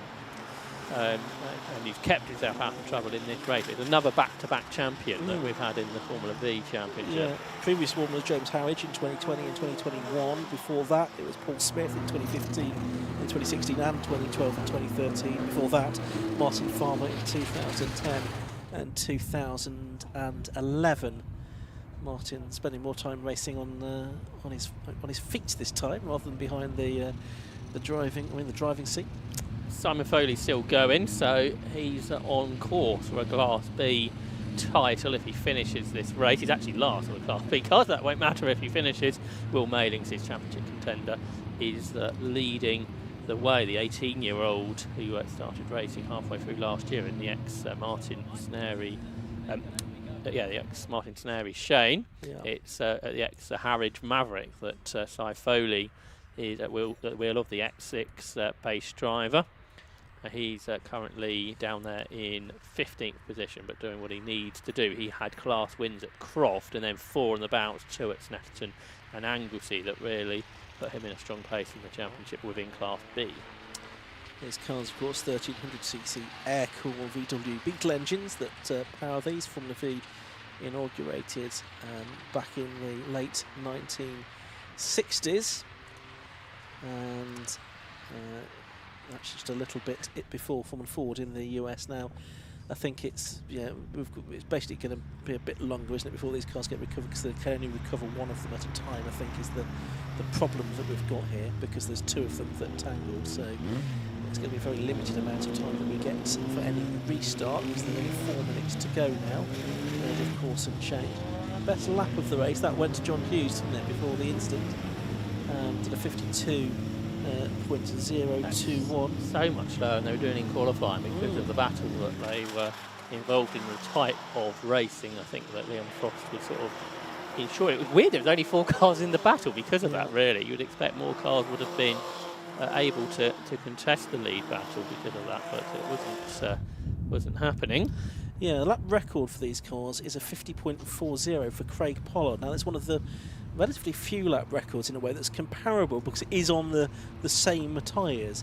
Changed tyres in Formula V several years ago now, and the tyres are very durable, but not as quick as the Dunlops that they used to when they were enthusiasts now. And so there's quite a few relatively long-established lap records in Formula V, but Craig Pollard mark was only set this weekend 3 years ago.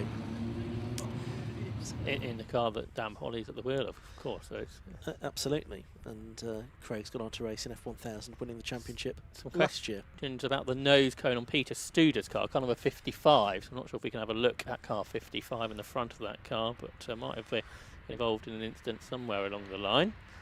That's the car in 7th place. See if we can have a look at that. Whether that nose cone is sort of dragging. Yeah, it is, isn't it? It's looking like the front section is dragging right along the circuit, right along the surface of the track. So that's why the scrutineer will be having a look at that. It shouldn't be doing that. So if we don't go racing this time, this might be it, mightn't it? Not sure how we're getting on with the incident. But see if we get a checkered flag this time, or we'll carry on till the end of the 15 minutes. Let's check, tell there's radio messages going on. See the safety car slowed everyone right down in the hope. Yes, but I think it might be a vain hope, Josh, that we'll be able to get another lap. So checkered flag. Indeed it is. So it looks like we're going to get a slightly early checkered flag this time, and because of the issues with the timetable, sensible to do that, because no prospect of a restart, so we might as well just get them to the Parc Ferme area a little bit quicker than we otherwise would. There was no prospect of a restart, and that will allow us to start the next race a little bit earlier than otherwise might have done. So a win for Matt Harbour that wraps up the championship for him from Peter Belty and Dan Polly. But there was only about 4 laps of. Yeah, 4 laps, I think, of racing. It's quite an interesting 4 laps. I mean, we've got more in 4 laps than we do in some races in 4 hours, don't we? So, so it was good value for the 4 laps from our point of view, but possibly not for a driver who would have been wanting to get more racing laps out of that. But as we said, best way to avoid safety cars and red flags is not to collide with one another, which is unfortunately what happened there. So Simon Foley also wins the Class B title in all of that. So Matt Harbert, number 1, the race winner after 10 laps.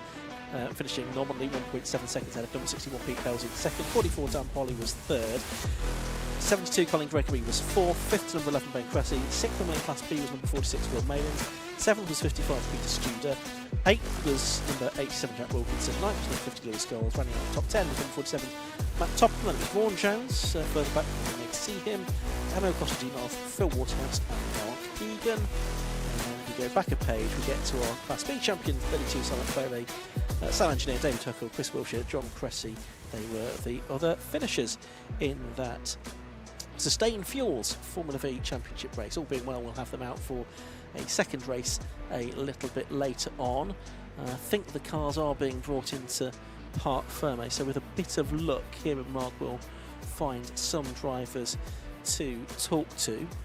We can go down to him now, I think, or can we not? Let's look. We can go down to him now. Yeah, so let's head down to Kieran Mogg in the Parc Ferme area. Thank you very much. As we can see, Peter Belty and Dan Polly just congratulating Matt Harbour there on that very dramatic race in which Matt Harbour has been provisionally crowned the 2025 Formula V champion. Let me see if I can just quickly jump in with Matt. Matt, can I just jump in a sec? So provisionally 2025 champion. Excellent, yeah, a bit underwhelming really, bit of a rubbish race, wasn't it? But yeah, great result. I just wanted to keep my nose clean. I found we had some really good pace in the first few laps and sort of lining up alongside Leon, but he was pretty robust on his defence. So, and then John sort of got in the fray as well, and then I could see them all getting a bit tense between them. So I just sat back, and then obviously that was the end of the race. So, a bit disappointing end of the race for the 3 of us really, because it's been a great year. But please, it's good. I can relax. So yeah. No, absolutely. You've still got a race later on as well today. So just gonna take it easy, have fun, or what are you going to do? So we'll try and win, really, I suppose. So yeah, we'll just crack on as we normally do. So yeah, thank you very much. So well, congratulations on the win and congratulations on the championship. Thank you very much. Cheers. Cheers, thank you very much. Let's have a quick chat with Peter Belsey. Peter, if I can just jump in a second. Almost a bit of an unexpected P2 for you there. Yeah, not the longest of races, but still, we were expecting a bit of fireworks in that race, I think, with the championship at stake. So yeah, glad to keep my nose clean, and we'll hope for a race later if the daylight and curfew allows. Yeah, 100%. And obviously, decent pace there. For the second race, obviously, you were, a bit behind them, like a couple of tenths, I think it was, whatever. Do you reckon you could possibly take it to them in the next race?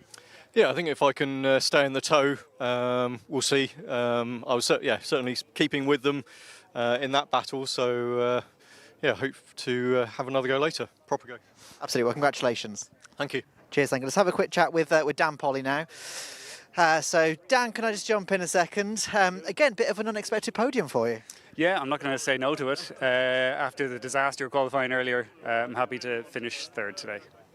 And obviously, the race unfortunately got cut short, but before then it was a proper battle up and down the entire field as well. Like, how difficult was it to try and keep your nose clean for the duration of it? Well, the riskiest part was the first lap because everyone's vying for position through turn one, but it kind of settled itself out a little bit, a bit of a calm, had a bit of a gap behind me, thankfully, but up front it looked like mayhem, so didn't want to get too close to that. So, but these things happen, so I'll happily accept the third because of it. And what do you reckon? Repeat it later on today? Who knows? Never say never. It's I know we're pushed against time, so let's see if the race happens. But fingers crossed. Absolutely. Well, congratulations. Cheers. Thanks a lot. Cheers. Thank you very much. All right, cars are on track. Coming up next, we have the hot hatches.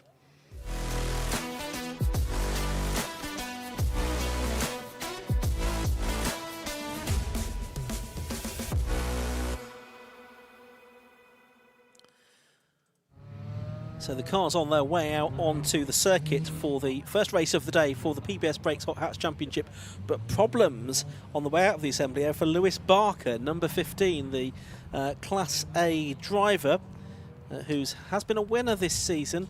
His car, in fact in the last race at Croft, his car very, very slow out of the assembly area, so it looks like he's in problems and probably not going to be able to take the start of the race. Hopefully they can get that car to a position of safety so as not to delay the start of the race. The marshals, rushing across, and he's turning onto the rallycross circuit there were really to get that car out of the way. So hopefully, they're saying, head, keep going, we'll give you a push, we'll get you as far as we possibly can.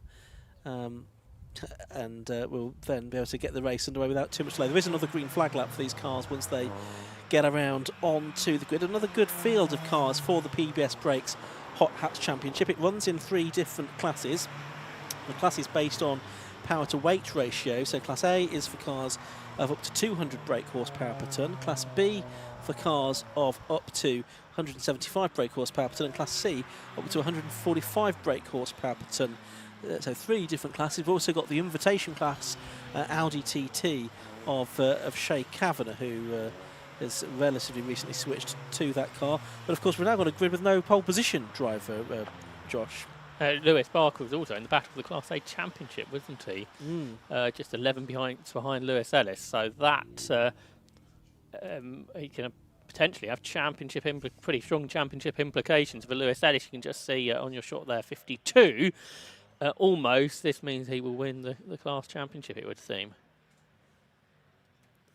Certainly will. And there, forming up at the back of the grid, you can see the number 137 car.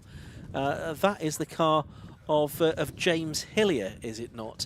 And he's out here this weekend getting some experience in car racing for the first time, but he's got a storied career in motorcycle racing, Josh. Yeah, that's right. He was the 2013 Isle of Man TT lightweight race winner. He's had 14 podiums on the island in all the different categories that race there. So this is something a bit different for James Hillier. Did some races in the British Superbike Championship as well, but more he's been more of a road racer, and the cars go on their green flag lap now. It's great to have James on the grid in one of the Suzuki Swift Sports, and has a very good chance of a podium in his first race. Absolutely right. One of the relatively few cars in Class C at this particular event, and we will see him out, I think, next weekend as well in the Burkitt Relay race. Let's have a look at the grid, though, for this particular race. Again, another 15-minute contest for the PBS Brakes Hot Hatch Championship. So it should have been Lewis Barker, number 15, on pole position, but he's not going to be there. He's out of his car in a safe place on the banking. I think he'll have to watch this race from there. 21, David Walsh on his own on the front row then. Second row is going to be number 22, Tate Taverner, making a return to Hot Hatch, and 84, Matt Wilkins next to him. Row 3 is 52, Lewis Ellis, and 291, Zach Bennell. On to the fourth row. That's where we have the number 7 car of Ryan Barker, and 20, Gordon McMillan, the champion overall this year in his Class B BMW. Row 5 of the grid, 29, Matt Hale, and 277, that's Joshua Turnbull.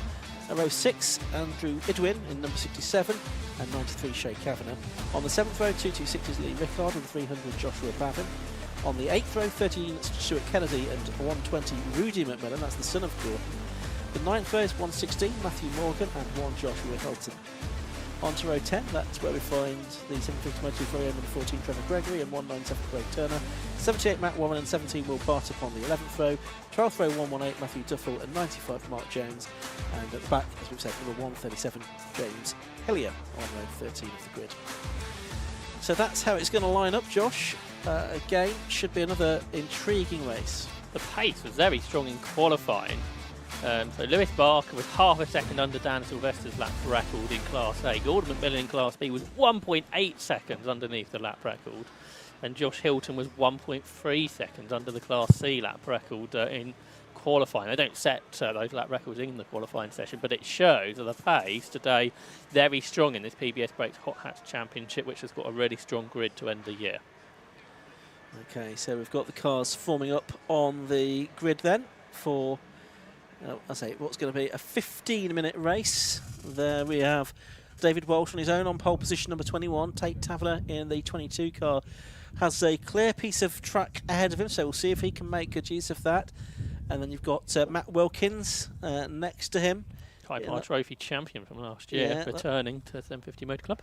That's right, so see what he can do from row 2 of the grid there. And also be fascinated to see how Gordon McMillan gets underway in this race. In the BMW that's going to start, you can't really see it on the screen because it's hidden behind the Matt Wilkins car. It lines up on the outside of row number 4. Green flag waves at the back, about to get underway then.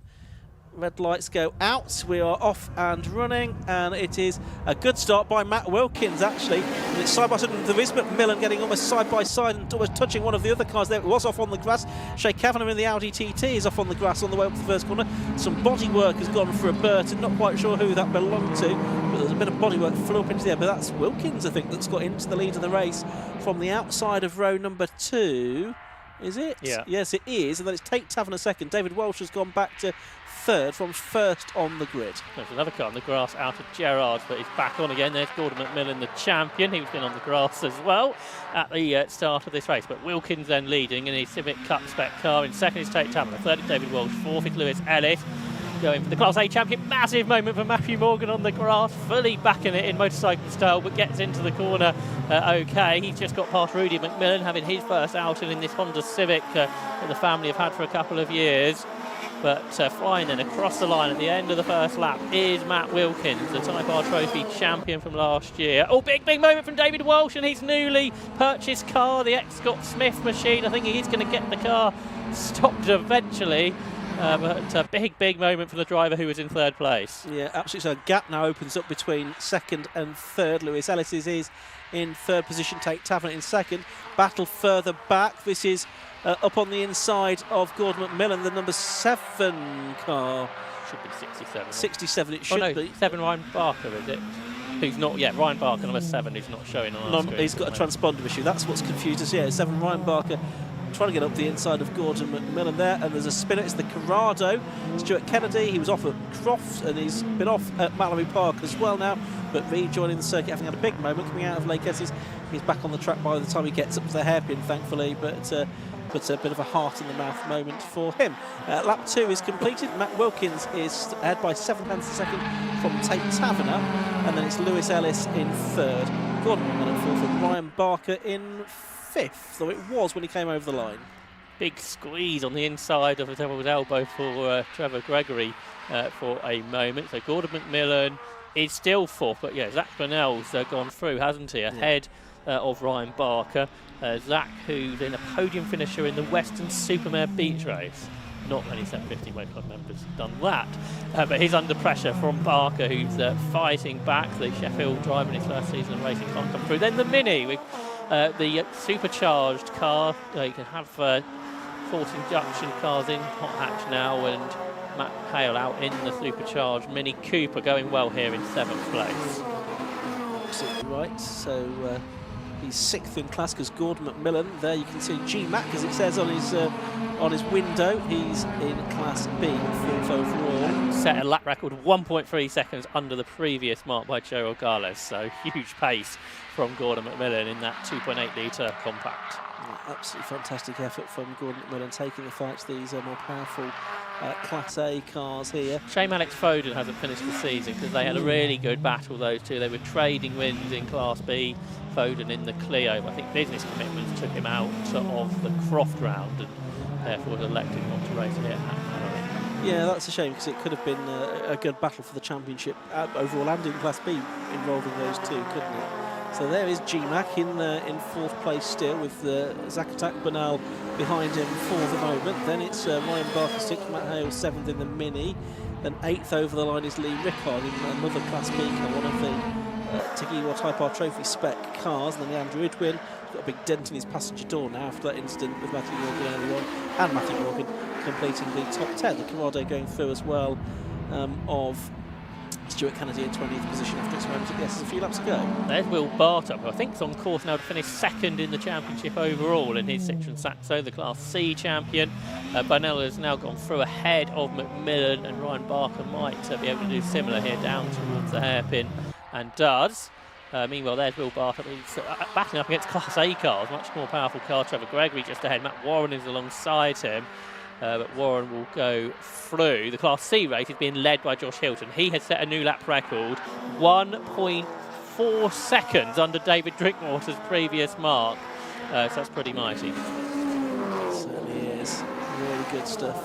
Still 2/3 of this race left to go. Matt Wilkinson in by 9/10 of a second. There a bit further back is Joshua Bavin with Joshua Turnbull just behind him. Turnbull in a Class A car, a Class B car for Bavin, but they're both Honda Civic Type Rs. We'll watch them now as they come off Gerrard's Bend onto the Stubby Straight, getting it pretty much absolutely alongside, battling for 11th position, I think it is here, as they turn their way through. It is the 277 car ahead at the moment of Turnbull as they climb now up the hill. There's Shay Kavanagh alongside Matthew Morgan. Shay Kavanagh in the invitation class Audi TT this weekend, and he's battling for, in fact he's in 11th position, isn't he? It's Bavin and Turnbull battling for the 12th peg for their points. This is Turnbull's first weekend of racing, possibly. Novice Cross on the back of his car, so going pretty nicely in his first outing. There he is in 277. Novice Cross on the back of the Class A car, running a little bit wider than the car ahead of Matthew Morgan. David Walsh, after that big off, has started to recover places. He's up to 20th. Another Type R Trophy regular. There's Josh Hilton, the Class C leader. He's done a 53.735, which is a very impressive lap time indeed. There's Matt Hale in the Mini, the 39-year-old from Essex, former LMA Eurosaloons racer. He's in the 2005 Cooper S. There's Will Bartup, who I think will finish 2nd in the overall championship this season. And he has won Class C on 7 occasions over the course of the year. Yeah, been very successful, hasn't he, in that section. It's sadly, Class C not quite as well supported this year as it has been in the past, but that's nothing to take away from Bartup's efforts. As we've seen, it's been a giant killing the other classes as well. His pace is quicker than what David Drinkwater's lap record was. I know it's been thrashed by Josh Hilton, but Bartup is under that pace himself. Fight for 6th place here. It's BMW versus BMW Mini. It's the compact of Gordon McMillan in the number 20 car there, 2.8 litre engine for the driver from Swindon. Up against him is the number 29 Matt Hale Mini for the driver from Malden.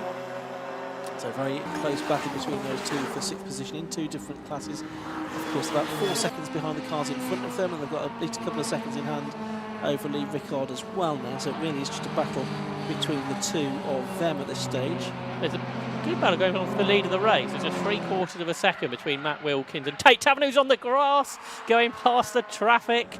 That gap might be a little bit bigger now between the two of them. They're both lapping very quickly. They're at a 1/10 of a second off of Dan Sylvester's lap record, but it is Wilkins that leads then from Taverner, who had an incident with Gordon McMillan at Brown Hatton a couple of months ago. But this has been a good return to the championship. They're quite a long way ahead of Lewis Ellis, who's on term to win the Class A championship, the former motocross racer. But battle on for the lead of the race, and traffic coming into play now as well. Yeah, 1.3 seconds is what the gap has gone out to between Matt Wilkins and Tate Taverner. So the Motion Motorsport livery on the side of Matt Wilkins' car. That's the team that prepares that particular car. He's 1.3 seconds clear of Taverner now in the number 22, the one from Leighton Buzzard. Mechanical engineer, been racing for 5 seasons now. Next, John Peerless car, I think this one was, ultimately. Turning away through Shaw's Corner for the 10th time in this race with 6.5 minutes left on the clock. Now, has he been able to put close on Matt Wilkins? I'm not sure that he has. It was just under 1.3 seconds at the start of this lap. Doesn't feel like it's any less than that. No, it's near 1.4 seconds now. So Wilkins just managing to control that gap, it seems, at the moment over Tate Taverner. Then there's about another 4 seconds or so, 5 seconds or so back to Lewis Ellis in 3rd position in the number 52 car. Yeah, that's right. He's 3 ahead of Burnell, and I think Lewis Ellis possibly doing enough here to wrap up the Class A championship in this race. But the top 2, they've cleared those 3 slower cars, and there's a bit of a gap to the rest, and they will catch them before the end, I think. So perhaps that is when things could change. There's Lewis Ellis then, who's had a good season. He's had 4 Class A wins this year, including wins at Brands Hatch and Croft for the former motorcycle off-road racer. And the gap between the top 2 comes down this time by about 3/10. So Tate Taverner closing in again. There's lots of battles through the pack. Matthew Morgan in what is 12th place overall, golden battle with Joshua Bavin, 2 of the drivers who have done more of the season than some, both in the top dozen of the overall championship. Now, there's a car ahead that might have been leaking fluid. Shea Kavanagh's TT, and it is, and the car behind had a massive moment, so this is far from ideal, really. Could do with Shea Kavanagh getting off the circuit sooner rather than later, I would say, for the good of everybody else. I mean, he's keeping off the racing line, so that's something. But looks like there is some fluid coming out of the back of that car now, the Audi TT. Number 93. Meanwhile, Gordon McMillan is still there in 6th place. Matt Hale, the 29th or 39-year-old director from Malden, in 7th. Lead gap's down to 2/3 of a second, 6/10 between Wilkins and Taverner. They're about to pass the stricken car, Shea Kavanagh, who's off the circuit now. But big battle for the lead of the race. Josh Hilton's Class C car is about to be passed by the recovering David Walsh, who had that off at Gerrard on the opening lap. So Walsh is up to the top 16 or so now. Josh Hilton is leading Class C in that BMW Compact, a champion from last year. Here are the leaders, though, nose to tail, and they are starting the traffic again, Ian. So this has been an interesting final 4 minutes of this race. Yeah, absolutely. You can see the slippery surface flags are now out as well in recognition of that fluid that's gone on. They're not out all the way around that part of the circuit he was travelling on, though, I noticed. So possibly it's only part of the circuit that's affected. There's James Hillier's car. Is he waving out of it? Very bizarre. But he's up to a lap down. Here's a good battle. That's a bit further back. It's for 8th and 9th position. And it's Joshua Turnbull getting ahead of Lee Rickard now. So he goes up into 8th place now. Rickard drops back. Gordon McMillan just coming past our commentary position, I could tell you. There's Tate Taverner, and the gap has gone back out to Wilkins again, and he's got that slower car, that Clio, between himself and the race lead. That's the 197 car of Craig Turner, the best prepared car from last season. So Wilkins got a little bit more breathing space than he had a lap ago. Taverner didn't touch the inside wall there, did he, through the hairpin? It bobbled from the car. as it went through the right-handed corner. But he's carried on, but the lead now certainly has gone out fairly significantly, up to 1.4 seconds. There's Lewis Ellis in 3rd position, and that'll be 10 points, which would be enough to wrap up the Class A title today. So, and a change there. Hale has got through ahead of Gordon McMillan now, so that's 6 Class A cars inside the first 6 places.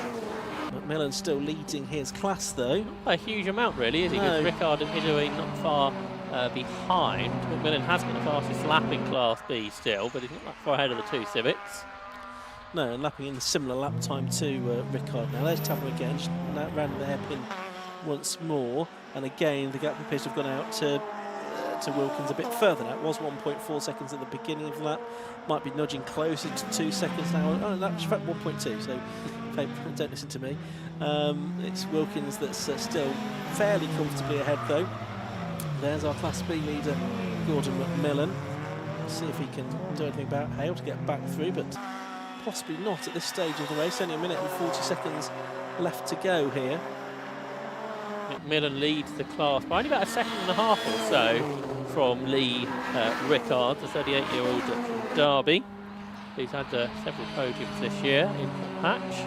Went out a little bit on that lap actually, to close to 3.5–4 seconds I think between them. There's Hale making his way along the Stebby Straight in that top 6th position overall now, so he's going pretty well. He has had a 4th position during the course of the season, so it wouldn't be his best result of the year to date. Possibly a stronger field today at Mallory though than some of the other rounds. I would agree with that. So good to see this. We've had 2 lap records, all and the Class A lap record is so close to going, just a 10th away. Burnell through the traffic now as well. Former British motocross champion. Started the season in Class B, upgraded to this Civic partway through the year. And we are got 30 seconds on the clock.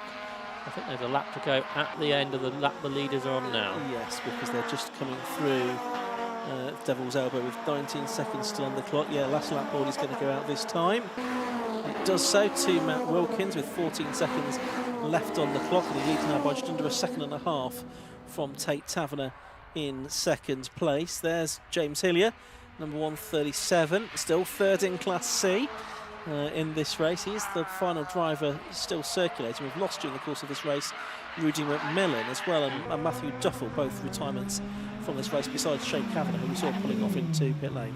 David Walsh up to 11th now after his spin at Gerrard's earlier.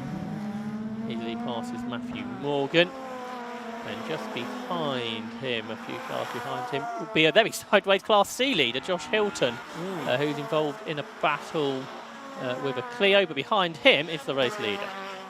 Yeah, certainly is, and he's going to come up to the line to take the checkered flag this time, and it goes out now to Matt Wilkins, who wins in the PBS Brakes Hot Hatch Championship. 7th different winner of this season, and 0.6 of a second the gap is what you're about to say, Josh. It came right down. It did come right down. They were comfortably ahead of Lewis Ellis. He was about 10 seconds behind in 3rd place. Zach Burnell takes 4th.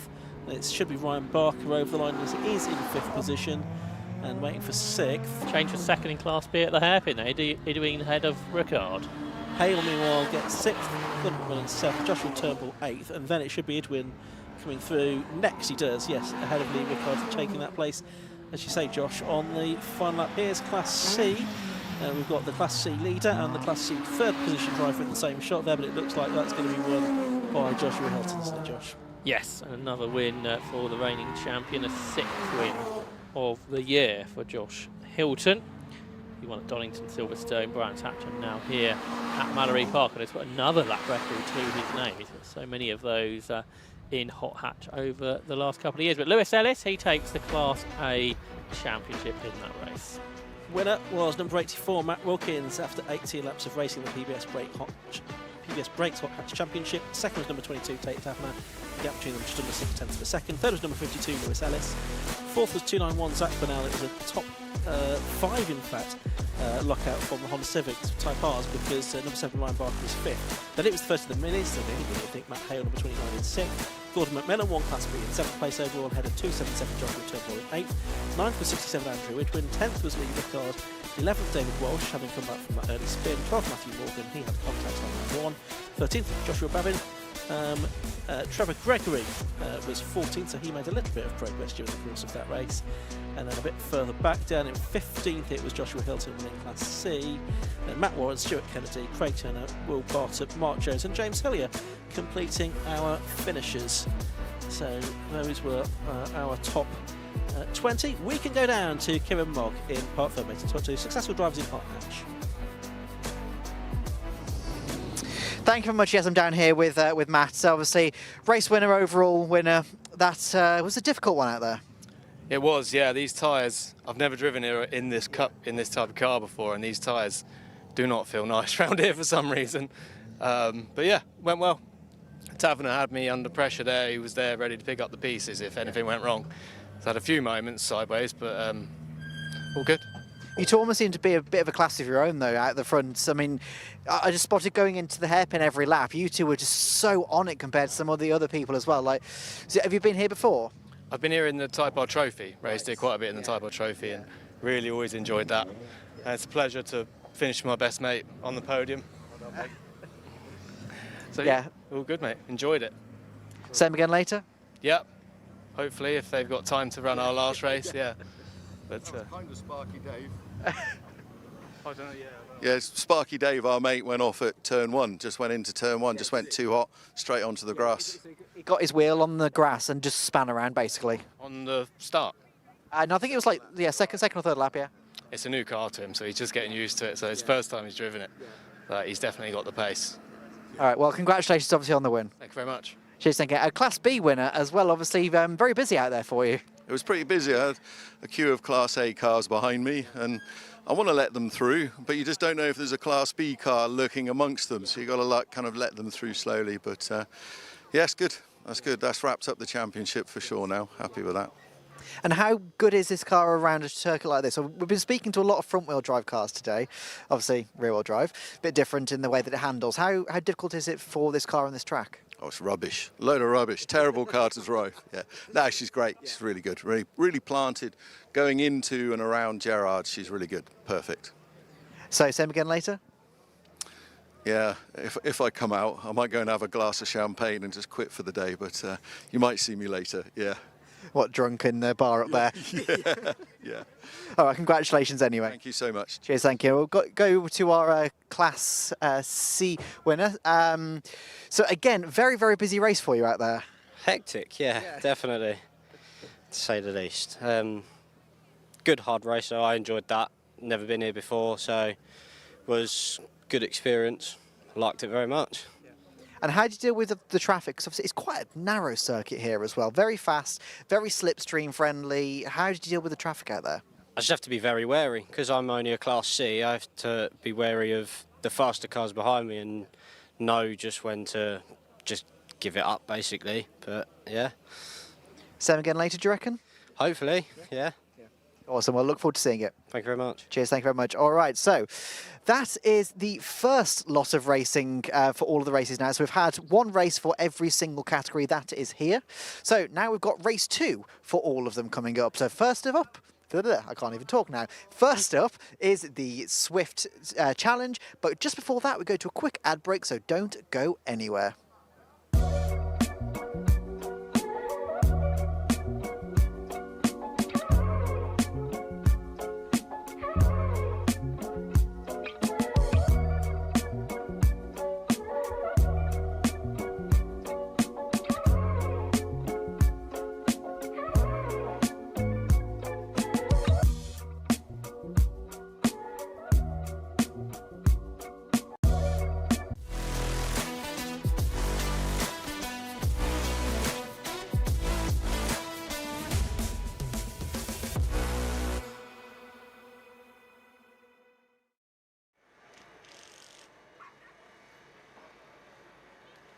For the second race of the day for the Swift Sport Challenge.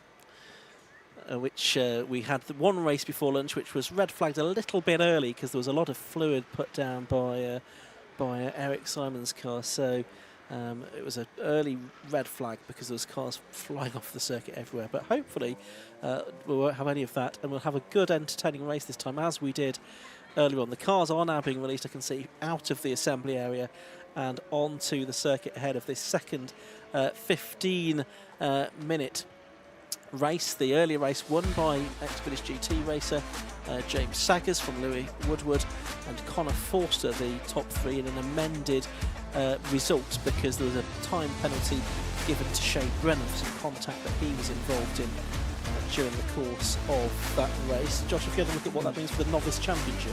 Yeah, so that made quite a big difference because not just the penalty, but the penalty points as well have made a difference. I'll bring that to you on the video. Okay, so pole position for this one is number 25, James Saggers.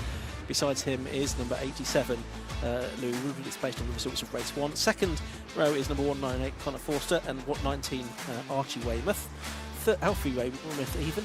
Third row of the grid, it's 821, Aaron Mullen, and 191, which is Nick Peters. On the fourth row of the grid, it's 123, that's Connor Craven, and 88, Jake Boydell, Silverstone race winner. Row 5 is 93, Alex Povey, and 8, Shay Brennan, having incurred that penalty. Row 6, 99, Lewis Noon, and 27, Sam Copeland. On the seventh row of the grid, it's going to be 18, Thomas Little-Charles, and 73, Luke Jones. Row 8 will be 31, Melanie Griffiths, and 2, Jonathan Woolley. Row 9, 89, Archie Carter, and 555, Jonathan Leeson. Row 10, 9, Gary Stanford, and 72, Izzy Woolley. Row 11, 155, Shane Tweedy, and 137, James Hillier, and 77, Eric Simons at the back. It's going to be a 12-minute race, by the way, because of the early delays. But Josh, you were saying about the novice championship. Yeah, so I reckon Connor Craven's 4 ahead now, Shay Brennan. But for second in the championship, they're still second and third. But James Saggers, perhaps unexpectedly, has brought himself right into that. He's only a further point back, and then another point to Jake Boydell. So there's 6 points between Craven, Brennan, Saggers, Boydell for second in the championship. Okay, so there's 4 of them basically still disputing that. That's quite exciting, isn't it? Because Saggers is at the front of the grid, he's probably actually in the strongest position. He is. I'd suggest. It's 15 points for a win, isn't it? In this, 12 points for second, 10 for third, and so forth. And Alfie and Matt Weymouth have almost won the team challenge. The only way they can be beaten now is Lewis Noon wins this race, which is probably unlikely. I would think so. But anyways, we've had some strange things going already today, so who knows what might happen. Had the green flag, I think, at the back. Not quite, we had the green flag at the back of the grid because there is car still forming up, but we do have the countdown procedure already underway. And shortly we'll be off and running. So this grid set by the results of race 1. It was brought to a slightly premature conclusion, but it was a very hectic race for the Swift Sport Challenge, which is new this year. It's been really fascinating to see lots of novice drivers, lots of young drivers. I think we've got 4 drivers on the grid under the age of 18, which is fantastic. It's what it's all about, bringing new people into the sport. Lights go out and the race gets underway. Good start by James Saggers from pole position. Pretty good start as well from the second row of the grid by 198, which is Connor Forster. He's trying to get himself alongside Louis Woodward as they head up towards the first corner at Gerrard's Bend, but it is Woodward second and Forster in third place. No, he goes through on the inside, does he? Forster to take second place away. Yes, he does, I think. And then fourth, I think, is the car of, is that Aaron Mullen, I think, yeah, that's moved his way up to fourth ahead of Alfie Weymouth, who's lost a few positions, actually. It looks like Forster's going to lose out to Woodward, is he, as they head into the S's. They're still side by side, mirror to mirror. Forster later on the brakes, looks like he's just about made it stick, has he, for second place. But look at this big lead that they've gifted to James Saggers. This could be useful for P2 in the championship. Aaron Mullen was massively sideways through the S's, the former autograss racer. They all brake super late. Look at Shay Brennan trying to gain positions, but Connor Craven's made even more progress, the 2 novice championship contenders. But Forster making that good move, the driver who scored his first podium earlier on today, up into second place, and now pulling away from Louis Woodward and going after the leader. They're side by side for fourth. Connor Craven from 7th on the grid up into 4th position, or is he? Because Aaron Mullen on the inside fights back to stay ahead. Shay Brennan equally making good progress. He's on the outside of Jake Boydell, another driver in the battle, but second in the championship. Fantastic stuff this on the opening lap or so of the race. It's a slightly shorter race, remember, 12 minutes rather than 15, but they'll still get probably 12 laps, maybe even 13 laps out of that. We'll wait and see as they head down the back straight. One of them trying to make up a move. It looked like Weymouth there was trying to get back ahead of Jake Boydell. He had a bad start to the race because he started on P4 of the grid, did Alfie Weymouth. It's Saggers leading, Forster second, Woodward sort of looking this way and that in third place, trying to make up ground. And Craven and Mullen, and it's Weymouth that's he's got a bit of a nudge on the back there from Nick Peters. Yeah, that gave him a bit of impetus on the way out of the hairpin. Great racing. Absolutely right. James Hillier's in this race after being in the last one, so he quickly ground himself onto the grid. But fastest lap from Mullen in 4th position. They're all concertinaing up front. They're in the 58s. He got into the 57s earlier. But Aaron Mullen, who disappointed not to get his first podium this morning, up in 4th position and chasing after Louis Woodward on the opening laps of this race. But it is Saggers then that leads, the ex-Radical champion. In 2nd place is Forster in the 198 car, the 16-year-old from Cambridgeshire, the former autocross racer, and Louis Woodward in 3rd place, the former BMW race winner. Then Aaron Mullen is next. Woodward having a look at Forster, but they seem to be getting closer to the leader. Here comes Brennan round the outside of his championship rival Cravens. The two novice championship contenders are side by side as they come off the Shaw's hairpin. On the inside is 8 Brennan, on the outside is 1, 2, 3 Craven, and Brennan is absolutely on a mission, Ian. Yeah, absolutely. He's doing his very best to try and finish ahead in the Novice Championship with 9 minutes of the race left to go, though. It's James Saggers leading by 3/36 of a second, and Connor Forster in second. Forster's just in the best lap of the race. Then it's Woodward, then it's Mullen, then it's Brennan. But this battle still goes on between these two, Shea Brennan and Connor Craven. 5th overall, and this for 3rd and 4th within the novice point standings for this race as well. Top 4 have pulled away a little bit though from this battle, haven't they? And it's another novice driver, Alfie Weymouth, that's also involved in this scrap as well. He's trying to grab onto their coattails. Jake Boydell's a little bit further back in 8th place. But for the lead overall, it's a good scrap as well, because Connor Forster, also a novice, not letting the race leader James Saggers get away. Well, there's 10 cars in a leading queue at the moment, aren't there? So this is absolutely fantastic stuff to end the season for the Absolute Alignment Swift Sport Challenge. A good run through the Devil's Elbow for Connor Forster. He's right in the toe of James Saggers as they head up towards Gerrard's corner. Is there going to be a challenge for the lead up towards turn 1? Right there on the boot lid of James Saggers. He's so experienced. It's going to be so hard for Forster to get through. In 8th place, Boydell sets the fastest lap. The top 9 cars are separated by 4 seconds.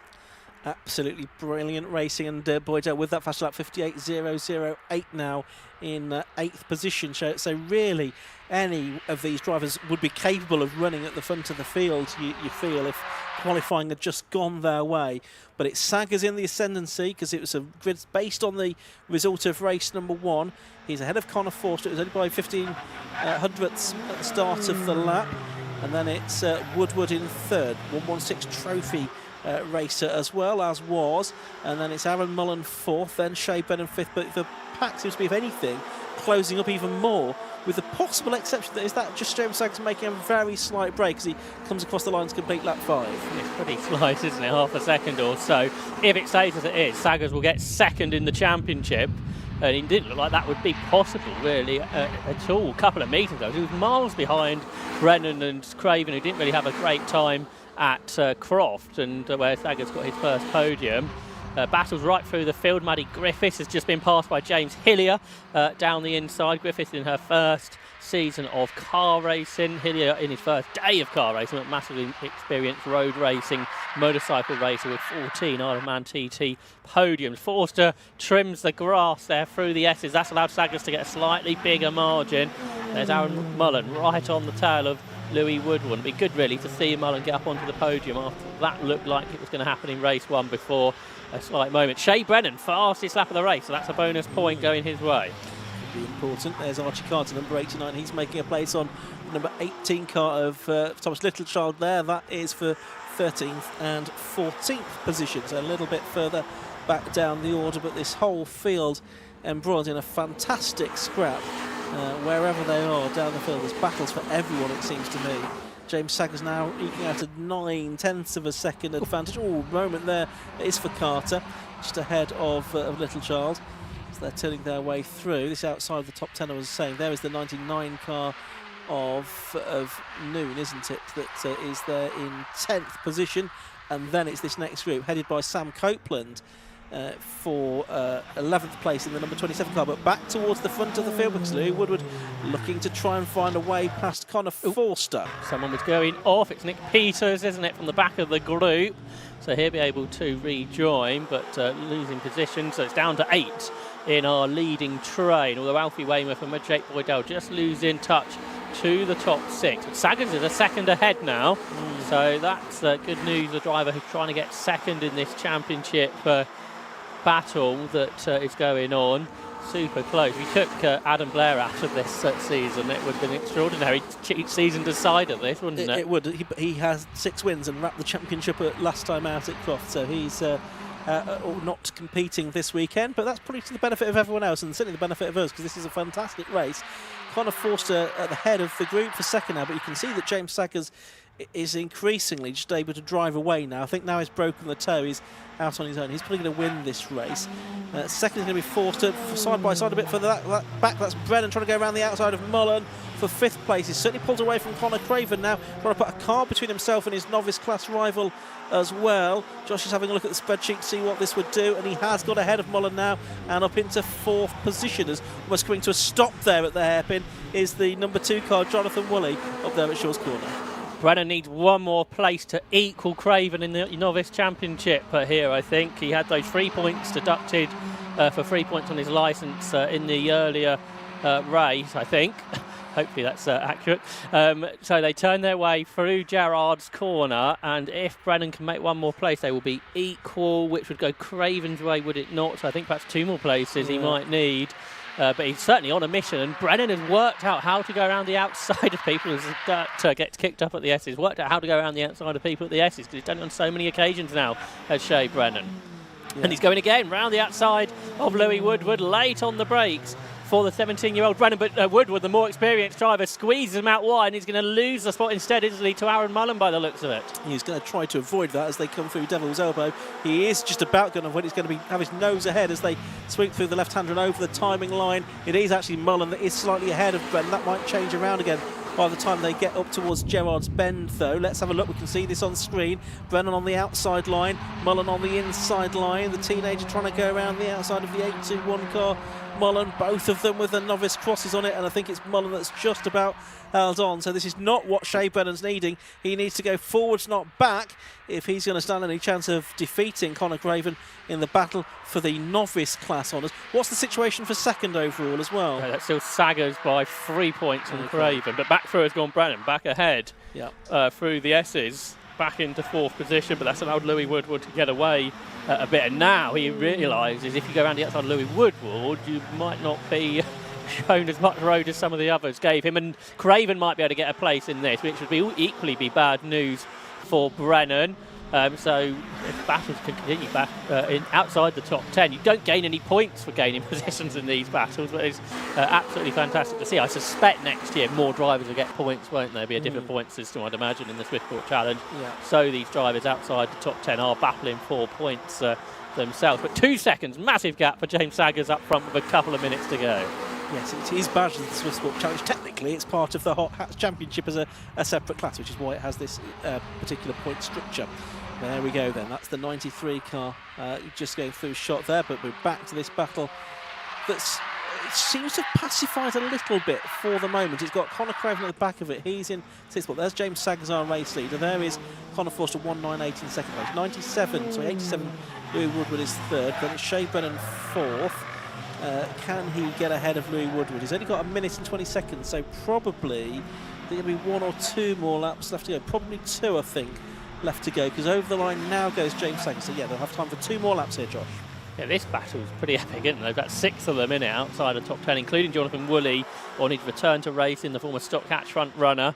Got James Hillier at the back of it, the 14-time Isle of Man TT podium finisher. So he's getting well involved. Of course, Isle of Man TT is a time trial, isn't it, rather than a race like this is, although he has competed in motorcycle races before, competed in the British Superbike Championship, for example. But you've got Archie Carter and Alex Povey, who are nose to tail for 12th and 13th positions as they turn their way through Gerrard's corner on this penultimate lap of the race. Further up, Brennan is starting to close back in, isn't he, on this 2nd place battle. Here they all come down towards the Shaw's hairpin. There are some bigger gaps.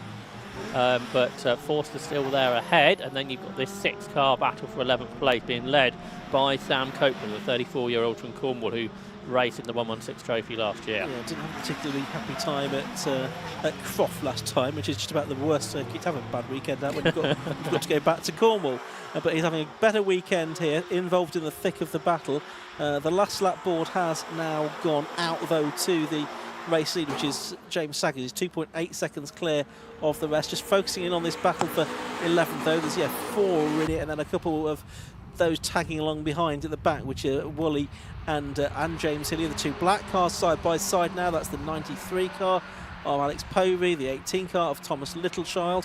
They're going wheel to wheel, Littlechild with the green wheels. But James Saggers up to the hairpin for the final time. He's built this lead throughout the race as others have been battling. Looks like he's going to take the checkered flag, but they're going to go almost 3 abreast, I thought, for a moment, going into Lake Esses a bit further back. Littlechild and 18 still at it, but here comes James Saggers through Devil's Elbow for the final time. Checkered flag is about to go out to him, and James Saggers it is that gets the win. Second place goes the way of Connor Forster, third to Lou Woodward, fourth to Shay Brennan, fifth to Aaron Mullen, sixth to Connor Craven. And I think I'm right in saying, Josh, that therefore means second in the championship to James Saggers and the novice award to Connor Craven. By a point, I think, from Shay Brennan. We get official confirmation from that in the week, I suspect, from 750 Motor Club. But those 3 penalty points that Shay Brennan picked up for that contact that we saw at the hairpin in race 1 is what made the difference, I think, in all of that. But what a season it's been between the two of them, particularly the first half of the year. They were trading wins in the novice class and getting overall podiums quite often. Yep. Shay Brennan and Connor Craven, and it all came to a point at the end of this season. But it's been a good end to the season for Connor Forster, hasn't it? Because he's had, I think, is it like 4 wins in a row now? That's right. At the end of the season, 2 at Croft and 2 here at Mallory Park in the Absolute Alignment Swift Sport Challenge here. So he's had a good run at the end of the season. Not sure how far he would have been behind them in the points, but he's certainly had a good run at the end of the year. 30 or so. Okay, but and that's the way this point structure works. Let's have a look at the result then. 25 James Saggers, the winner again for the second time today in the Absolute Alignment Swift Sport Challenge. He was 3 seconds ahead of 198 Connor Forster, second in the novice class. Third was number 87 Mary Woodward. Fourth was number 8 Shay Brennan. Fifth was number 821 Aaron Mullen. In sixth was 123 Connor Craven. Seventh was number 19 Alfie Raymond. Eighth was number 88 Jake Cornell. Ninth was 99 Lewis Neal, and Nick Peters 191 Spider Speed round out the top 10. Then the next battle headed by Sam Copeland, then Archie Carter, Tom Littlechild and Alex Povey. Within 15th position, James Hillier, Jonathan Woolley 16th. And then I think we had everyone finished, didn't we? Yeah. Luke Jones, Matty Griffiths, Shane Tweedy, Gary Stanford, Izzy Woolley, Eric Simons, Jonathan Leeson, Randy Outfield. And they got the Simons car back out after whatever the problem was. They did, and it got ahead of Jonathan Leeson as well before the end of the race. So that was great news for Eric Simons. So we can head down now to Parc Ferme, where it's going to be Kieran Mogg speaking with our top 3 from the Swift Sport Challenge. Thank you very much down here with James and 2 from 2. Yeah, great into the day and the season. Yeah, fantastic. Yeah, we really found the pace, and I really enjoyed it. Yeah, good circuit. It seemed pretty tough out there, but obviously 2 races about the same, and this obviously race, thankfully, was a bit more sedate than the last one. Yeah, it was. Yeah, and we managed to finish it, and there was no oil over the track, so that was good. And it was a great circuit, great day, and they weren't too far behind either, so they were all pushing. It was good. Yeah. Real nice way to end the day and the season, obviously, for you. Congratulations. Thank you very much. Cheers, thank you. So have a quick chat with Connor Forrester. Where has he gone? He's over there, I think. We try and jump in here with Connor. Connor, very close. Obviously couldn't quite get the win, but it's a good effort. It was a brilliant race. First time ever driving this car. So my dad, I sold mine. Thank you to Justin, my dad, and thank you to Carl Taylor for taking me, and Vic and everyone. And if anyone's helped me, thank you very much for this year, and I'll see you guys again hopefully soon. Well, congratulations. Thank you. Cheers, thank you. Have a very quick chat with Lewis once again on the podium. Obviously, very, very well done. Obviously, difficult race out there, but looked good. Yeah, no, it was good. Obviously, it's a small circuit, not many places to overtake, but yeah, really happy. Good end to the season to be on the podium, and we'll be back next year, so really looking forward to it. Well, congratulations. All right, thank you. Cheers, thank you. Sorry, we're having to rush because the cars are out on the grid and there's no green flag lap. See a big embrace here between two of the drivers, and I believe that makes you the novice champion. I hope so. Oh, sorry, I'm out of breath. looks how much you can see how much obviously it's takes it out of you. But yeah, obviously it's provisional. But from what we've heard, it does make you the champion. Which is, how does that feel? Yeah, I was shaky and passing like I had then brake on, so I thought, we're on the back foot here. Yeah. And then he overtook Mullen. I thought this is going really bad. Yeah. I knew if he overtook one more car, that was it. It was just a case of hanging on. I've had bits fall off the car. I've had my trackings all over the place. Yeah. It was, it was an emotional one. Yeah. Absolutely. Well, congratulations. Really well done. Thank you. Cheers. Thank you very much. All right. Well, there's cars on the track now. So coming up next, we have the Mazda 7s.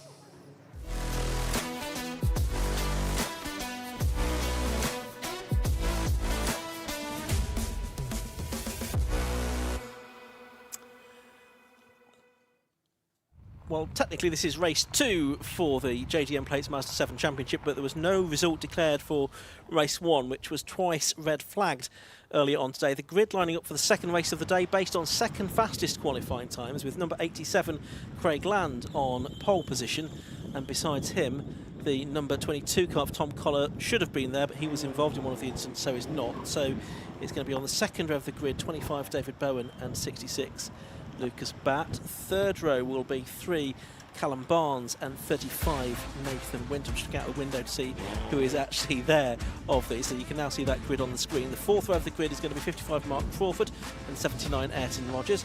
Row 5 is 69 Lee Rogers and 43 David Mason. Row 7 is also complete. Row 6, 99 Martin Shelton and 5 Ian Wells. So too is row 7, 8 Paul Southwell and 15 Matt Grow. Row 8, 47 Lewis Penzone Smith and 73 Simon Walker.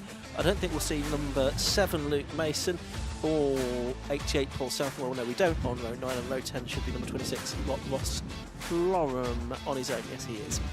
So, going to be a 12-minute race, as they all are, up until the end of the day. Green flag is waved at the back. 5-second board is shown. About to go racing then for the JDM Plates Mazda 7 Championship. Fingers crossed for a cleaner race this time. Race gets underway. Good start from Craig Land on his own on the front of the grid. From the second row, it's David Bowen getting alongside Lucas back there. And there is some contact further back. There's 2 of them into the barriers on the left-hand side of the circuit. One of them looks to be Lee Rogers. Mark Crawford again. He's been involved in both the start line incidents today. Okay, so we'll see what happens with those. The cars making their way out of Gerrard's Bend, though. It is Craig Land leading. It's side by side for second place, though. Lucas Batt on the inside line, David Bowen on the outside line. Huge slide for Batt through the middle of the S's. Safety car is going to be out yet, so yellow flags are waving. No surprise that there's some kind of intervention. Those 2 cars are still stranded on the left-hand side of the circuit. They connected with each other and the barriers. Both drivers out of the car, though, so that is good to see. Mark Crawford in the number 55 car and the number 69 car, wasn't it, that's Lee Rogers. And now that's been upgraded, in fact, to a red flag, with I think the officials realising that it might just take a little bit too long to try and clear those that incident underneath the yellow flag, Josh. This is bizarre, because whenever you know Mazda 7 driving standards and what incidents to happen, and it's just been a whole day of it. It's very, very odd. It is, yes. There's been a lot of it today. It's unusual for the Mazda 7s to have this number of incidents. Not sure we've had this many all through the season, really, of this magnitude. It's a shame that it's all happened today here at Mallory Park. Rescue vehicle is on the scene. As I say, driver's already out of the car, so that is good. They'll go off to the medical centre to make sure that they are okay, and then it's a question of getting the cars cleared out of the way as well. And then we'll be hopefully able to go racing again. Of course, we then have to make sure that everyone's back into position once again in terms of the rescue units and doctors and ambulances and so forth once the cars have been cleared. So there is going to be a little bit of a delay before racing is able to resume. We can see the scene here at Mallory Park. It's been an overcast day at Mallory Park. I think it's going to be the last of these overcast days, where now we're just going to get some wet and unsettled days, I think, coming up over the next week. I'm not sure what the latest forecast is for the Burkitt Relay race either. I'll have to have a look at that in a moment. It's probably going to be wet. Josh is just getting that up on his screen for me now. Next Saturday. Oh no, actually, it's going to be cold, but it looks like it's going to be bright at least. Yeah, okay, fingers crossed we might get away with it. There's a small chance of rain, but fingers crossed we'll get away with that at the Burkitt Relay race next week. You might have to order the heating for the commentary room. Yes, I'll take my extra coat, I think. But yes, cars forming up on the grid, and yes, I think we can see why there is the attention from the rescue unit there. Although the drivers were concerned, we've got to make sure that all of the other marshals and officials are well as well. Just checking the barriers are intact as well after that contact. Has it hit a gate or something in all of this? I don't know if it's just the sort of there is a gate there, I think, so that's where the contact happened. I think that's a sort of pedestrian gate that may be used for when some of the athletics events, the triathlon and so forth, to take drivers off the circuit onto the perimeter road. So that's possibly what the contact was with. So yeah, all very unfortunate that we've had these incidents today in the Mazda 7s. You can see the recovery trucks now making their way out onto the circuit, and they will try to get this cleared as soon as possible and to get more racing in. But there is some barrier damage, I'm hearing, as well, so it could be a little while before we are able to get going again here at Mallory Park, Josh. Yeah, that's a shame, isn't it? And because of what happened earlier, you wonder if they will try and run this race or we'll carry on with the meeting. We'll get that information when I guess see how long the barriers take to need fixing. Yeah, we'll find out for you just as soon as we can. But I think what we'll do in the meantime is we will, if we can, take another short break here at Mallory Park.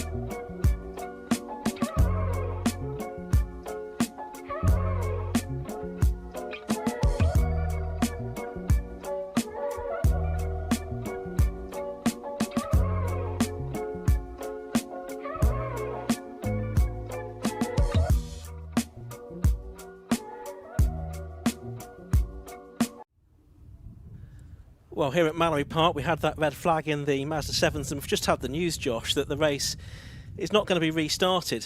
So that is a real disappointing way to end the season for the Mazda 7s, with effectively no race at all for them today, with 3 red flags. Yeah, that's right. I'm not surprised, because with 4 races to come after this, we had a lack of time in the day, didn't we? And it had already caused, well, really all of our delays, haven't they, today, the Mazda 7s? So therefore, both their races really have been abandoned, therefore, this weekend. And they were one of the championships this year where everything had run smoothly. They got through their opening 12 rounds of the season. It looked like they would get their full complement, but not weather affected like most of the other categories have been this season. But unfortunately, driving incidents have caused these delays, which means the race can't go ahead. But with the barrier to be fixed and more racing to come, not a surprising move, I don't think. Yeah, I think it's the right thing. It's unfortunate for those drivers that have kept their noses clean, which is still the majority of them in the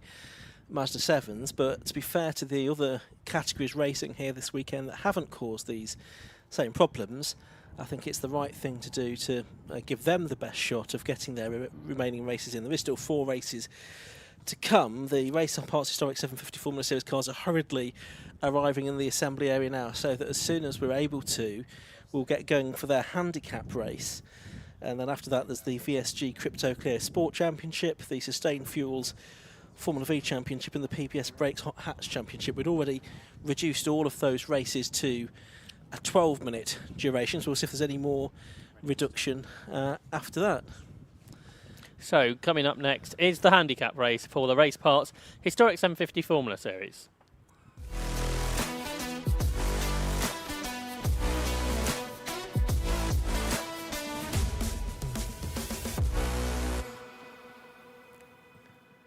So we'll have the cars out on the circuit very soon. The Mazda 7 is still clearing the grid. Of course, the one event that's not effectively a timed event is the handicap race. And the handicap will have been set, so we're understanding that it's going to be a 15-lap race. We should possibly get some clarification for that. We have got on our timing screen 12 minutes. I wonder if it's 15 laps, which it won't be, or 12 minutes, which might help those who aren't as fast, basically. I will see if I can clarify what the situation is. Because the thing is, you can't change the handicap for everybody really quickly. No. So it's just going to disadvantage one or the other, depending whatever way you do this. So we'll see what happens. But the handicap coming up next, something that was involved in British motorsport, particularly back in the early days. Handicap races were a much more common feature, that now a much rarer part of British motorsport. Well, yeah, back in the day, of course, most 750 Motor Club race meetings would finish with an all-comers handicap race for all of the different categories that had raced there that day, not just for one category. Anyone that was taking part in the meeting was able to take part, and it would usually be a very eclectic mix of cars that you'd have racing together. But these days, much more of a rarity, and confined really to historic 750. I'm trying to think of anything else. Vintage Sports Car Vintage Sports Car Club, yeah, they run handicaps as well. But and obviously the Burkett Relay. Aside from that, which is a sort of slightly different format of handicap race in any case. But yeah, you don't see too many others. I guess it can be a bit confusing, but it can be kind of intriguing as well, in terms of the sort of way the race should unwind. With the theory being that all of the cars cross the line absolutely together at the end of the race. Which nearly happened at Gadwell Park, one very close finish in the other handicap race we had this year, which was very close finish. It was won by Graham Wilson from Gary Brandon and Joseph Zosho. But I think we have 4 cars separated by less than a second, so very entertaining way to finish that. So from the front to back, we're due to have 55-second start difference, which is quite tight way of doing this, I think. Yeah, but the cars that will be going off first will be very slow, won't they? Relatively slow. Not necessarily, because they're not cars with credit laps. Okay, so. Right. It'll all work out fine, Josh. I've only seen it go wrong once in a handicap race, really wrong, which was I think it was a Mallock race, celebrating anniversary of Mallock's. So a lot of clubman's cars, so fairly quick cars. On the Silverstone National Circuit, where they do come around quite quickly.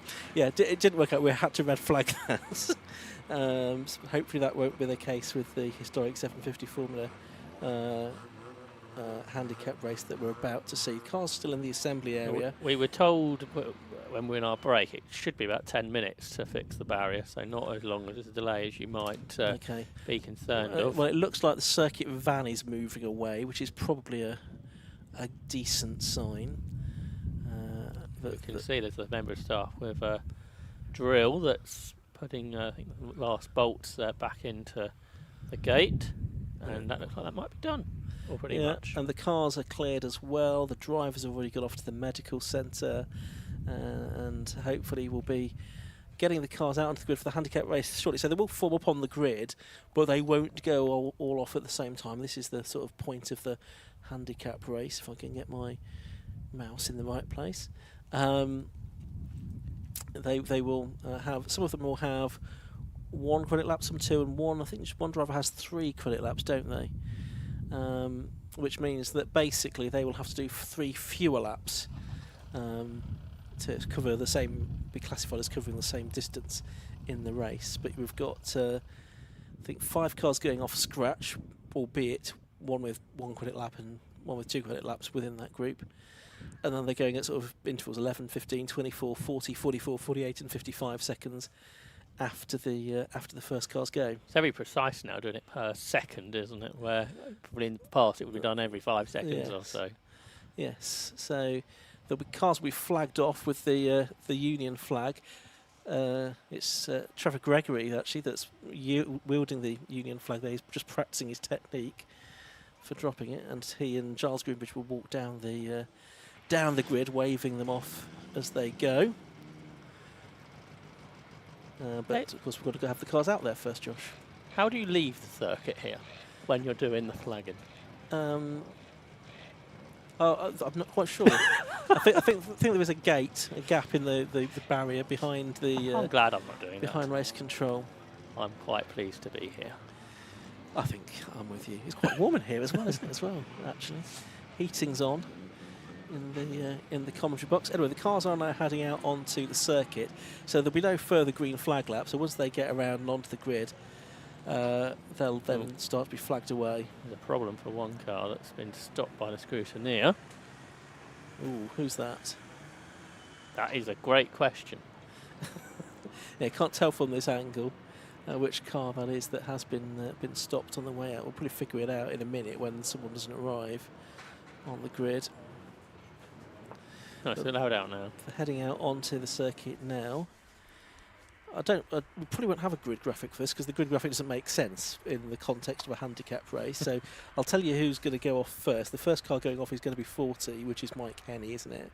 And he's going to go off at the same time as 37 John Donnelly and 41 Chris Jones, because that makes sense. They're all in broadly the same. They were having that battle, weren't they, in race one? Yeah. So that makes sense. And they go off at the same time as the 22 car, Charlie Plain Jones, but he has 1 credit lap, and the 17 car of Matt Tompkins, who has 2 credit laps.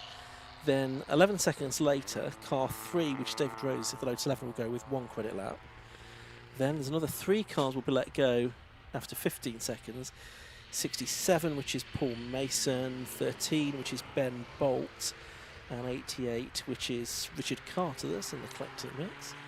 Then on the 4th wave, after 24 seconds, it will be 47 with 1 credit lap, which is Ian Elliott, 8 with 1 credit lap, Peter Marsh, and 66 with 2 credit laps, James Ricketts.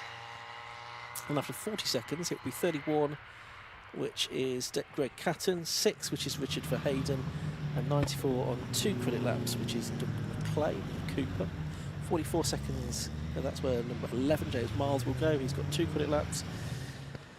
Then the next wave, 2 cars going off on 48 seconds, 74 and 55. That is Gary Brandon and Chris Martin. And then it is on the 8th row, 2 and 85, which is... Who is 2? I think it should be 42. 42 Tim Sage, that would make sense, wouldn't Although it? I think he's actually changed to 2 at some point in this meeting. Yeah, well, maybe that's why we're confused. 85 John Moss with 2 credit laps, and with 3 credit laps, number 12, which is Roderick Renfrew. Right, the first cars are now having arrived on the grid. The remaining cars are about to. That vehicle you can see at the top screen is going around the banking at the S's. if you're wondering what's going on there, it's a slightly strange angle, isn't it? It looks like it's sort of going on the top of the pedestrian bit bridge. Swift. But it's not. It was a bit Russ Swift, wasn't it? On 2 wheels. But yeah, that car. We don't know actually how long this race might be. No, that's the other great joy of this handicap race. We don't know. It's showing us 12 minutes on our screen, but it's supposed to be a 15-lap race, and that's what the handicap was based on, which would take about 15 minutes for the quickest cars. Not 12, as we might have. Which could help Roderick Renfrew, who is basically the race leader at this point. So we'll see what happens. Number 94 is a pit lane starter. That's Doug McClay.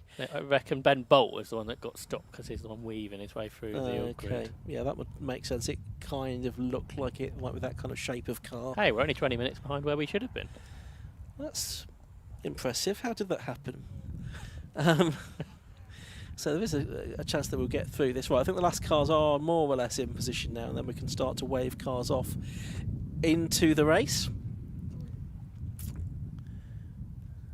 Just waiting for the OK to be given, and the one car being put back a row, I think. Is that John Moss? Yeah, possibly. Yeah, you do need to make sure you release the right wave, don't you, of cars here. Well, yeah, it's just actually not quite lined up correctly, which with no handicaps race doesn't really matter quite so much, I don't think. Right, green flag at the back, so we can now start to get the race underway. Trevor Gregory has the Union flag in his hands. And he drops it. Bit of creeping there from number 40, Mike Henney. And then the next group of cars is about to be released. Well, I should say group. It's only one car, isn't it, that's going off on the 11-second count, which is number 3, David Rose, in that beautiful Lotus. And then the next wave gets underway. There's a few more cars that time. You can see on the inset the remainder of the cars going out into the race, but we're now on our main shot focusing on the cars that are already driving around the circuit. And this is very much one where we need to keep an eye on the timing screen rather than anything else, isn't it, to try and figure out actually what is happening, Josh. That's right, but we should have some good battles, because you mentioned, like the 2 cars that are leaving now, Catton and Verheiden, very equally matched and on the same lap, so there should be some battles amongst all of this. So the leaders at the hairpin, we are still got the last batch or 2 to go. We should be there because we've had more than 55 seconds already. I think we are just about, I think they've all gone now.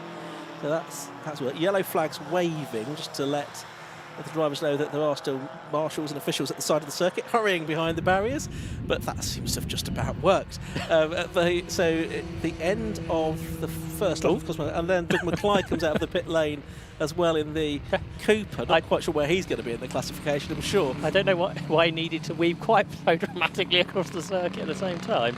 Right, it's Matt Tompkins leading the race, though. He has completed 3 laps, including his credit lap. Should be Rod Renfrew when he comes through. It should be, shouldn't it? But he hasn't done his first full lap yet. No. Then Renfrew, Plain Jones and Rose. But we'll wait for them all to come through in a moment. It is... Who's that on screen at the moment? That is the car of McClay, isn't it? The Cooper that's going through. These were 2 of the first cars that were released into the race. That's the 41 car of Chris Jones and 40 Mike Henney, and they were battling, weren't they, in the scratch race earlier on? They'll continue that battle here in the handicap. Through the elbow they come, and just ahead of them, did Rod Renfrew take the start? So perhaps he didn't. No, so he's not come through, has he? He's got the exclamation mark next to his name, like he's not appeared, so maybe he won't be in the lead of the race. It might well be Matt Tompkins that has the lead of the race. You can see that Doug McClay's now completed his first lap, and he is slotted into 5th on the time screen. As we're watching on screen now, the battle between Tim Sage and Chris Martin, that is, in the Centaur Mark 12, isn't it? So, and that is Sage, who should be quicker of those 2 cars. now getting through and pulling away. He's 18 seconds he's got to catch on the Catton for Hayden battle, and Catton is ahead. Remember, he had the slow start in race 1, so wasn't really involved in the battle with the other two. So on the first flying lap, James Ricketts only caught Matt Tompkins by 7/10. What does Tompkins' best lap in race 1, Ian? Tompkins' best lap in race 1 was a 1:14. He's already gone a second quicker than that. Ooh. So he's possibly looking in good stead. Just one car coming down the step straight. This is what you'll find. You'll find little batches of cars coming through. That is the 66 car coming through. So that's James Ricketts. He took that drive on from Nick Hayward-Cook, who was slated in the programme to be driving that car, but he's taken that over now. Beautiful looking machine, isn't it, Josh? It's making its way up. Yeah, single-seater Austin 7. It's not a supercharged car. It's in second place in the race. He's done a 1 minute 12.4 on his first flying lap. So he's trying to close in on Matt Tompkins. Tim Sage currently 2 laps behind him, is about to unlap himself on one of those times with what could be 10 laps of the race to go, could be 8 minutes. Perhaps suggesting it might be 8 minutes of the race to go. So Tim Sage will unlap himself. Gap down to 22 seconds, so he caught 1.7 seconds on that lap, better lap from James Ricketts. Yeah. So there is that 66 coming through. Then it's Richard Verheyden, of course, our race 1 winner. He's sort of battling his way through the field, but he is behind the Dyson, isn't he, here, of Greg Catton. And so those are really battling for position, you would think. Where are they actually in the order at the moment? They are down in 16th and 17th in the classification at the moment. Verheyden having set the best lap of the race so far, 59.851. Only drivers so far below a minute. They are, well, they were 10 seconds behind Paul Mason, but they're going quite a chunk quicker. So they will close in on the car ahead, down to 5.7 seconds. They caught 4 seconds on that lap. Matt Tompkins still the leader, number 17. Now 6 laps in the book, just going across the line once again, and has done 1:13 that time through. So again, lapping quicker than he did in the earlier race. On screen now is Peter Marsh, who had all those problems in the earlier race, was doing slow laps. He's already in 7th, and he's considerably quicker than cars ahead. He's on a 1 minute 4 as his best lap. So Peter Marsh on screen now taking 6th position away from Douglas McClay's Cooper, and quickly progressing through the order. Could Peter Marsh find himself in a good result here in the 1937 Super Snort Austin 7 for the former Caterham racer? Yeah, and his next target is going to be Charlie Plain-Jones in the number 22 car, who was about 5 seconds or so up the road, I think, at the start of the lap. Meanwhile, problems for the Lotus, I'm afraid to say. That's David Rose. Looks like he's going to go into retirement. I think he's going to pull into the paddock there at the back entrance. That's a great shame for him. Catton's got into the 58s in the Dyson, so that's going quickly. These two are still going at it, aren't they? They have been all day. John Donnelly and Chris Jones. Jones on the inside in the left-hand drive DNC, and it looks like he will gain a place. The driver from the West Midlands who raced in motorcycles in the 1990s, 1976 car. He is at the wheel. Here is our race leader, Matt Tompkins, the 32-year-old from Lincolnshire, in the Tompkins Special, a car that he created last year, which was all documented in magazines, Ian. Yeah, it was a series of articles. Practical Classics. Practical Classics, yes. So, and the car has been developed since it's got quicker since it made its debut at Phillip. Interestingly, how the driver's mirror is sort of lower than the passenger side mirror. I suppose that is by design. This car originally a Ruby saloon, as so many road going Austin 7s were, but converted into racing. It's going to be it's interesting, because I think he's in a really good position, especially if it is a slightly shorter race than expected. So Peter Marsh is 48 seconds behind and going 10 seconds of that faster, so he needs 5 more laps. Yes, and he would catch him, wouldn't he? That's the most likely driver to catch him. He's done a 1.3. What was Peter Marsh doing earlier? I know he had problems. Peter Marsh earlier's best lap was a 1:05. So he's going a couple of seconds quicker than that. But the car wasn't running smoothly. So for Peter Marsh, he's in good contention. I think he's probably about to pass Charlie Plain-Jones if he hasn't already done so. No, he's got Tompkins here come quicker, coming up behind him, but they are a lap behind him. So this is effectively to unlap themselves. This is John Donnelly and Chris Jones. They're going to look to unlap themselves now, so they would need to pass him again, Matt Tompkins, before the end of the race, and they may run out of laps. We've had now 8 laps of the race on our timing screen. It's Tompkins, number 17, leading by 17 seconds from Ricketts, number 66, but there's only sort of 2 seconds lap difference in terms of their pace. James Miles is third in number 11, and he's lapping in a similar place to Ricketts, so he's not going to catch him. The one that we need to watch out for is Marsh. He's now 39 seconds behind and lapping 9 seconds a lap faster. Yeah, so he's passed John Moss as well as Charlie Plain-Jones on this lap. The Chris Jones-John Donnelly battle continues. They are still battling over 9th and 10th positions, but now on the lead lap. We documented. They passed Matt Tompkins. Into Gerrard's corner they go with what should have been really 6 laps to go, but it may not be anywhere near that. Yeah, we'll just have to see what happens. It's not quite clear on what is going to go on here, because it should have been a 15-lap race, but obviously with the earlier delays that might be reduced, which is tricky in a handicap race. Good scrap going on here still. Donnelly up the inside of Jones going into the S's, and this is of course still for a relatively lowly position, 8th and 9th position they're battling over, but they're going to make another place here because they're going past Douglas McClay in the Cooper. So up to 7th and 8th respectively they will go now as they're rounding Shaw's corner once again. Peter Marsh is about to pass James Miles to 3rd, so 11 and 8 are together through just going out of Gerrard's, I think. So Peter Marsh is about to claim 3rd place. Now this is going to work out quite tight, I think, with Tompkins, isn't it, if we go to time between the two of them, because the gap is half a minute and he's catching around 10 seconds a lap still. Yeah. So if we do get 3 more laps, that could be quite close between those two. Yeah, absolutely right. So Charlie Plain-Jones there, enjoying his race. He's still showing in 6th position overall.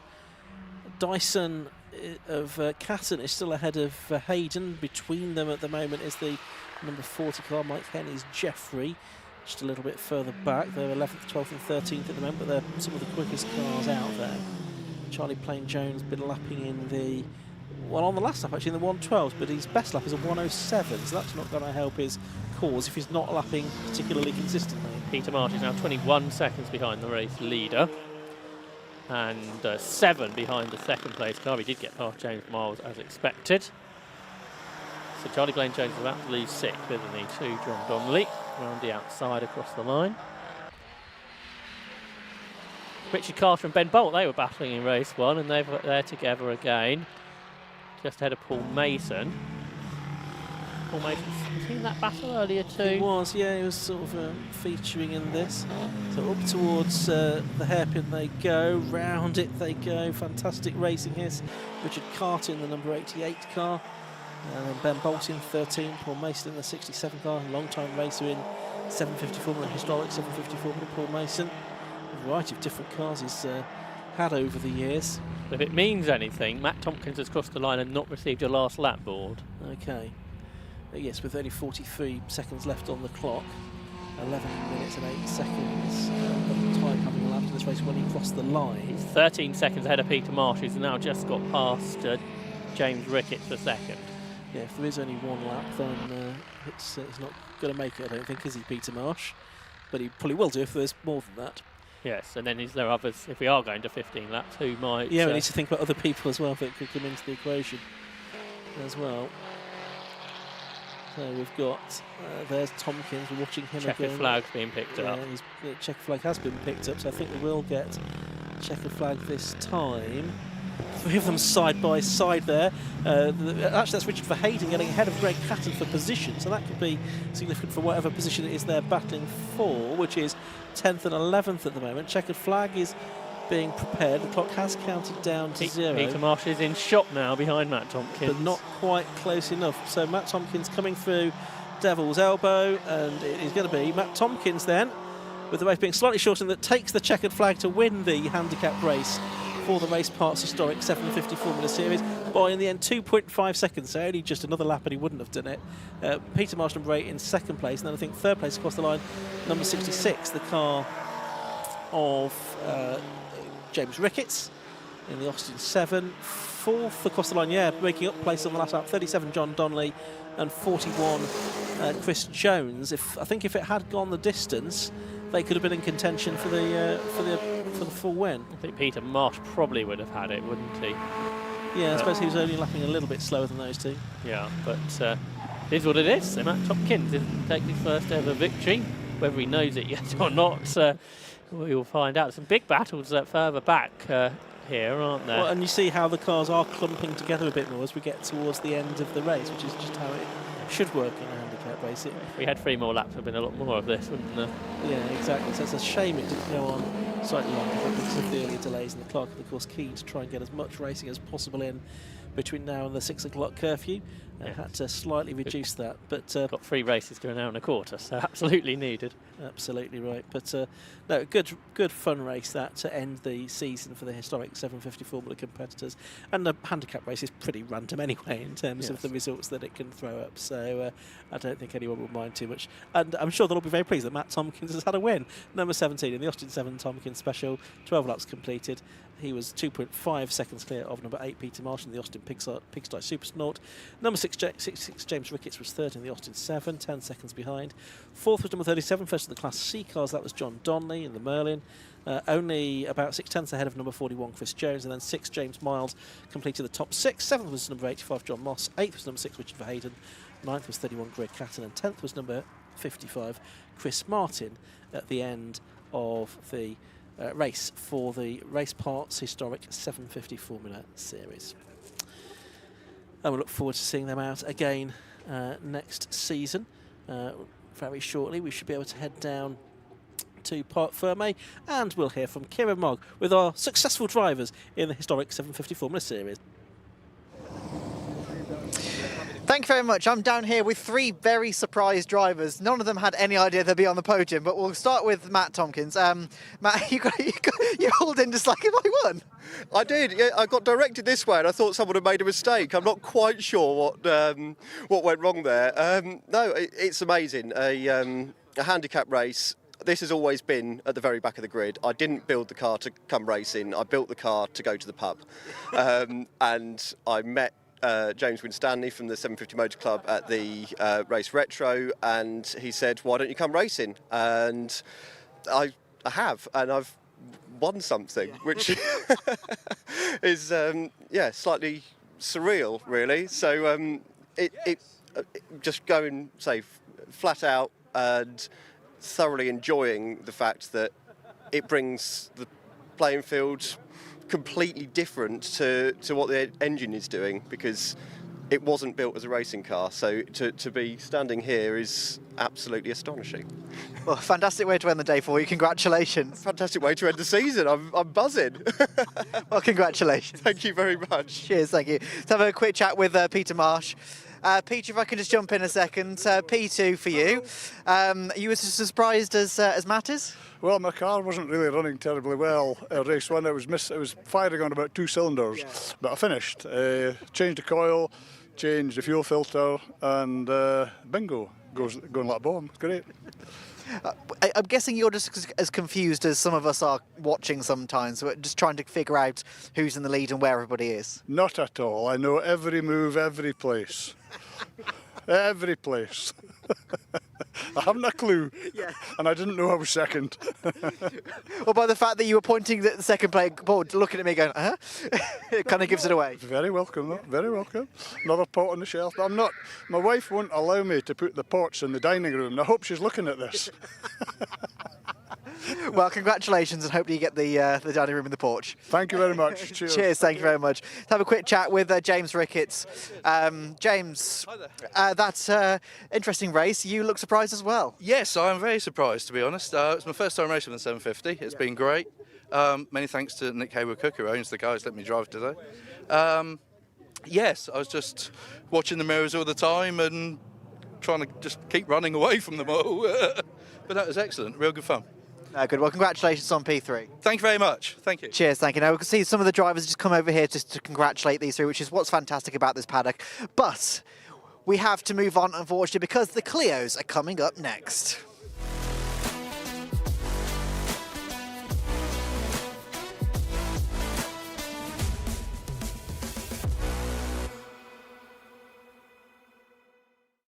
cars already on their way around their green flag lap for the second race of the day for the VSG Crypto Clio Sport Championship.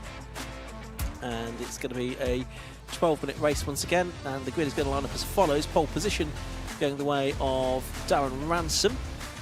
That is number 30. Besides him is number 56, Chris Lawrence. Second row of the grid is 35, Joshua North, and 18, Mark Witherington.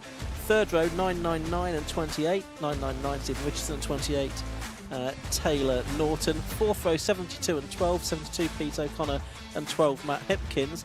The fifth row, 82, Paul Clark, and 7, Lewis Richardson. The sixth row, 55, Justine Griffiths, and 29, Joey DePrato. The seventh row, 33 and 31, that's Christina Lowe and Chris Page. The eighth row, 11, David Redshaw, and 57, Matthew Poncia. On the ninth row, 32, Graham Bishop, and 36, Steve Croxford. So that is the way the grid is going to line up for this VSG Crypto Clio Sport Championship. And I think we are all done now, aren't we, in terms of the championship for the classes as well as the overall? Second overall was to be contested, wasn't it? Yeah. So just a point. Trying to get ready for races later. Sorry. Yeah, just a point. Ransom 1 point ahead of Lewis Richardson, I reckon. Okay, green flag at the back. 5-second board is shown. Red lights go on the gantry. They go out. The race gets underway. Not a particularly good start by Chris Lawrence. It's a better start from Mark Witherington from the second row of the grid. This grid set by fastest lap times from race 1, and he moves into second place already at the beginning of this race, and it's Stephen Richardson that's up there into third position, I think, in the number 999 car, but it's Darren Ransom leading the way from pole position. Then you've got two 182s together. Chris Lawrence is trying to get alongside, also trying to make up ground on the inside line. There is Paul Clark in the green and yellow car, number 82, trying to get up on the inside of number 12, which is the car of Matt Hipkins, isn't it, as they make their way through Lake Esses up towards Shaw's Corner for the first time. Yeah, disappointingly, Josh North not a starter, but after it looked like he was going to get his first ever overall win earlier this afternoon, but through the hairpin they go. Lewis Richardson amongst the battles, but not where he needs to be in the battle of a second overall in the championship. So if it stays as it is, Darren Ransom in the stronger place. He's pulling away up front from Mark Witherington, who's having the day of days in the Clio Sport Championship, and the returning Stephen Richardson right there in the Greg Hill owned car. Then Chris Lawrence is next, Paul Clark and Matt Hipkins. So Darren Ransom's about the only person where you'd expect to find somebody on this grid. It's really jumbled. Justin Griffiths, who's been a winner this year, he's down in 9th position, for example. Yeah, it looks like he's going to try and make up some ground, just looking at his move in the background there. But yeah, we've got these two 182s, the Class A cars in second and third place overall. In fact, we've got 3 Class A cars in the first 5 places here, with Paul Clark also having made a good start to the race.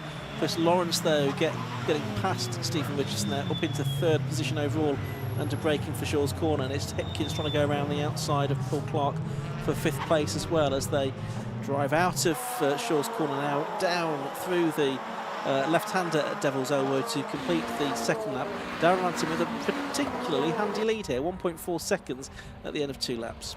Yeah, that's right. It's unusual this year to have 182s at the front of the order, really. It's been a 197 dominated season for overall positions, but different today, side by side, all the way through Gerrards between Paul Clark and Matt Hipkins. Hipkins kept coming all the way around the outside, all the way around turn 1, and has he made it work? No, he hasn't. Paul Clark then has held on, but then switches to the inside as Hipkins. There's not much room there, but he's found the space, and Matt Hipkins goes up into 5th place, and Justin Griffiths might be able to follow him through in all of that. Oh, it's Mark Witherington slowing after such a good day he's had. He's pulled off the circuit as well, because if he didn't, I think he might have got collected. So real shame for Mark Witherington. So usually it's been a very reliable championship in terms of cars. A couple of main runners have had car issues today. Yeah, it seems so. That's a great shame for Mark Witherington after his great result earlier on. So he's tumbling back down the timing screen as they come across the line to complete 3 laps. Darren Ransom's lead now north of 2 seconds over Chris Lawrence in second. He's moved up now. Stephen Richardson in third, and now we've only got one of the 182s in the first 5 places. Richardson on his own there. Paul Clark is back in 6th place. There he is, just coming into shot now, ahead of Lewis Richardson, Stephen Sun in 7th, Joe DePrato 8th, and Taylor Norton in 9th. So these are having a little scrap for 6th, 7th, 8th and 9th places overall, effectively. With Chris Page, of course, who had that problem with his bumper dragging in lap 1, he's had that fixed back on for race 2, it would seem. Up to Shaw's corner they go, and that's Page trying to go around the outside of Taylor Norton for 9th position there. Couldn't make that work, but might get a good cut back on the exit of the corner, trying to draw back alongside him on the exit of the hairpin, but can't get an overlap as they go through Devil's Elbow. Yeah, Page trying to progress because he is contesting 2nd in Class A for the championship with Joey DePrato, who's just 2 places ahead of him. DePrato with the advantage in the point standings coming into the weekend. Teammate at Autotech Motorsport between himself and Page at this stage, which is Taylor Norton. DePrato, one of the youngest drivers on the grid at 20, started racing last year in an Enduro car. He's had a pretty good season. He's been on the podium and been a winner in Class A lifetime out at Brands Hatch. He stays ahead of this little battle. Now, Stephen Richardson, the lone Class A car at the front now, has been caught by Matt Hipkins and Justin Griffiths. Yeah, Griffiths, who was back up to 5th now, is back at the back end of the top 10 in the very early part of the race. He's done the best lap of the race as well, 55.203. Did that on the previous lap. That's come through to complete another lap now. Ransom's lead is still hovering around about 2 point something seconds. And now Chris Lawrence has done the best lap of the race, 54.988, 12 thousandths faster than Ransom on that lap. Also did a personal best. Richardson 3rd, Hipkins 4th, Griffiths 5th and Clark 6th. It's 30, 56, treble 9, 12, 55 and 82 if you want the numbers, as they make their way out of Gerrard's Bend onto the Stubby Straight on lap number 6. Big challenge here from Taylor Norton, has a look to the inside of his teammate DePrato, but decides against going through for now. He could have equally been defending from Chris Page, couldn't he? About of a third then between Stephen Richardson on his return to racing this weekend against Matt Hipkins, who's going well here. Hipkins has had a podium, which came at Alton Park, I think, but hasn't been there since.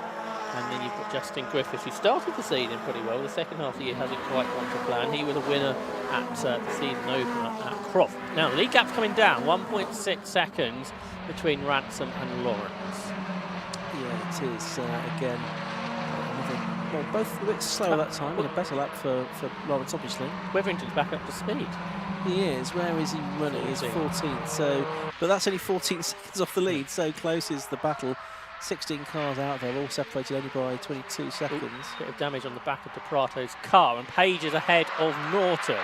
So the 2 drivers battling the 2nd in Class A are together, and DePrato's car a bit sideways there. I think if you look at the 55 car, I think I'm hearing that the window has fallen out on Justin Griffith's car. You can see there's no glass or no perspex or whatever there is in the pane of the driver's side door of the 55 car. So not quite sure what's happened to that. Some defect or other, but now that's going to be affecting the airflow around the car, and that might allow Paul Clark to try and make a move on him as they go up to Gerrard's Bend. He couldn't quite do it, just looking out of our window there, so it's still Paul Clark in 6th position, but that's a different problem for Griffiths to have to contend with. You can see on the live stream there, yep, nothing in the window there of the 55 car. Meanwhile, the lead gap's down to 1.2 seconds, so Chris Lawrence continues to catch down Ransom. Matt Hipkins the 3rd, up the inside of Stephen Richardson, who has to give him space. I'm sure Stephen would like to hand Greg Hill his car back after the day as he found it. So this could give Paul Clark the chance of the class lead. It's down the inside of Stephen Richardson, and that showed you how you can play the battles to your advantage. Paul Clark down the inside of Stephen Richardson, through he goes. And I don't think Paul Clark's been a winner before in the Clio Championship. So into the class lead he goes, which it didn't look like that would be possible at the start of the lap. It's both windows, isn't it, on the front of the 55 car of Griffiths, who now is under threat once again from Paul Clark down into the first corner of the new lap at Gerrard's Bend, and he does go through Paul Clark up into 4th place. So he now is not only leading the 182, he's got a car between himself and Stephen Richardson, who is 2nd within that class, as they're making their way out of Gerrard's Bend onto the Stubby Straight once more with 4 minutes of this race to go. Lewis Richardson's now catching his dad as well, so that's interesting. Are there going to be any team orders there? Well, there kind of needs to be if they want Lewis Richardson to try and get 2nd in the overall championship here. It's more than likely going to go down Ransom's way now. But Lewis Richardson not far away from the class lead. The E3 are still at it. I think there's been contact already in this race between DePrato and Page, and they're side by side now. battling for second in the class championship as well, and Taylor Norton tries to squeeze in between them as they come out of the hairpin, but they stay in the same order as they were. In fact, with De Prato ahead in that battle for what is 8th overall, but 3rd in the class, 4th in the class rather. There was a bit of a moment there, was there not, for Justin Griffiths as he turned into Gerard Squirrel? Paul Clark has not had a 182 win this season. Has he had one at all? That you I can don't think so. No, I don't think he has. But he's in prime position now to get his first one here, leading the Class A part of the race with just over 3 minutes to go. So pretty 4 laps to go in this race. Stephen Richardson's got to get past another car to get on terms with Paul Clark once again in this race. Making our way up towards Gerard's Shaw's corner once again. And Lewis is on the tailgate more or less of his father now. Meanwhile, the battle going on between Joey De Prato and Chris Page and Taylor Norton still. They're sort of overlapping one another there, but it's Chris Page that's come out of that in best shape. He's now up into 8th position as they go on to their 11th lap of the race. I think to get second in the class championship standing, he really needs to put some cars between himself and De Prato. This has been a good recovery drive from Page after the problems he had in race 1 earlier this afternoon. So Chris Page pushing on. And it's quite a story, really, the fact that he's been out there racing this year after the incident he had at Castle Combe last season. He's had a very good season. He's been on the podium several times as Chris Page and was a winner at Brands Hatch last time out within the class. Yeah, great racing here.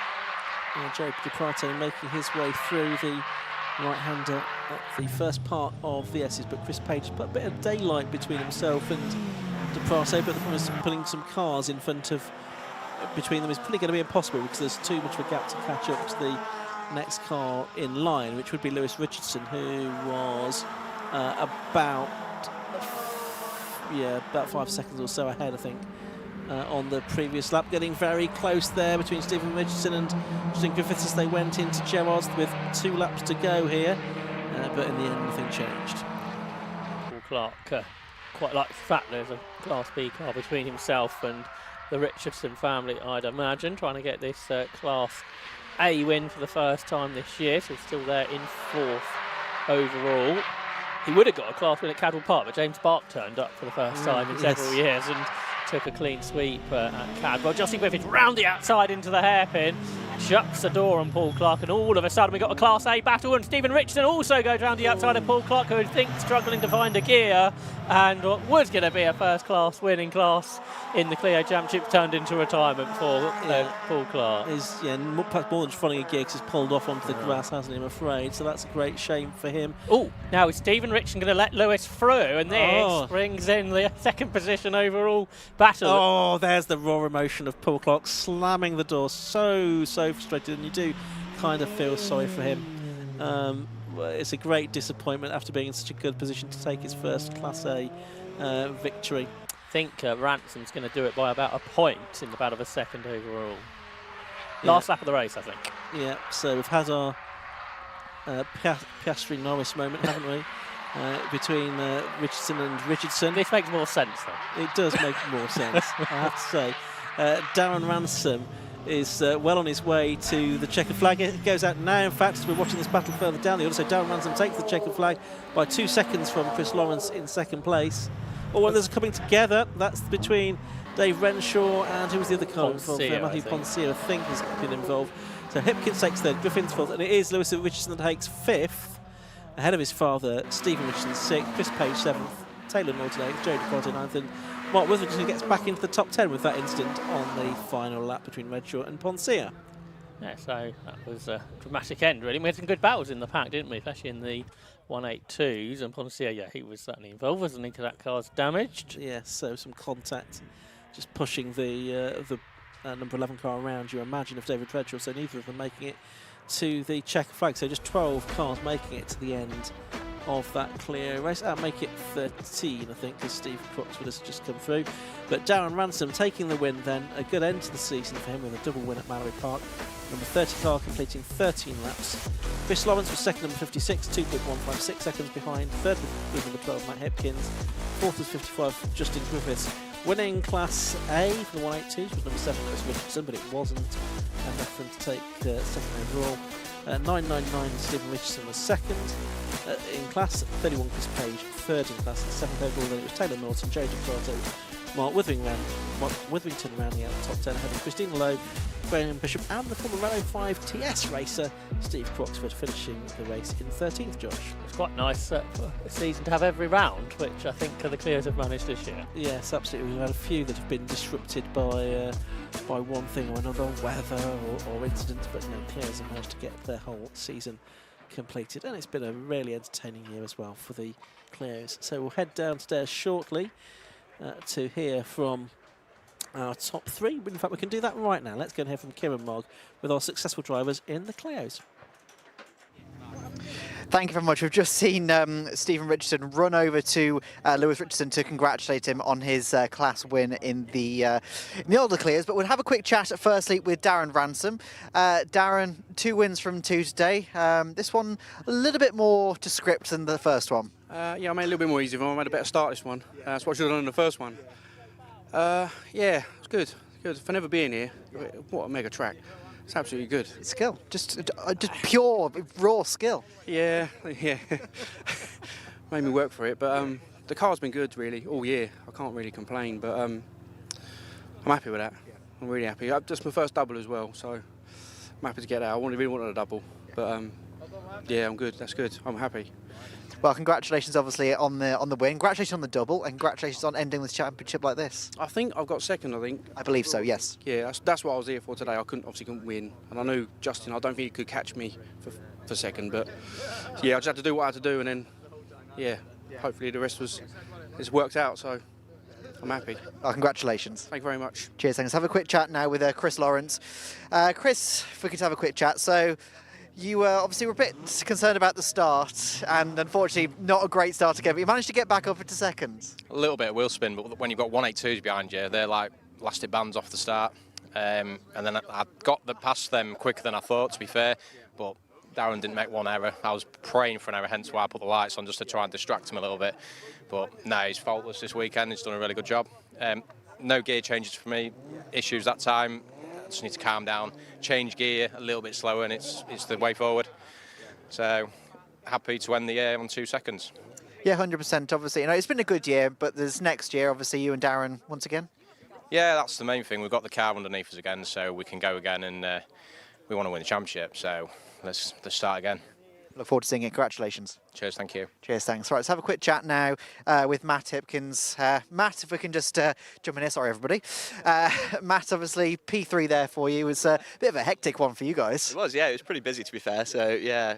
I trying to get through everybody from 8th, I think I started, because I just couldn't get in a quick lap in the previous race. So it made it entertaining, a few good moves. So, yeah, we got there in the end, which is good. Yeah, it was a lot of fun, because obviously these two boys, once they kind of got into first and second, it was just them two. But then behind that, it was a constant lottery. Oh, yeah, it's absolute carnage. So, and then got through, but then they got the pace at that point, so there's no catching them. But it was just building a gap and a bit of a margin for the people behind. So, yeah, it went well. Please went it on P3. That's it, yeah, thank you, cheers. Congratulations. Cheers, thank you. Cheers, thanks. Have a quick chat now with Lewis Richardson. So if we could just jump in here. Lewis, yeah, come on, Steve, come on in. So obviously we saw you run over to congratulate him as he came in here. So class win, talk to us about that race. It was pretty good. Me and Joey had a phenomenal couple laps. We both gave each other space. And we raced hard and fair. Then I caught up with these boys scrubbing in front. Unfortunately, halfway through, I couldn't believe I just saw you in the back. I'm like, where did he come from? I'm like, okay, off we go. Yeah, unfortunately, Paul had an issue, which helped me. As much as we hate seeing issues, when you're in the car, you just want them all to go away.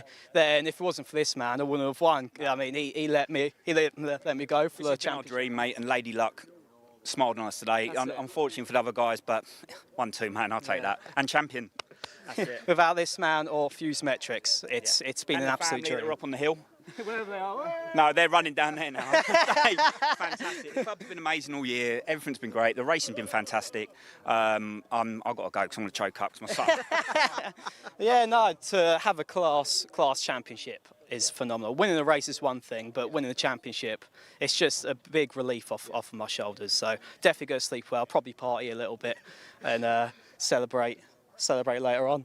No, sounds good. Well, congratulations to yourself and the family as well. Thank you very much. Cheers, thank you very much. All right, so that is it for the Clios coming up. Now, coming up next, we have, I think it's the Formula Vs. It is, I've been told. Thank you very much, Stuart, in my ear. It is the Formula Vs coming up next.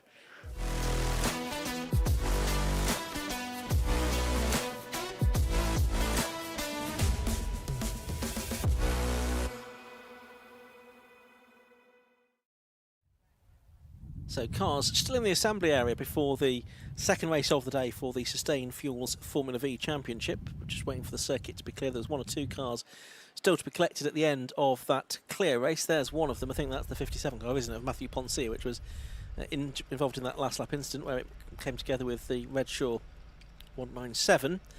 And I think Paul Clark's car probably also needing to be recovered from that part of the circuit as well. So as soon as that is clear, we'll have the cars out for the second Formula V race of the day, and we'll hopefully see a bit more racing than we did in race 1, Josh. Yes, let's hope so. Most of the championship, I think, is all pretty sorted now. Matt Harbert, the champion. Looks like Leon Frost should be second because we don't think John Hughes is running this time. So it looks like he's third, Vaughan Jones fourth. Fifth is probably not done yet. You've got Colin Gregory, Peter Studer, Pete Belsey, all involved in a battle for fifth, which I think are awards at the end of the year, aren't they? So yep. Worth going for in this final round of the championship. But yeah, a good race would be good. We had a good few laps before it all got a little bit silly and contact ensured in that earlier race, but it's hard to know really what to expect. Is Matt Harbert going to drive away here with the results from the earlier race setting the grid, or can Pete Belsey and Dan Pauly go with him, I wonder? Yeah, so it was Matt Harbert that got the win in race 1, of course, from Peter Belsey and Dan Pauly, but all bar the first 4 laps were run behind the safety car. That safety car came about because after an epic battle for the lead in the opening part of the race, there was a coming together between Leon Frost and John Hughes, both of them ending up in the barriers at Lake Esses. Hughes' car's not having been able to be fixed, or not wanting to be fixed maybe, for the second race, but I can see Leon Frost's car with the AHS team having got that car back out again for race 2 of the weekend. I think Leon Frost is due to drive for Mike O'Brien at the Wardhouse Trophy. Okay. I wonder what Mike might say to what happened in that earlier race. Yeah, we'll have to see if he's see how that pans out. But yeah, we've got I think 21 cars are just counted in the assembly area for the 24 that we started the day, and indeed race 1 with. So we did have a full complement for race 1, but we're going to be without John Hughes and 1 or 2 others by the looks of it. So there's no David Story, unfortunately, the star of Mallory front runner. And I can't see Mike Old now either, but I think everybody else is there that would probably expect. Oh no, David Story is there. He just in the place wasn't expecting him to be. So I think it's John. No, John Cress. They're trying to work out who it is that's missing then. But or maybe I just miscounted. But or is there a car below us? No, there's nothing else that we can't see out of the window. Anyway, they'll be released shortly, I think, because the circuit is clear. The start line marshals are on the track, ready and waiting to receive the cars. And yes, very soon we should have the cars out onto the circuit. Just waiting for the final OK from the clerk of the course. Is Dan Pauly there? That's a good point. No, I don't think he is.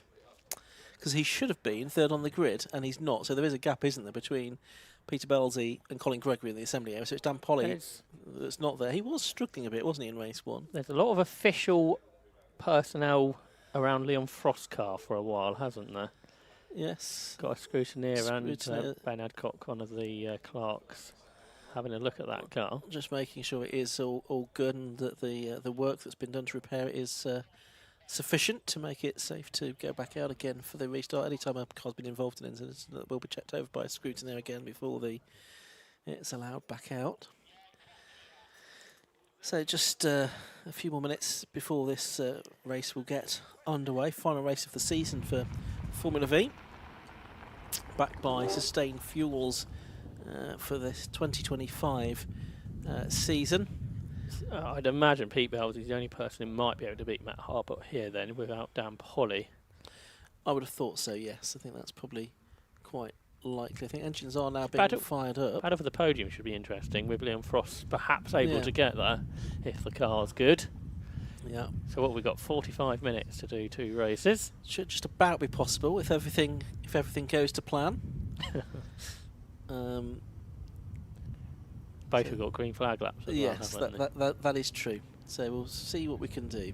Get as much racing in as we can. So they're off now. Stay on the track. That is the key message, really, isn't it? Staying on the track is much more likely to mean that you've got all of your race time. So cars out onto the circuit. Now this is their assembly lap. They then have to do another green flag lap. But let's have a look at the grid. It's set by the finishing order from race 1. So Matt Harbert, number 1, lines up on pole position. Besides him is number 61, Peter Belzy. On the second row of the grid, it's number 44, or should have been number 44, Dan Polly, but he's not there. And 72, Colin Gregory. Third row is 11, Ben Cressy, and 46, Will Malins. Fourth row of the grid, that'll be 55, Peter Studer, and 87, Jack Wilkinson. On row 5, 50, Lewis Gold, and 47, Matt Topham. On the sixth row, it's 3 and 19, 3 Vaughan Jones and 19 Rob Kostadinov.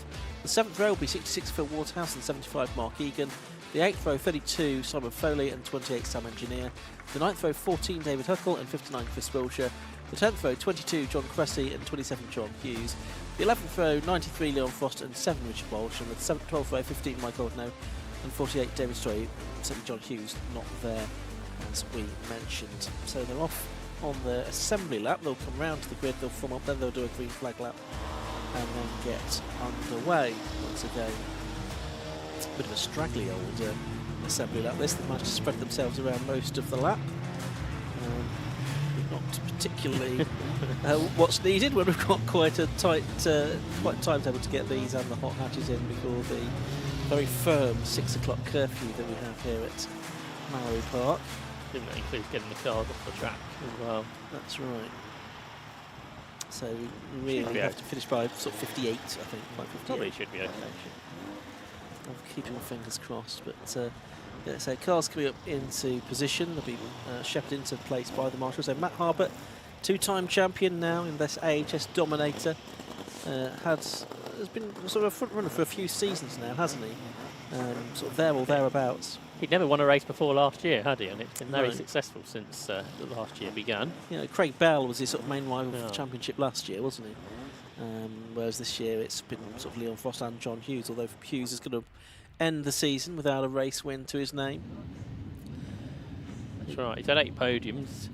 Frost has had 9 and Harbert's had 10. No one else has had more than 3. Oh no, Pete Bowles had 4. He got 4 for earlier on today. Now, Colin Gregory starts 3rd, doesn't he? Has he been on a podium in a Formula V race before? I think he probably has. I've just got a hunch that he has at some point in the past, but I may not be correct on that. Oh yeah, he scored a podium in 2020, I think. Yeah. But not lately, anyway. He's got a chance here. Then that battle for 3rd should be really interesting, if it isn't for the lead. Yeah, Colin Gregory, 45-year-old from the UK operations manager, been racing for 10 years. He's had 4 years of bad reliability. His 75-year-old father prepares to close the ex-Adam Macaulay car that he's racing these days. Championship winning car as well, isn't it? Yeah. So green flag lap getting underway. Harbert is on pole in number 1. He'll keep that for next season if he comes back next year. Peter Belzy, 43 now.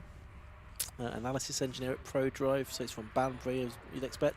Been racing for 20 years now. 3 wins he's had, 36 podiums before this season. He had 4. So that was his 40th podium this morning, or earlier on this afternoon. Absolutely. So, and he's done over 150 races. Also done a bit of classic Cupmans and so forth as well. Self-prepared car.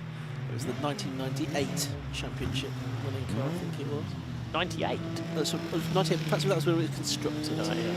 The car, because it was one of the early 2000s, I think, actually. Because we had, just before I started contacting, it was the likes of Mike Genvy was winning, and then Jazz Clark won, I think, the season before. I have got the list, haven't I, of champions. Yeah, 2000, 2001 and 2003, Jazz Clark. Genvy winning 2004 and 5. And Trevor Bush had a winning season as well in between them on 2002. But yeah, 1998 manufactured car. Yeah, the AHS is pretty modern, isn't it? But I suppose it's 10 odd years ago that Paul Smith was winning now in that car. Which they have evolved, haven't they, the Dominators over the years. Alan Harding's concern. So cars coming up into position then. 12-minute race it will be for the Sustained Fuels Formula V Championship. All being well, they'll probably get about 13 laps out of this. And then we will have the hot hatches to round out the day. Last couple of cars just getting into position. And then we'll turn our attention to the 5-second board, which goes up. And then the lights will turn on, which they do. Out they go, the race gets underway. Even start from the two on the front by the looks of it, Harbert and Belzy. And it's going to be Harbert that's going to lead into the first corner. From Belzy in second place, Colin Gregory third. Jack Wilkinson's made a good start, hasn't he? Around the outside of a couple, up into fourth position. He started on row 4 of the grid. He's been a sort of an occasional competitor recently, but it's the top two just breaking away a little bit from the next group, with Gregory trying to keep Wilkinson at bay, and also involved there is the Ben Cressy car as well, I think, isn't it? Number 11, he's there or thereabouts. Yeah, he's just going around the outside at the moment, so we've wondered if the top two might get away. Belzy's going for this, isn't he? He's challenging Harbert, then this massive battle pack for third position, which is headed by Colin Gregory from Jack Wilkinson. Cressy out wide, so that could give Will Mailings a chance to sneak through, the 18-year-old, but can't quite get there. But for the lead of the race, Harbert is not able to break Pete Belzy on that opening lap. No, it's certainly not. Belzy's going for the lead, I think, down the inside into Gerrard's. Couldn't quite make it, so Harbert hangs on, but Pete Belzy, was it 3 wins he said he had? Yes. So can he get win number 4? He hasn't won for a while. There's yellow flags, I'm afraid, out of Gerrard's. Yeah, can't quite see why. There must be a car stranded somewhere or something like that. Oh yes, there is. There's one pulled up by the Kostadinov, isn't it? Yeah, just on the back straight. Step straight should be all right there, you would think, for racing to continue. Frost only got to 16th on that first lap, so his progress was limited. So Cressy and Mailings have got the better of Wilkinson on that too. Yeah, Mailings there in the Shane, the ex-Snary car. He's younger driver. Ben Cressy there racing the ex-Ben Mallory championship winning Storm just ahead of him. He's had sort of a few podiums over the years. I think it's Ben Cressy in that car. Harbert's broken Belzy now, the gap's over a second, so it's all about who can end up on the podium from this big battle pack, I think. Dave Story actually had a better start than Leon Frost. He's up to 15th, and Frost hasn't come. He's slowing, isn't he? I wonder if that car's not as well as the team might have hoped. No, well, David Story up to 15th, and that's what you'd expect of a former star of Mallory front runner. Knows the circuit better than anyone, I should think, around here. It's not changed since he was racing in Formula Ford in the 1980s, I don't think. It's been a very long time since he raced, before halfway through this year, so that's a good effort. Here's about a third. And Mailings can't quite get the better of Cressy, down towards the hairpin. Wilkinson next, then Peter Studer, another super experienced driver, the Norfolk man. He raced Formula Ford back in the 80s as well, didn't he? Not necessarily always here at Mallory like Story did. So Colin Gregory's hanging on there in third place, but he's not really able to break the toe to this group behind. Mailings perhaps looks a little quicker than Cressy, but has been unable to find a way through at this point, but there's plenty of the race to go. Yeah, there is 9 minutes of it, so only a quarter of the way through. It's Harbert from Belzy, then it's this battle for third. Gregory looks like he's having to work quite hard here to keep cars behind, but it's Cressy going around the outside of him at the first part of Lake Esses. It would have given him the inside line for the next part. Danger is it might open the door here for Will Mailings to try and find a way through on the inside of Cressy on the way up to Shaw's Corner, but no, on the brakes. Oh, it's made contact with the back of the Cressy car, and he survives. It may have done some damage, but these can be fairly robust, these Formula Vs. He's frustrated, He's though. frustrated, though, because he made a mistake. That was his mistake, just into the back of Ben Cressy, and he's lost a couple of positions because of that. He's gone down to 7th place. Cressy survives in 4th. Yes, and hasn't done any damage to his car, so that's let Colin Gregory go again. But Liam Frost is still persevering here, isn't he? I think he's going to get second in the championship anyway, but he's in 18th position. Oh, that means him and Matt Harbert are going to be together again, doesn't it, at some point in this race? Probably. Matt Harbert, I love that. Cressy with Studer now up there in challenging for 4th position here. Someone there very enthusiastically cheering on the sidelines at the S's, I could see. And then it's Studer now under pressure from Wilkinson, who seems quick at this part of the circuit. He's on the outside line. Can he go around the outside of Studer? He's trying to hang all the way around the outside. Is he going to get the places they come sweeping through Devil's Elbow? No, he's not. So it is Studer that holds on, and just behind them, you've got Malins trying to make amends of that mistake a lap or so ago. Harbert 4 seconds ahead of Belzy now. Then there's battle for third. Mailing's looking all over the back of Jack Wilkinson as they turn their way through Gerrard's on lap 6 of the race. Here's Leon Frost still going. This is kind of bizarre, really, isn't it?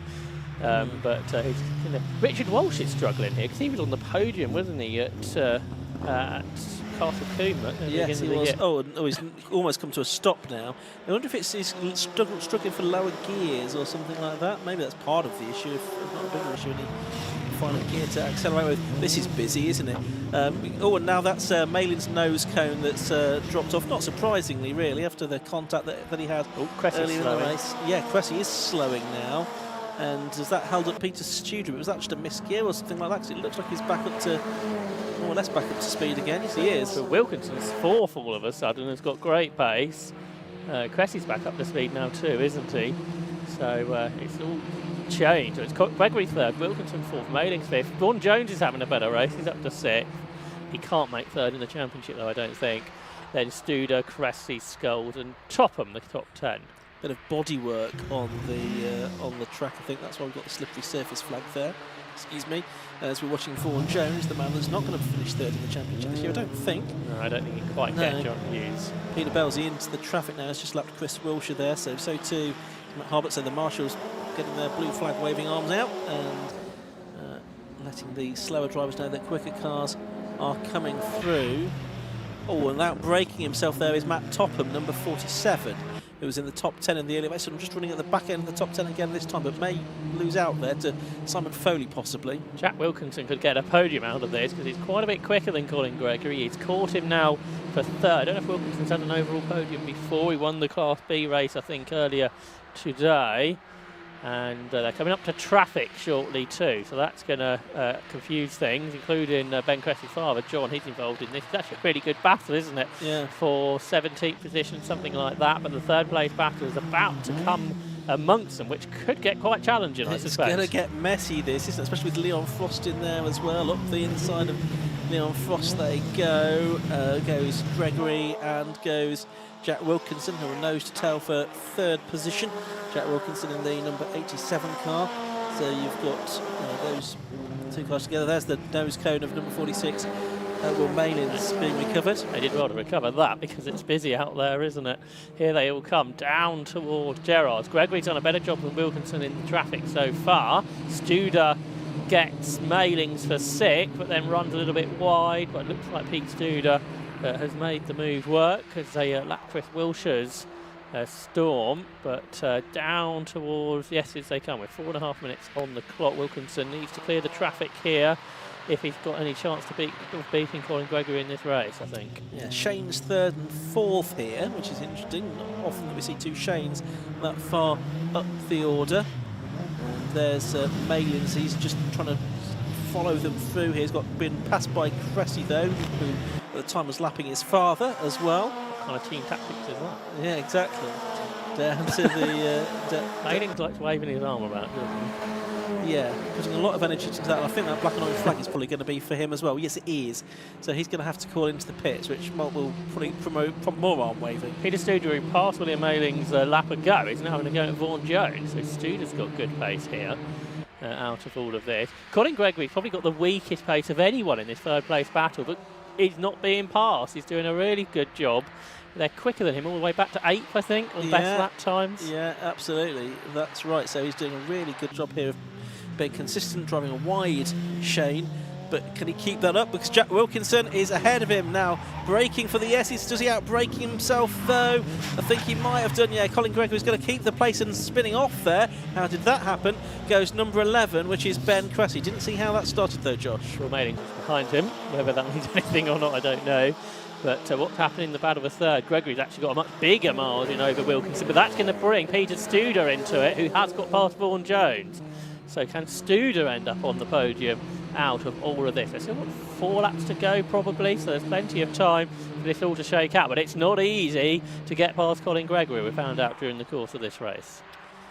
No, absolutely. And it looks like there was some contact. Possibly, actually, Chris Wilshire, we're thinking, may have made contact with the Ben Cressy car as they were being lapped. So that's possibly what happened there. Checkered flag goes out now to Matt Harbert. So an early checkered flag in this race. Matt Harbert has taken the win. So he's got the win. Second place has gone the way, not yet actually, of Peter Belzer. He goes across the line now. We'll pick up a picture of this for you in a moment. Colin Gregory, now is he going to hold on to third place? Yes, he is, from Jack Wilkinson in fourth position. Fifth place goes the way of Peter Studer. Sixth place goes to Vaughan Jones. Seventh goes the way of Will Malins. Although he'd got that black and orange flag, he didn't get the chance to come into the pit lane though. He didn't have 3 laps, so how's that work then? Yeah, I'm not quite sure. Eighth goes to Lewis Sculls, ninth to Matt Topham, and rounding out the top 10 goes the number 32 car, which is that of Simon Foley. So that's the order at the end of the race. So it was a win for Matt Harbert, then 10 seconds in the end, so quite a convincing victory margin, which is possibly what we expected with a couple of other quick drivers not really, well, not there. That's right. 9 wins then for Harbert in the end, so a pretty dominant season after all for Matt Harbert, well deserving champion, but that was a really fun battle, wasn't it, for the podium position. Colin Gregory did a really good job to hang on to that podium place. He never lost it, did he? But everyone else had a go. Absolutely right, yes. It was a good fight. Colin Gregory, a very well-deserved third place. I think he was only 9/10 of a second clear of the 87 car of Jack Wilkinson in the end. Peter Studer in 5th place. He was only another second behind that. Vaughan Jones completing his season with a 6th place finish. So I'm glad that they, although it was flagged after 11 laps, they probably would have had 13. At least they had a fullish distance there without the safety car intervening that time. Matt Harbert then it was that took the win in the final Sustained Fuels Formula V Championship race of the season. He completed 11 laps and he finished the race 10.4 seconds clear of number 61 Peter Belzy. Third place went the way of number 72, that was Colin Gregory. Fourth place number 87 Jack Wilkinson. Fifth was 55 Peter Studer. Sixth was number 3 Vaughan Jones. Seventh was 46 Will Malins. Eighth place went the way of number 50. That was Lewis Sculls. 9th to 47 Matt Topham. Rounding out the top 10 was 32 Simon Foley. So Wilkinson won Class B from Malins and Foley. Then 11th was number 11 Ben Cressy, after he got involved in a couple of incidents in that race, not necessarily of his making. 12th was 66 for Wardhouse. Then it was 13th number 75 Mark Egan. 14th 28 Sam Engineer. And 15th 48 David Story, the last driver on the leading lap in that Sustain Fuels Formula V Championship race. So we've got one more race to come in the gathering gloom here at Mallory Park. That's going to be for the PBS Brakes Hot Hats Championship. And we're ready now to go down to Kieran Mogg. He's in Parc Fermé speaking to our top 3 in Formula V. Thank you very much, Jess. You can see here as Matt Harbert just gets out of the car. 2 from 2, Matt. Obviously, this one was a little bit easier than the last one, we can say that, I think. Yeah, I enjoyed that. It was just a nice 10-15 minutes, yeah. So I could see Peter Matteo, and then he just said he made a bit of a mistake, so he sort of dropped off. And then I was just trying to get a bit quicker, really. But just a really enjoyable 15 minutes. Got all the family here today. We only live 10 minutes down the road, so just a really nice way to finish the season, yeah. Great. 100%, obviously 2 from 2, you couldn't ask for much more, so congratulations. Cheers, thank you. Cheers, thank you. Have a quick chat with Peter. Peter, again, second podium today, went quite well. Yeah, pleased obviously with the second podium. I'm a bit annoyed at myself for losing Matt at the beginning there. I made a bit of a mistake at Gerrard's and then I was out the toe and he was away, so I was sort of a little bit hopeful that he might ease off or get caught up in the back markers a little bit, but no such luck. So a bit lonely, but good, yeah, great result. There's always next year, though. What do you reckon? You could take it to him next year? We'll see. Yeah, there's always that's always the aim. So yeah, definitely see what happens. Yeah. Well, congratulations. Thank you very much. Cheers, thank you. Right, so where has Colin? Colin, yeah, that was an interesting race. It was a busy race, yes, getting lots of grief from behind. So yeah, a bit more pressure than I would have liked, but managed to hang on. So yeah, really good. It's been a while since I've been here, so yeah, really good. Well, obviously a nice way to end off the season with the podium. So, do you reckon you can perhaps maybe see you more in the top 3 next year? If the car's doing what it should be doing, definitely, yes. But the big thing is this man over here, who's worked so hard to get this car back to where it should be and get me back with that 3rd spot and a trophy again. So thank you, Dad. Absolutely. Well, congratulations on the P3. Very much. Cheers, guys. Thank you. Cheers. Thank you very much. All right, there are cars out on circuit. So back to Ian and Josh.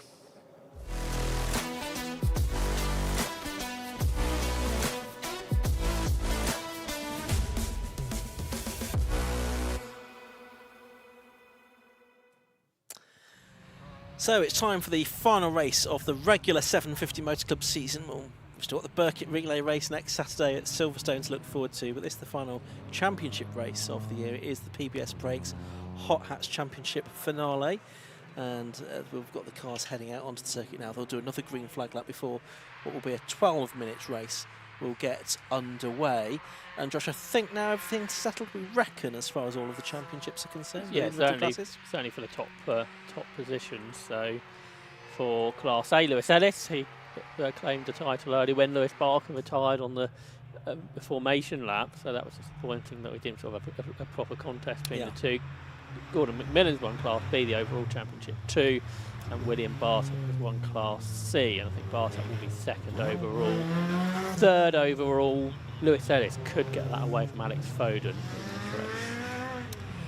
Okay, so that's all decided, so hopefully just a good, clean race to end the season in the PBS Brakes Hot Hats Championship. It's a pretty big grid of cars, mostly from Classes A and B. Class C a little bit underrepresented this weekend. There's lots of drivers that have been in and out of the championship during the season, but not many have been regular contestants, have they, Josh? You can get a full grid of everyone that's had a go, but yes, they've not been regular, which is a shame. Hopefully that'll change for next year. So Class A, Lewis Ellis the champion. Lewis Barker's basically done 2nd, and Matt Warren 3rd. Class B, Gordon McMillan winner. 2nd, Alex Foden. 3rd place to be contested in this race between Stuart Kennedy, Craig Turner, Matthew Morgan and Lee Rickard. And then Class C will Bartok the champion, Josh Hilton 2nd, and Peter both 3rd. So even the top 3 in each class almost all decided, other than Class B. And one of those contenders in Class B isn't going to make the start. So Lee Rickard will not finish 3rd in the Class B championship. Right. He's just headed into the paddock. We saw his car slow at the end of the first race. So obviously there was a problem with the car that caused that. Lewis Barker at the back, he's going to be one to watch. Well, yeah, how far up the order is he going to get in the space of 12 minutes? Quite a long way, you would think. I wonder what it was that caused that problem in the first race. It's probably been something that's been relatively easy to fix, or hopefully it has from his point of view. Yeah, confirmation that 226 has retired to the pit lane. That's Lee Rickard. So last few rows of cars just coming into position ahead of this 12-minute race. There's the green flag lap to go first, of course. We've got Matt Wilkins lining up on pole position, having had that victory earlier on today. You can see the headlamps of those cars that have got them turned on are shining quite brightly now, because it's been a gloomy day and we are getting up to that point where it is, or it would be sunset if we'd got any sun to set. And so, yeah, it's probably just as well that we have a 6 o'clock curfew here, because I don't think we'd have got much more racing in after that, even if it wasn't, Josh. No, that's right, but it makes sort of an atmospheric view of the final sprint race of the 750 Motor Club season. It's great to have this big grid for hot hats, isn't it? Back to where it was a few years ago. Here's how the grid lines up then. Pole position went the way of number 84, Matt Wilkins, based on the earlier finishing order. Besides him, number 22, Tate Taverner. Second row of the grid is going to be 52 and 291, so still in Honda Civic tyre cars, Lewis Ellis and Zach Bernal. Row 3, 7 and 29, 7 Ryan Barker, 29. The first of the non-tyre cars is Matt Hale. Fourth row, 20 Gordon McMillan in the BMW and 277 Joshua Turnbull. 67 and 226 on row 5, although the Rickard is not there. Andrew Edward is there in the number 67 car. David Walsh, 21 on the inside of row 6. Interested to see how he fares in this race, because he qualified well this morning. He's got 116 Matthew Morgan next to him. Row 7 is 300 Joshua Bavin and 14 Trevor Gregory. Row 8 is 1 Joshua Hilton and 78 Matt Warren. The 9th, row 13, Stuart Kennedy in the Corrado and 197 Craig Turner's Clio. Row 10 is 17 William Bartok Saxo and 95 Mark Jones. Row 11, 137 James Hillier in the Suzuki Swift and 120 Rudy McMillan in Honda, row 12 Shay Kavanagh, I should say, in the Audi TT, Matthew Duffell's Honda 118, and Lewis Barker's Honda at the back, which was on pole position for the first race but didn't take the start, so it'll be fascinating to see how that pans out. Yeah, so we lost both him and Walsh in one way or another, didn't we, from that lead battle, so it was a shame we sort of didn't have that 4-car battle. Whether we're getting them all together in this race is yet to be seen, but we saw plenty of good battles in race 1, didn't we, throughout the order in this hot hatch grid. There's varying driver and experience, and though there's lots of Honda Civics, there is a good number of other makes out there as well, and different vintages of cars too. Yeah, and it's great to see things like the Corrado out there as well. I think that really adds to the grid. Stuart Kennedy's car, sort of cult classic from the 1990s. So it's a few more cars have now turned the lights on, I think, than they had them on before. Matt Wilkins on pole position has turned his on. Those that are shining particularly brightly, Lewis Ellis is through from row 2 of the grid, and Tate Tavern's not got any on at all and has only got one light at the front anyway, by the looks of it. Anyway, they're all more or less into position, including now Lewis Barker, number 15 at the back of the grid. So shortly we'll have the 5-second board. Yep, that's shown now. And we'll get the race underway. No Gordon McMillan. No Gordon McMillan. Okay, already the champion, of course. Lights go out. The race is underway. Good start by Wilkins. Not such a good start by Tate Taverner. Lewis Barker's not yet made up any places. Shane Kavanagh also trying to sort of forge away through the field from the back of the grid as well. But it's Wilkins that's got the lead into the first corner. And it's Zach Banana, isn't it, I think, that's got into second place there. Tate Taverner third. And Lewis Ellis with the bright lights is in fourth position. So it's Bernal taking the fight to Matt Wilkins as they head through Gerrards Bend and onto the Steppy Straight for the first time in this race. And it's Honda's filling at least the first 4 places, if not more.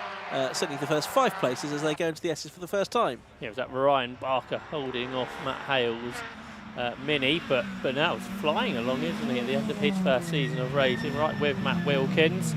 Big dive down the inside. Was that Kennedy in the Corrado? He got 2 places out of it. Josh Hilton, he's lying around the outside. I don't think he was quite as effective as Stuart Kennedy, who really gained out of all of that. Is he taking the lead of Class B, I think, with that move? Maybe right, yes. So that's quite something. Yep, Kennedy in the lead of Class B from Andrew Idwin, I think, in second place in that class as things stand. Although Babbins has gone down the inside of him to take second, so Class B, the top 4, absolutely together through Gerrard's corner. Absolutely, with the absence of Gordon McMillan, GMAC, it's leaving the way open for others to contest the Class B honours here. Class A also very close at the front of the field, and that is David Walsh. I thought he might come through the field. He's got past Matt Hale now and up into 6th position. He made up 2 places already on the opening lap. Lewis Barker only... Oh, he's off on the grass there. That's the 300 car that's spinning around. And, is everyone going to get away with that? No, not really. Joshua Hilton involved. Who's that? Was that Lewis Barker that's got involved as well? But he was way back anyway. Someone else that tagged him. Was it Turnbull, I think, who tagged him?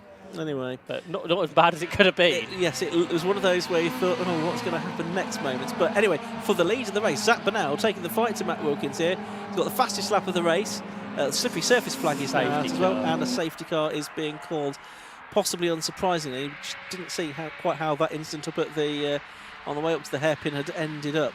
Safety car out, and there will be possibly confronted by a car just on the side of the circuit between the S's and the hairpin. We'll just wait and see if we can get a picture on that. Babbin's the only one that's not come through.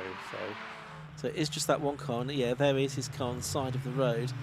Now, if he can, hopefully they can get that up against the barriers relatively easily. Broken front right suspension. That's going to be the problem, isn't it? It's going to need a lift, I think, because of that. So this could take a minute or 2, I'm afraid, to get that cleared.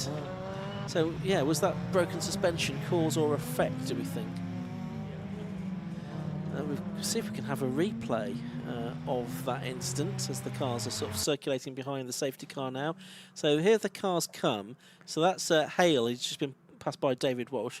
It's behind him that this unfolds. So it's off onto the grass. Goes that 300 car. That's the one that ultimately ends up with a broken suspension. Now, is he tagged? Turnbull, I think. Yeah, it is Turnbull. Yeah, that's where the damage is done, isn't it? The 277 car that creates the damage that's going to require the lift. Everyone else was just trying to keep out of the way of it, and most of them did, Josh. Yeah, Lewis Barker stopped completely. I think he's competing elsewhere at Snetterton tomorrow, so he was keen not to get involved. And Josh Hilton's avoidance was pretty mega, wasn't it? Completely sideways through the middle, and probably gained positions out of it all. But unfortunately, we need that safety car because the Class A battle was looking pretty good. Might have helped David Walsh. Does that mean he's going to bring people that bit closer, assuming we get a restart? So the order at the end of lap 3 is the race leader is number 84, Matt Wilkins. 291 Zach Burnell is second. 22 Tate Taverner is third. 52 Lewis Ellis is in fourth place. Number 7 is in fifth. That's Ryan Barker. 6th is 21 David Walsh. 7th is 29 Matt Hale. 8th is 13 our Class B leader Stuart Kennedy. 9th is 67 Andrew Idwin. And 10th is the 116 car of Matthew Morgan. But we just need to get the recovery truck on the scene, don't we, to try and lift that car out of the way.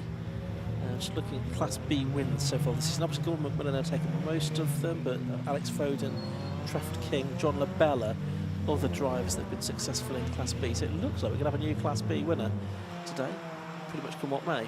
Yes, that's right.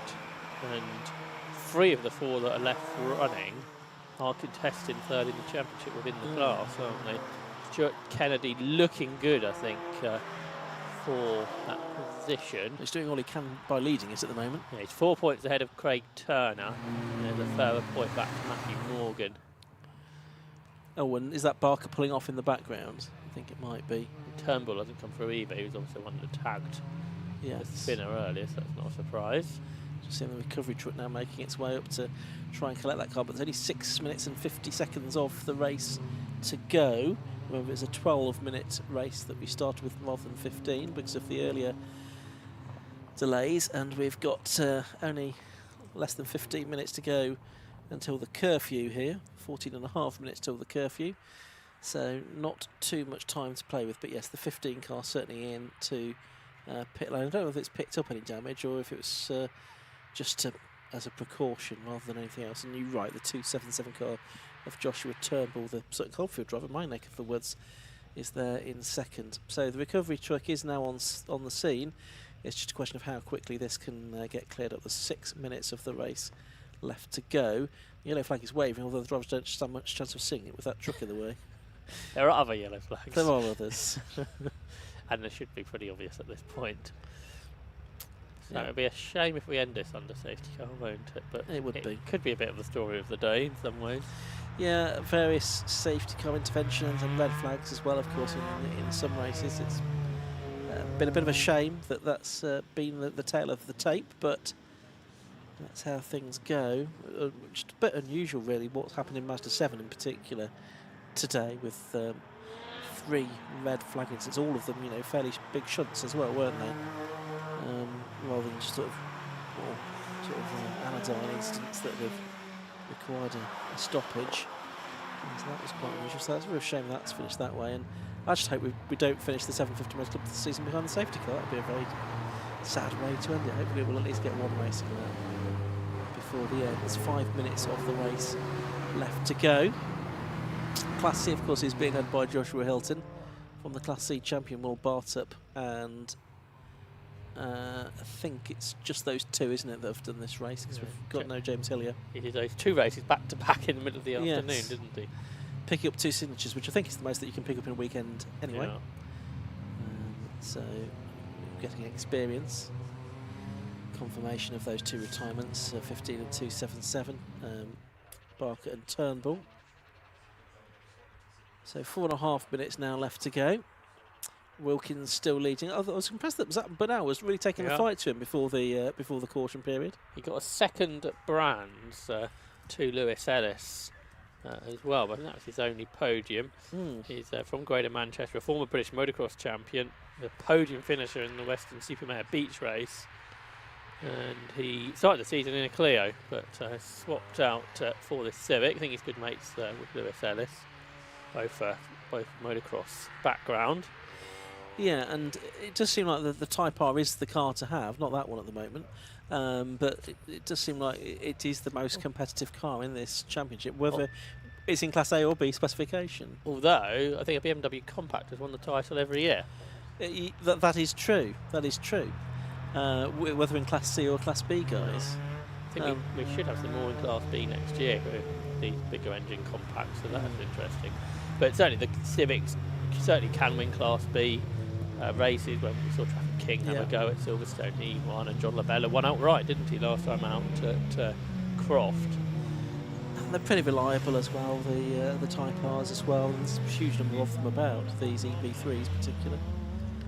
It's interesting having the other models out there. You've got Matthew Morgan in the FN2. We've had the EGs previously, haven't we? Dan Sebastian got that record round here in one of those. So hopefully the safety car comes in the end of this lap, otherwise we won't stand much of a chance. No, because the safety car lap's been taking 2 minutes and then they're less than 3 minutes to go. So fingers crossed that recovery is nearly complete. But we really need that truck to get into the pit lane before these cars come back round, don't we? Otherwise, that's going to be that. Keep an eye on our. Oh, it's on its way now. Go on. If that, recovery truck can get into turn right at the bottom end of Devil's Elbow, then we should be able to get going, you would think. But will they turn the safety car lights off in time? That's the only nagging doubt that I have in my mind. Still got the safety car bores out and the yellow flags out all around the circuit, of course. What did we have? Was it about 2 or 2.5 laps of racing, I think, before the safety car went out? It might have been all mightn't it? Yeah. Now we wanted it to be a 15-minute race again. Well, yes, and we didn't need it to be a 12-minute race in the end. There would have been time for 15 minutes, as it turned out. Right, safety car lights are off. We might be going again, and if we do, that should be time for probably 2 more laps, I would think. That's good. Matt Wilkins, I'm sure this won't be the first time he's done this. Type R Trophy champion from last year. He was going to be back out in Type R Trophy last weekend, but weather played meant that wasn't the case. But I think keen to have this Class A car out, and it's been a very good end to the year. See if he can make it the double. Yeah, so yellow flag's about to be replaced by green. Safety car pulls in, and there is the green flag. Race gets back underway with 2 laps to go in this PBS Brakes Hot Hatch Championship. It's Matt Wilkins leading the way then. Zach Burnell is in second place as they make their way up to Gerrard's Bend the first time after the restart. Tate Taverner third, and it is the car of Lewis Ellis in 4th position. Yeah, no changes at the 6th, although David Walsh now is on terms with Ryan Barker out of Gerrard's, but Burnell is continuing where we paused the race, right on the bumper of Matt Wilkins, down towards the right-hander at Gerrard. Top 3 have got away from Lewis Ellis, the Class A champ, and up towards the hairpin they come. They're bunching up again a little bit, aren't they, in all of this? And David Walsh can't quite squeeze through. What about the Bees? Well, they're still going at it with Stuart Kennedy at the front. They're going to get one more lap of racing, it seems. Yeah, so it looks like that is the case. 17 seconds left on the clock. Over the line they go. It's Wilkins leaded by just under half a second from Zach Burnell, but Tate Taverner now really taking the fight to the second place man as well. They've pulled clear of Lewis Ellis in 4th position. It's Brian Barker 5th, David Walsh in 6th. He's not been able to make any progress since the race got back underway. Although he got close to the car in front, I can see the check flag has been prepared here, so we're going to get that this time around. Through the S's for the final time. It's Wilkins still leading the way. It's his to throw away now. Second, is that going to be Zach Burnell to equal his best result of the season? Looks like it might well be. Through the hairpin they come for the final time, then down through Devil's Elbow. Checkered flag is made ready, and it's going to be a double win in the final rounds of the PBS Brakes Hot Hatch Championship for Matt Wilkins. He takes the win. Zach Burnell is second. Tate Taverner is third. Lewis Ellis 4th. Ryan Barker 5th. David Walsh completes the top 6, so not really any place changes amongst the top 6. It's all changing Class B because Stuart Kennedy, who led it, is 3rd at the flag. Yeah, Andrew Idwin therefore takes the Class B win. Matthew Morgan 2nd, and down in 3rd place and 12th overall was Kennedy, so he got passed as well by Shay Kavanagh's Audi TT and Trevor Gregory too in the Class A Honda as well. So Josh is just having a look at the maths to see if that's changed anything. I think Kennedy still gets 3rd in Class B Championships. 3rd overall. Lewis Ellis would have got 9 points, wouldn't he? Joshua Turnbull taking the checkered flag. He's the last driver to take the checkered flag this season in the 750 Motor Club race. I think Lewis Ellis beat Alex Foden by a point for third overall. Okay, and that literally does bring an end to the 750 Motor Club racing season, with the exception of the Burkitt Relay next weekend at Silverstone, and of course the plum pudding meeting here at Mallory Park on Boxing Day. Finding lots of meetings back in. Well, there's probably more up my sleeve yet to come. 84 Matt Wilkins took the lead, took the win I should say, in the final PBS Brakes Hot Hatch Championship race of the season after 9 laps in his Honda Civic Type-R, beating Zach Burnell number 291 by 0.3 of a second. 22 Tate Taverner was third, fourth was 52 Lewis Ellis, fifth was number 7 Ryan Barker, sixth was 21 David Walsh, seventh 29 Matt Hale, 8th 67 Andrew Idwin, 9th was 116 Monty Morgan, rounding out the top 10 was number 93 Shea Kavanagh. So Andrew Idwin in Class B, Shea Kavanagh the invitation class, and further back in 14th place Joshua Hilton winning Class C once again from William Bartup. So that's it from the Hot Hatch and the 750 Motor Club Championship racing this season. Some final thoughts from you, Josh? Yeah, we had some good racing when we were going, didn't we, today? And it's been a good season, hasn't it, for 750 Motor Club racing? We've had that extraordinary Road Sports Championship finale. I think that's one that's going to long live in the memory from last weekend at Donington Park. Absolutely fantastic, yeah, and some great racing all the way through the season. Do keep an eye on the 750 Motor Club website and social media feeds for announcements about the 2026 season very soon. Quick thank you to all of the marshals who've done such fantastic work here today. They've been kept very busy. Thank you to them and all of the other officials of the 750 Motor Club. Thanks to all the Alpha Live team. Thanks to Josh and to Kieran as well. Josh and I will say good night to you for now. Have a safe journey home, and we'll leave you down in Parc Fermé in the capable hands of Kieran Mogg. From us, good night. Thank you very much. I'm down here with our winner, Matt Wilkins, 2 from 2. He said just that you had a bit of pressure in the end there just after the safety car, but you managed to bring it home in first once again. Yeah, safety car helped, I think, to be honest with that one, because that car was really quick behind. But no, we'll take that. Shame Dave Walsh didn't get a bit more time to get through the pack, because he came from 11th up to 5th or 6th. But yeah, good day. Good day. Yeah, definitely a good day and a fantastic way to end the season for you as well. So good. That's the main thing, absolutely. And well, 2 wins from 2. Can't ask for much more. Congratulations. Brilliant. Thanks very much. Cheers. Thank you. Now Zach Burnell. Zach, obviously not quite, but you were close. I was trying. I saw the car go off on the side. I saw the dust at the background, so I did a 3 Devil's Elbow. I was just do or die through that. I had visions of it ending under safety car, and then just didn't want to risk second. Was still better than being in the gravel. So no, it was a good day. Yeah, obviously a very good day, and with the Matt was just mentioning about with the light going down as well, it was starting to be a bit more difficult to see. Were you finding that as well? It was more difficult when you got things behind me, lights on that were reflecting on you. So once I got a little bit of a gap and there was no lights behind me, but it wasn't too bad. I've driven in darker.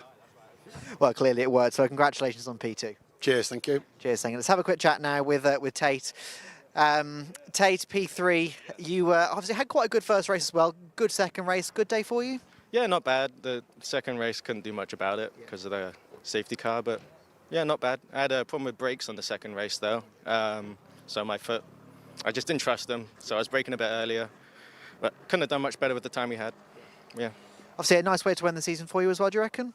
Yeah, it's all right. I've been in and out of this season, so the overall position doesn't bother me too much. I've just had fun, which is, yeah. That's the main thing. Congratulations. Thank you. Cheers, thank you very much. Right, unfortunately, that is all we've got time for. Amazingly, the officials have managed to do a fantastic job in fitting all of the races in, and we have completed the entire roster of races that we should have completed, despite, obviously, the early red flags that we had earlier on in the day. Now, all that's time to do is just to say thank you so much to all the different people that have made this possible. Firstly, to the marshals. We couldn't do any of this without the marshals. Obviously, they're the ones that have kept this running, and they've really had their work cut out today for them. The 750 Motor Club, obviously, for putting all of this on. Obviously to Ian and Josh up in the commentary box, keeping all of you entertained. All of you at home watching, none of that would be possible without you at home, so thank you so much. And finally to the Alpha Live crew for making this all possible and filming it all. On the crew today we've had Stuart as our producer, Dan as our runner, Luke behind the camera here, and then out on the track cameras we've had Adam, Johnny, Andy and Darren. Thank you to all of those different people who made this entire day possible. So thank you very much. We have one more live streamed day for the 750 Motor Club, and that's going to be next week at Silverstone for the infamous Burkitt. Don't miss it. It will be amazing. So thank you and goodbye.